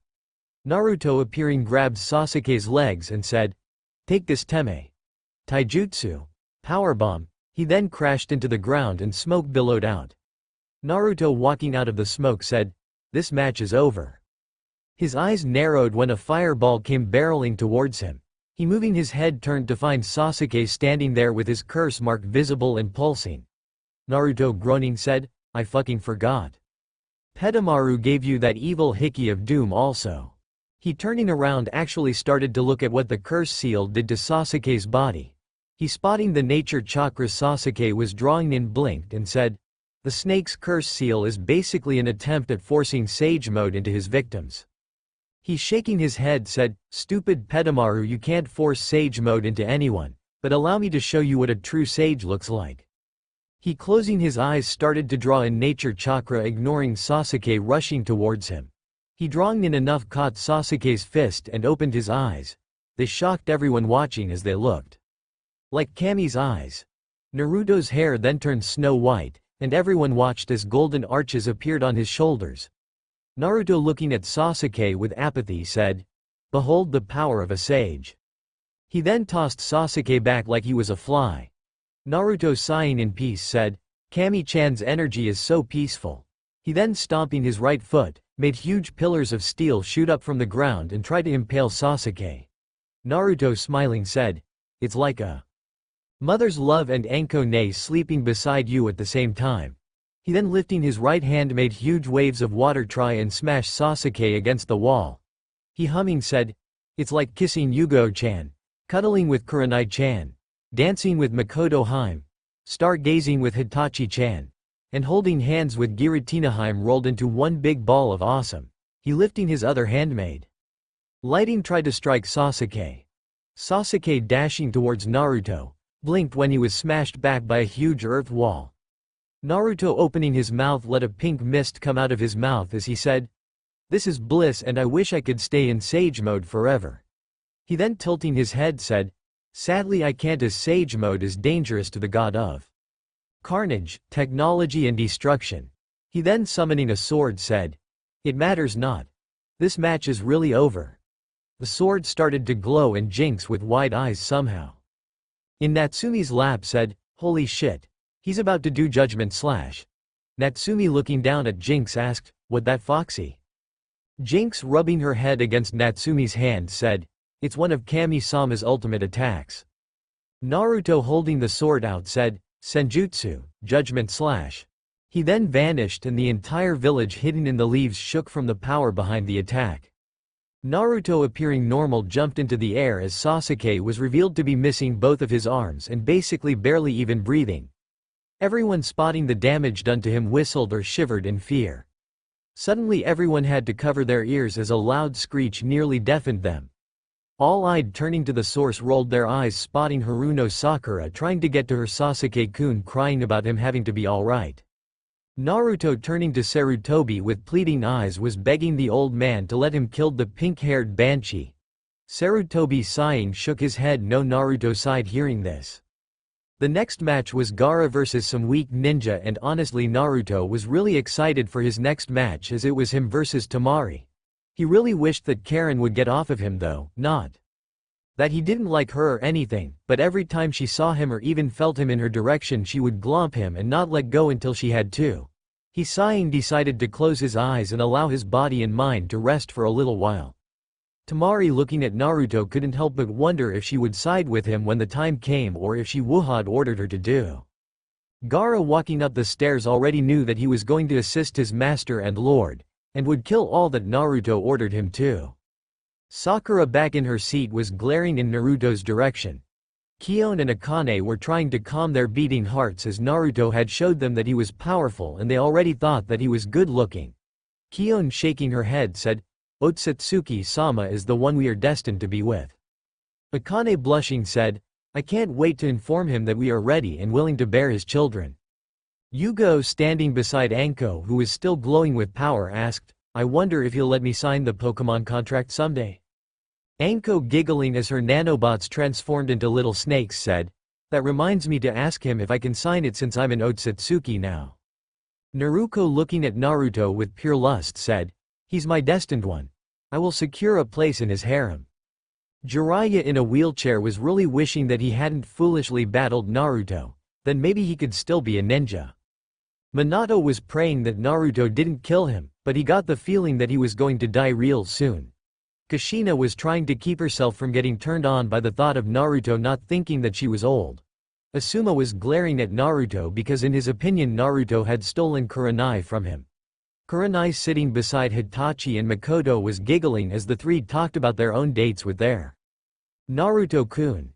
Kin was sitting back in a chair very happy that she wasn't working for Orochimaru and was now Naruto's girl. She wasn't as bold as Karen, but she did find Naruto attractive. Ino was being held by Shikamaru to keep her from trying to do what Karen was doing.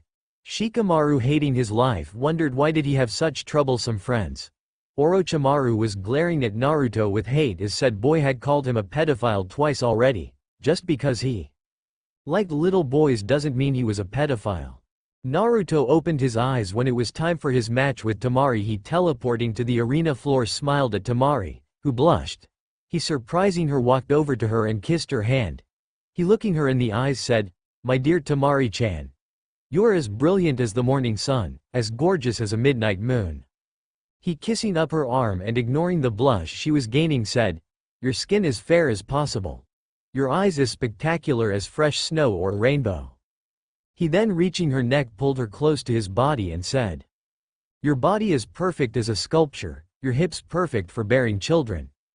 He then making her look him in the eyes said, "Run away with me Temari-chan. We can go discover the world together. Just the two of us for now and forever." Temari staring into his eyes asked, "What about our families?" Naruto leaning closer said, "They don't have to know. Just the two of us my sweet, until Kami-ne comes for out souls." Temari closing her eyes leaned in to kiss Naruto. Naruto leaning forward to kiss her was about to touch lips with her, when someone coughed. Naruto turning to look at the blushing proctor asked, "Can I help you sir?" The proctor nodding said, "You can stop trying to make out with your opponent." Naruto shaking his head said, "I am sorry friend but her lips they called to me. Her thighs they scream for me." He gaining a devilish smile that made all of the females feel weak in the knees said, "I cannot ignore her alluring call." He leaning Temari back said, "Her beautiful alluring call. Her sensual message. Her spine-tingling whispers." Naruto hearing this said, "That isn't my fault.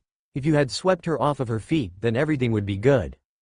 The proctor snorting said, "I swept her off of her feet. I nearly fucking died sweeping her off of her feet." The proctor with angry eyes asked, "Do you know how difficult it is to smuggle Iwa rock candy into the village?" Naruto blinking said, "Not that hard as Karen-chan loves Iwa rock candy. I went out and got her some." He then taking on a thinking pose said, "That reminds me I should go see Kuritsuchiheim soon, before she tells that old coot of a Tsuchikage that I deflowered her." Everyone hearing this gained wide eyes. Kakashi crying tears of pride said, "That a boy Naruto popping girls' cherries all across the elemental nations." Naruto rolling his eyes said, "I've only popped 2 cherries Kakashi-sensei." Anko hearing this chuckled and said, "Not true Naruto." Naruto blinked hearing this. Turning to her he asked, "What do you mean?" Anko giggling said, "You popped Yugo's cherry, along with Kin-chan, Karen-chan, Hana-chan, and Ayame-chan." Naruto hearing this blinked and asked, "I've taken 7 people's virginity?" Anko giggling said, "Did I forget to mention Kurenai, Ino, Tenten, Serena, Tsubasa and Jinx?" Naruto hearing this felt his eyes widen as he asked, 13 virgins. I've deflowered 13 virgins. Kakashi now openly weeping said, he's gonna earn himself a nickname amongst the females. Jiraiya crying in his wheelchair said, the Virgin Slayer. Kakashi then gained a bright smile on his face as he said, that's my little brother. Anko giggling said, I don't think he's done popping cherries. He probably plans on popping Temari's, the 2 Namikaze girls, Kami-sama, the cute redhead pretending to be a guard for Petamaru, Naruko-chan and most likely Yami-san. Naruto with a tick mark on his head said, Anko, stop telling everyone my plans. Anko still giggling said, I can't. The nanobots keep feeding me the information and I keep releasing it. Naruto face palming said, those damn nanobots are about as nosy as Amaterasu nay. But unlike her, they can't be bribed to go away. He sighing turned to Temari who was confused, he smiling said. Don't worry Temari-chan. It will all become clear once Petamaru starts the invasion, which I advise you to help out Konoha, because if you don't. He then titling his head as white feathers started falling said, it's not gonna end well for you. A huge explosion then occurred and Gaara appeared beside Naruto dressed in what looked like priest robes. Temari gained wide eyes spotting this. Naruto looking towards the sky smirked as a drop of blood fell on his face. He closing his eyes said, go wild Gaara. Leave no sound or sand ninja alive. Besides Temari-chan that is. Gaara bowing said, yes my lord. Mother and I will bath in their blood and increase your plentiful bounty. Gaara then vanished in a swirl of sand. Naruto opening his eyes ducked under an attack from a sound ninja. Naruto moving to the left smiled as the sound ninja was sliced into pieces by a strong wind blast. Naruto smiling at Temari said, welcome to the religion of Carnage. Bath in the blood of your enemies today Temari-chan, because tomorrow. He licking his lips said, I make you scream my name until Kami-ne comes to investigate. He then tossing a lightning bolt behind him smirked at the pained screams of the sand ninja looking to attack him while he was talking to Temari. Said girl was blushing blood red, and had some blood dripping from her nose. At what Naruto had just implied, she then jumped backwards when a few puppets tried to attack her. She looking up with angry eyes glared at Chio who said, stupid girl. You're supposed to be helping your home village not the enemy. Temari getting her fan ready said, I fight for my family. My little brother that you put a tailed beast inside. My other brother who you turned into your plaything. She with a fire in her eyes said, today I pay you back for taking my mom away from me you old bitch. Chio snorting said, your mother was a worthless whore who deserved exactly what she got. Temari screaming launched at Chio. Naruto standing on the roof beside Anko and Sarutobi smiled and said, so the battle begins. Naruto smiling at Petamaru inside of the barrier along with Anko, Sarutobi and Minato asked, you look mad Petamaru, did I say something to upset you? Orochimaru snarling said, I would take your body brat, but you're too strong and your mouth is a little too smart for me. Naruto laughing said, I'm a god Petamaru. Orochimaru smirking said, so you claim, stand against the likes of Uchiha Madara and Senju Hashirama. Naruto blinking asked, are you about to do what I think you're about to do? Orochimaru smirking slapped his hands together and 4 coffins rose up from the ground. The first 2 had the numbers 1st and 2nd on them. The third one had the kanji for Uchiha on it, and the last one had the kanji for Salamander on it. Naruto watched as all 4 coffins opened. Naruto spotting the first Hokage, the second Hokage, Madara and Hanzo laughed and said, now this is a party. Naruto turning to Anko said, take on the second, see if you can rip his soul out. He turning to Sarutobi said, old man you team up with Namikaze to battle the salamander. He cracking his knuckles said, I'll be taking on both Madara and Hashirama. He letting his Dujutsu flare to life said, it's time to find out how I stack up against 2 gods of shinobi. Sarutobi nodding dashed towards Hanzo with Minato right beside him. Anko letting her nanobots surge out shot towards Tobirama. Naruto looking at Madara, Hashirama and Orochimaru turned to see Shikaku stomping down on Sand Ninja and slapping the stupid attacks from the sound away. Naruto smirking nipped his finger and said, "I know you have a backup plan, Petamaru, so allow me to bolster the odds." He, blurring through hand signs, slammed his hands down and said, "Summoning Jutsu." Groudon, Titan of the land. Everyone gained wide eyes when a large brownish-red dinosaur-like creature appeared and roared. At that moment an explosion happened in the forest and a huge release of demonic chakra was unleashed. From the forest the five tails appeared. Naruto, spotting this, said, "The Go-Beh. Groudon isn't going to be enough for that steam-venting freak." He, lifting up his hand, said, "Carnage release." Benevolent offering of the god. Madara and Hashirama blinked when thunder rang out above the clouds. Naruto, turning to Shikaku, who was looking up at the sky, said, "Bathe in the glory of your god." Shikaku gained wide eyes when drops of blood started to rain down on the village. Shikaku, laughing loudly, said, "My lord has given me his blessing. I am bathing in his glory." Everyone gained wide eyes when he then tripled in size and his sand turned blood red. Naruto, closing his eyes, let the blood fall down on him, loving how his rain could fall through anything. He, opening his eyes, could see Anko holding the arm of Tobirama with her tongue catching drops of blood. Naruto, summoning a chalice out of nowhere, lifted it up and let it fill up with blood. He, smiling at the confused looks on Madara's and Hashirama's face, said, "I talk a lot of shit when I'm drinking, baby. I'm known to go a little too fast. Don't mind my big sister, I know she's real crazy. But she's my favorite sister and I'm glad. That's all I'm gonna say, so fucker, can we dance?" He then, teleporting the chalice away, let the flaming aura of Moltres come to life and blurred towards Madara. Madara, barely blocking the attack, smirked and said, "You're strong, boy." Naruto, coated in flames, smirked and said, "This is gonna be the best fight so far." He then jumped into the air as tree roots and snakes came soaring towards him. Naruto, spinning in the air, let the flames take on the shape of a wheel. He, crashing down, cried out, "Flame wheel." Hashirama watched as the flames burned not only his wood, but the snakes into ashes. Naruto, standing up, flexed his muscles, said, "Dance, fools." Explosions erupted around him and Orochimaru was barely able to dodge the attack from Naruto. Naruto, feeling Madara coming with his signature weapon, unsealed Jinx sword, in her base form. He, swinging it, felt the power of his sword clash with Madara. Madara, feeling the power behind Naruto's sword, smirked and said, "You're really good, boy." Naruto, smirking, said, "You ain't seen nothing yet." His body then started to glow and the flames of Moltres tripled in size. Naruto, smirking dangerously, said, "Flame charge." Madara, switching places with a log, blinked as the log was turned into ashes.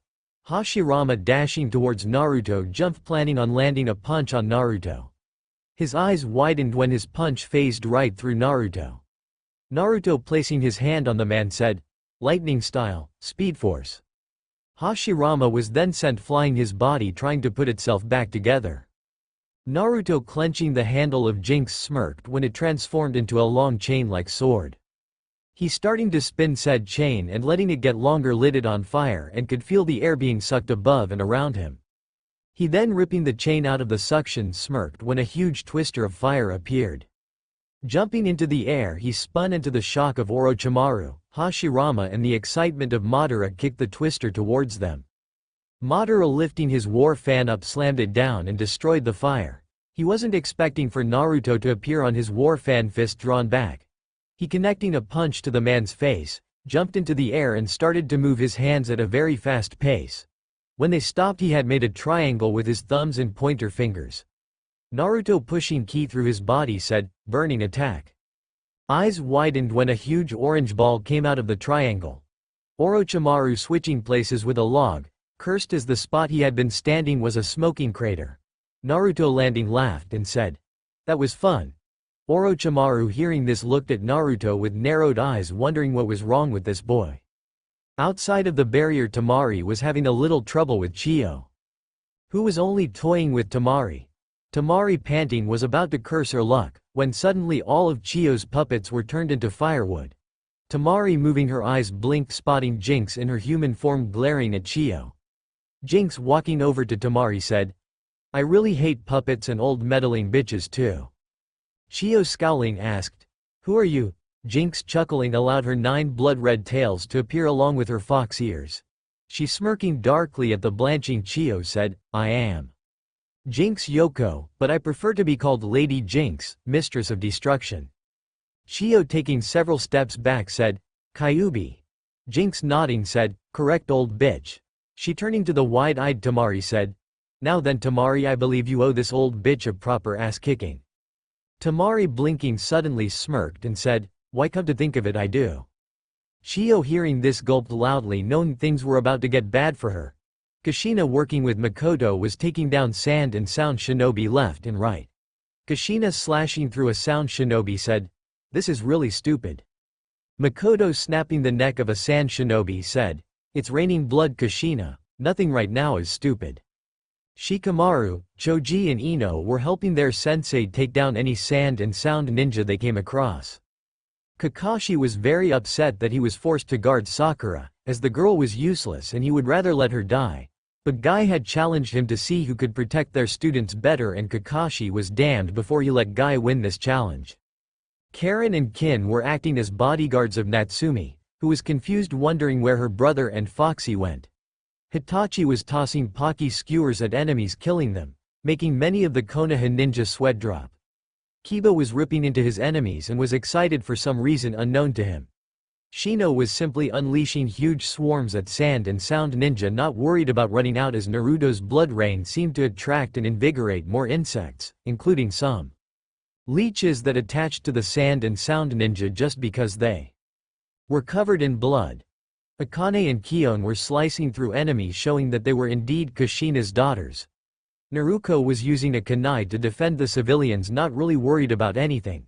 Ten was unleashing showers of sharpened kunai. Ignoring how everyone's sand or sound shinobi she hit screamed very loudly. Jiraiya being protected by Yugo was wishing that he could battle and that he hadn't foolishly challenged Naruto to battle. Yugo herself was wondering why she was loving that it was actually raining blood. Back inside of THNG was using her new nanotech release and her snakes like clockwork on Tobarama Senju, who to his own shock was struggling to put the girl down. Anko was also enjoying the rain her insane little brother had summoned.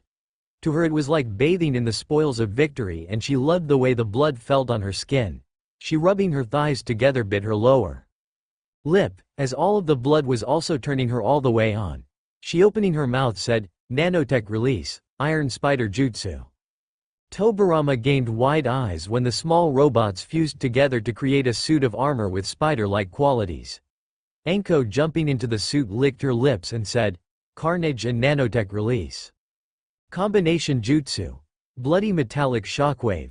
From her body a huge wave of robots coated in blood came soaring at Tobarama, who screamed when they hit him. The robots started to bury not only into his body, but his very soul. Anko smirking pointed towards Tobarama with both of her arms. Cackling she said, "Nanotech release. Subcategory, Twin Ionic Cannons Jutsu." From her 2 arms huge dark purple beams came soaring at Tobarama, who to his shock couldn't move a single muscle. A huge explosion then occurred that rocked the area inside of the barrier. Sarutobi and Minato, getting their ass handed to them by Hanzo, felt the shockwave from the explosion. Sarutobi biting his lip said, "Damn it Anko." Minato, trying to keep his focus on Hanzo, who had this taunting smirk on his face, said, "Naruto may have turned her into a monster." Sarutobi was about to say something when his instincts told him to lift his hand up. He doing so blinked when he felt something cool hit his hand. He looking at it blinked as it was a test tube with a green goo-like substance in it. He looking up wondering where it came from blinked, spotting a rather large blue beetle. It had glowing pink eyes for some reason. It then opened its mouth and he was shocked to hear Naruto's voice come from it. He said, "Oi old man, my guess is that you and Namikaze Baka are getting your asses handed to you by the old salamander. Well, I decided to even the odds for that dated shinobi warhound. Inside the tube is the 4th successful fusion of my ultimate Carnage release jutsu. Fumetsu no Sakai no Aji, Taste of the Immortal World. The base for nanotech release, and the alien parasite Kami Ne gave me when I became a god."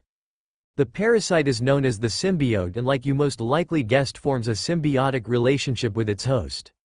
The nanobots will act as the host instead of you.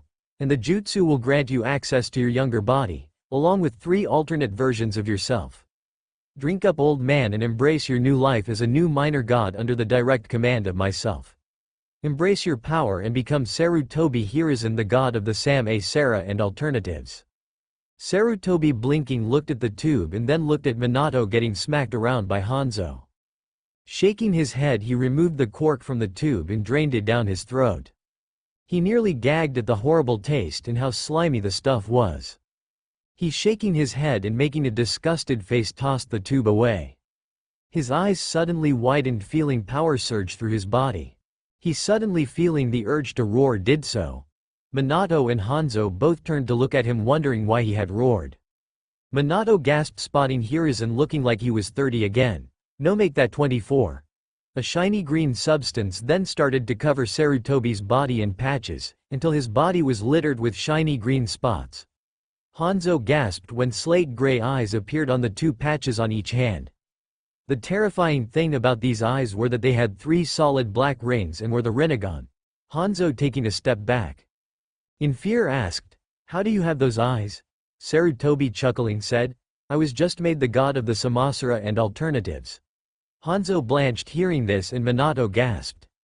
Hiruzen then vanished from sight and the next thing Minato knew, Hanzo was flying all the way across the roof. Hiruzen appearing where Hanzo had been clenched his fist and said, "Now I feel like the god of shinobi once again." Naruto, having witnessed Sarutobi's ascension, chuckled and flipped over an attack by Orochimaru, who was covered in nasty bruises and cuts. Madara sending a powerful fire jutsu at Naruto watched as Naruto sent it right at Orochimaru and asked, "What are you chuckling about?" Naruto laughing said, "Oh, it's just the old man can no longer be called the old man, and now Hanzo is about to get a taste of a 24-year-old Sarutobi Hiruzen, god of shinobi." Orochimaru hearing this gained wide eyes and made the mistake of turning to look in the direction where he could feel Hanzo fighting. Like I said, this was a mistake, as Naruto spotting an opening pointed 2 fingers at Orochimaru and said, "Almighty push." Orochimaru was then blasted away by an intense force of gravity that broke several bones of his. Naruto then feeling an attack from Hashirama coming clapped his hands together and said, "Fire style, volcanic explosion jutsu." He then erupted in a giant pillar of flames that burned every piece of wood heading his way and the ground beneath him. Madara spotting this smirked and said, "Impressive." Orochimaru appearing with fury in his eyes said, "No more games, brat."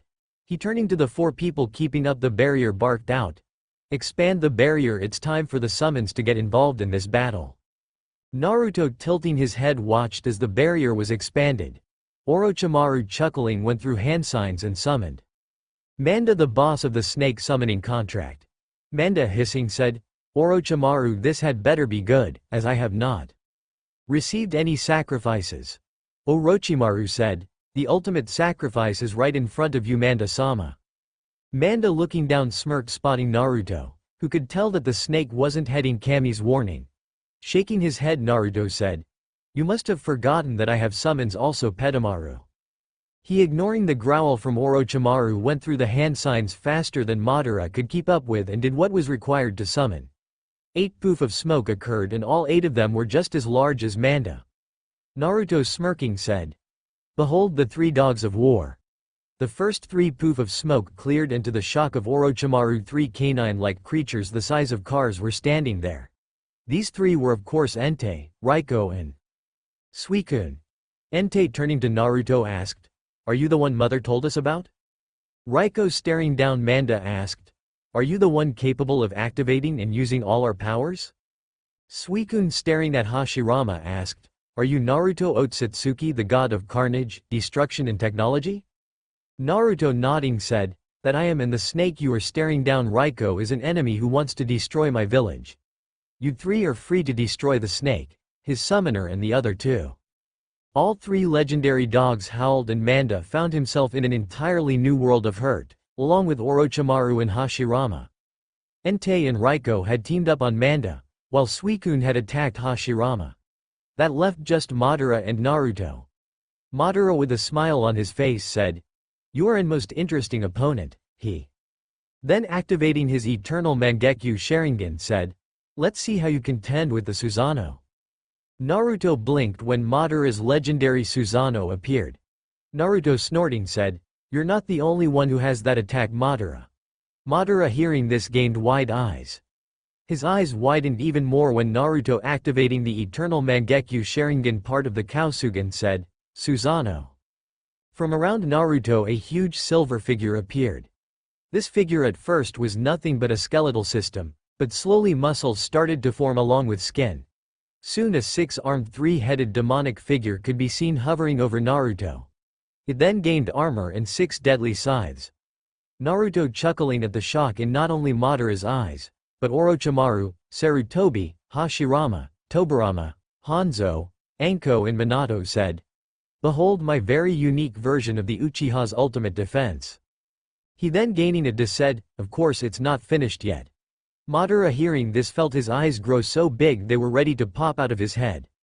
Naruto looking at the 5 puffs of smoke said, "Allow me to introduce the 3 birds of the seasons, the guardian of the sea and mythical bird of mirage." The 5 lingering puffs of smoke clearing revealed, Articuno, Zapdos, Moltres, Lugia and Ho-Oh. All 5 legendary birds were flapping their massive wings and looking around. Lugia spotting Naruto landed in front of his Susanoo and asked, "Are you the new god mother informed us about?" Naruto nodding said, I am Lady Lugia." The other 4 birds sitting down looked at the Susanoo. Articuno moving her red eyes to him asked, "Is that the construct mother said we would be able to fuse with?" Naruto smiling gently at her said, "Yes, this is my Susanoo Lady Articuno and all 5 of you can easily fuse and diffuse with it." Moltres turning to look at Madara's Susanoo asked, "Who is he?" Naruto said, "Madara Uchiha, and my opponent at the moment." Ho-Oh looking outside of the barrier asked, "After you finish the war we will be allowed to stay like Giratina, Groudon, Entei, Raikou and Suicune, right?" Naruto nodding said, "Of course Lady Ho-Oh, all 5 of you are free to roam the elemental nations as you please, and like I promised. Kami-sama, I'll protect the 5 of you with my life." Lugia nodding said, "Let us fuse then." The other 4 birds nodding jumped into the air and to the shock of Madara and the others quickly fused with Naruto's already impressive Susanoo. A huge pillar of light then shattered the barrier making Orochimaru gain wide eyes. Suddenly a massive pressure slammed down on the people on the roof and everyone in or around Konoha. Suddenly a giant hand reached through the pillar. Madara gained wide eyes when a complete version of Naruto's Susanoo appeared, with the addition of 10 large wings, and a very long tail. Naruto standing inside of the creature had this impassive look on his face that made Madara shiver slightly. Madara then shaking his fear off smirked and turned his half Susanoo into its complete form. Naruto realizing that the 2 titanic chakra constructions wouldn't be able to stand on the rooftop of battle in Konoha without destroying it, used teleport and moved he and Madara outside of the village, but still within view of Konoha so everyone could watch the battle. Madara now standing in his full Susanoo had this insane smirk on his face as he said, "This battle will either cement your place amongst legends or be the end of you." Naruto laughing said, "This battle will move me up in the bingo book from an B rank to AS rank as I will have gone toe to toe with Madara Uchiha and the world will know the name of the ultimate god of destruction." He then made the scythes of his Susanoo appear just as Madara made his sword and shield appear. The battle then began and all of Konoha, even those involved in battles, could see it clearly. Back in the now reformed barrier, Anko, having collected the soul of Tobirama while he was looking at Naruto, was kinda shocked at the power she could feel rolling off of Naruto in waves. She turning to the left decided to go give her former sensei a gift in the form of an ionic bomb, or maybe an atomic overload. Shrugging, she activated the flight system in her new armor and headed in the direction of Orochimaru. Sarutobi, having just watched Minato use the Reaper Death Seal to seal away Hanzo, shook his head as the man was promptly grabbed by Tsubasa and dragged only Kami knows where. He looking at the battle between Naruto and Madara said, "A battle between titans is happening outside of this barrier, in fact 2 of them are." He shrugging decided to go see how his other sensei and former student was faring, took off towards Orochimaru's location. Said Snake Sanin, dodging a rather deadly-looking ball of lightning from Raiko, was both pissed and terrified. Pissed that Naruto was so damn strong, terrified because Raiko and Entei had burned and fried Manda alive, actually killing the snake. He was then punched hard in the face by Anko in her iron spider suit. He going flying, flipped and glared at her. She chuckling at his face said, "Hello again, sensei." He growling said, "You foolish little girl, you cannot defeat me." He was then doubled over by a staff he was very familiar with. Sarutobi chuckling said, "Getting cocky in your old age, Orochimaru." The snake Sanin, wiping the blood from his mouth, was about to ask Sarutobi who he was calling old when he got a good look at his former sensei. His eyes nearly popped out of his head, spotting the 25-year-old Sarutobi standing beside a wide-eyed Anko. Sarutobi smirking said, "The perks of becoming a god under Naruto." Anko hearing this said, "Oh?" Orochimaru still shocked asked, "The brat can make people gods?" Anko nodding said, "Of course he can. I'm the goddess of technology and torture with a minor affinity to carnage and destruction." Sarutobi laughing said, "He made me the god of the Samasura and alternatives." Orochimaru hearing this gained wide eyes but blanched when Sarutobi's Rinnegan appeared. Anko spotting said legendary eyes asked, "Holy shit, since when can Naru-chan give out Dujutsu?" Sarutobi shrugging said, "The hell if I know. All I know is that I know have the Rinnegan and I am once again 25. Orochimaru, now trembling in fear, tried to bring Hashirama to him, but gained wide eyes feeling his connection the man gone. He quickly turning gained wide eyes as only the dead body he had used to summon Hashirama remained. This was once again a mistake as both Anko and Hiruzen connected attacks to his body, sending him sailing across the battlefield. The attacks didn't stop there as Suicune, Raiko and Entei all fired attacks at Orochimaru. The Sanin dodging landed and finally realized that the odds were no longer stacked in his favor. To tell the truth, if he had paid attention he would have noticed that the odds were never in his favor and his little plan was doomed to fail. He moving his eyes tried to think of an escape plan that would let him leave this wretched village alive. Outside of the barrier, Chio was laid out on the ground, her throat slit and guts spilling out on the floor. A panting Tamari was standing over the dying woman, while Jinx collected the remains of the 100-something puppets the woman had summoned. Chio, trying to stop herself from dying, gurgled out, "Our plan was doomed from the start." Jinx snorting said, "No, your plan was doomed the day it was thought up. Naru-chan without even being a god would have put an end to your plan and Konoha would still have won this little war." She turning to the old lady said, "He did after all have full control over my chakra and could even transform into me, but he was hiding his skills like a true shinobi does. Because a shinobi must be one with the shadows." Chio hearing this coughed up a lot of blood and passed on, her soul being scooped up by Tsubasa, who had a grin on her face. Tamari, once Chio died, said, "You can finally rest in peace, Mom." Jinx hearing this asked, "You do know Naruto plans on bringing your mother back so that you and Gaara can be reunited with her, right?" Tamari hearing this gained wide eyes and turned to Jinx and asked, "What?" Jinx chuckling said, "Tsubasa-sama has a contract with Naruto. If he delivers her a lot of souls, she'd allow him to revive someone. For every 100 souls he kills and delivers to her, he can revive 2 people. With this war he has delivered about 2,500 souls to Tsubasa, with myself, Anko, Sarutobi, Gaara, Shukaku and yourself being under his jurisdiction."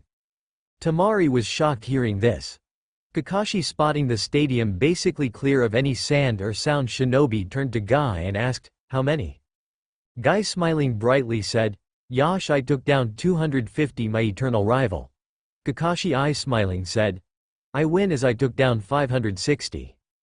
Guy hearing this started to weep as he said, "You win this time, my eternal rival." Kakashi, still eye smiling, asked, "I'm sorry, did you say something?" Guy then did what was customary whenever Kakashi did that.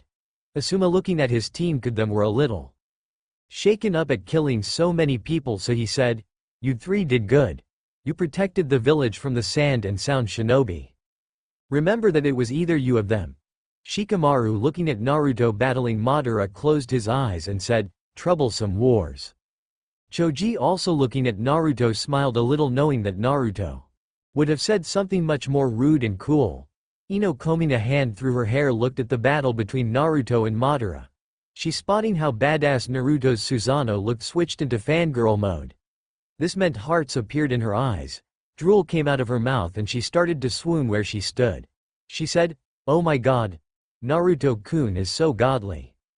Shikamaru, Choji and Asuma all sweat dropped hearing this.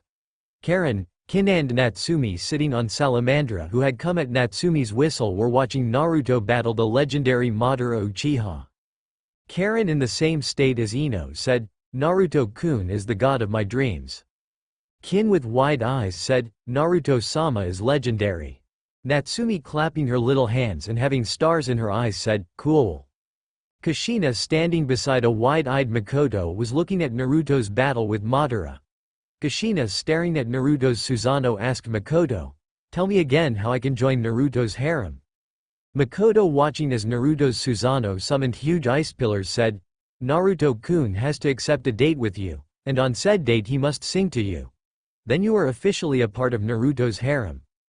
Kion and Akane, with heavy blushes on their face, was staring at Naruto's power as they said, "Otsutsuki-sama is so dreamy."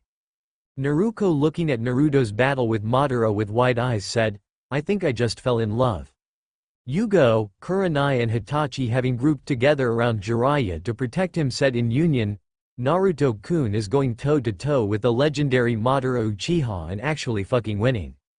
Hitachi said, "My foolish little brother is very lucky Naruto-kun held back against him." Kurenai said, "I need to schedule some time so I can get Naruto-kun to help me get stronger." Yugo said, "Fuck that, I'm kidnapping him so he can train me." Jiraiya, now realizing how truly foolish he had been to challenge. Naruto asked, "How in the 9 circles of hell is he only a B rank in the bingo book?" Kiba, looking at Naruto's battle, said, "Naruto is without a doubt not the Dobi of our class." Shino, pushing up his glasses, said, "The god of destruction will be a name feared by Konoha's enemies for decades to come." 1010, with wide eyes, said, "I can't believe I'm about to say this, but I am witnessing the man I want to marry battle the infamous Madara Uchiha and win." Sakura, with wide eyes, said, "Okay, fuck Sasuke Uchiha. I need to seduce and be with Naruto Otsutsuki." Haku, standing beside Zabuza, turned to the pink-haired girl and said, "No way in hell is that happening, bitch. Naruto-sama is spoken for, thank you very much." Zabuza, shaking his head, said, "I'm kidnapping the kid and forcing him to train me. I need to be able to go toe-to-toe with a legendary shinobi." Suddenly the battle between Naruto and Madara ended as Naruto, unleashing a powerful attack, destroyed Madara's Susanoo and stabbing Madara, ripped out the body of the now confirmed cage that was the item keeping Madara bound to the mortal realm. Madara, smirking as he started to break up, said, "I look forward to our next battle, kid, and next time I will be using my full power." Naruto, chuckling, said, "See you in a couple of years, Madara. Do be ready for the battle of your life." Madara, laughing, faded away. Naruto, shaking his head, turned back to Konoha. He, releasing his Susanoo and setting the 5 legendary birds free, said, "I thank you, my ladies. You're free to explore your new world."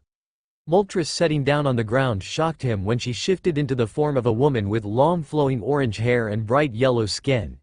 She, dressed in a pair of red jeans and an orange tank top, smirked at him and said, "The only thing I want to explore is a relationship with you."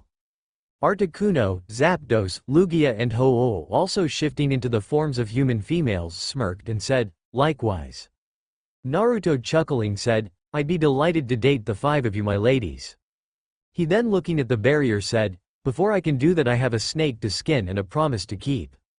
He, vanishing in a roar of thunder, appeared outside of the barrier, shocking everyone who had gathered around it. He, smirking, moved his eyes to Tayuya and asked, "Is it set up, Tayuya-hime?" Tayuya, smirking, said, "Hell yeah, it is, Naruto-kun." He, nodding, said, "Good let, Anko, Sarutobi, Raiko, Entei and Suikun out." She, nodding, created a hole in the barrier, shocking the other 3 guards. Anko, jumping out with Sarutobi, Raiko, Entei and Suikun, landed beside Naruto and asked, "What are you about to do, Naruto?" He, ignoring this question for now, walked inside of the barrier and nodded to Tayuya. She, shutting the barrier, turned to the other four, smirked, and said, "You four shitheads are no longer needed." Destruction release. Heart explosion jutsu. The four-sound ninja. This includes Udon inside of Sakin, suddenly screamed as inside of their bodies their hearts exploded, killing them instantly. The barrier stayed up though. Tayuya, smirking, said. Carnage and nanotech release. Barrier of the young god jutsu. Everyone gained wide eyes when the barrier went from being dark purple to being as clear as the air, with small shiny specks visible here and there.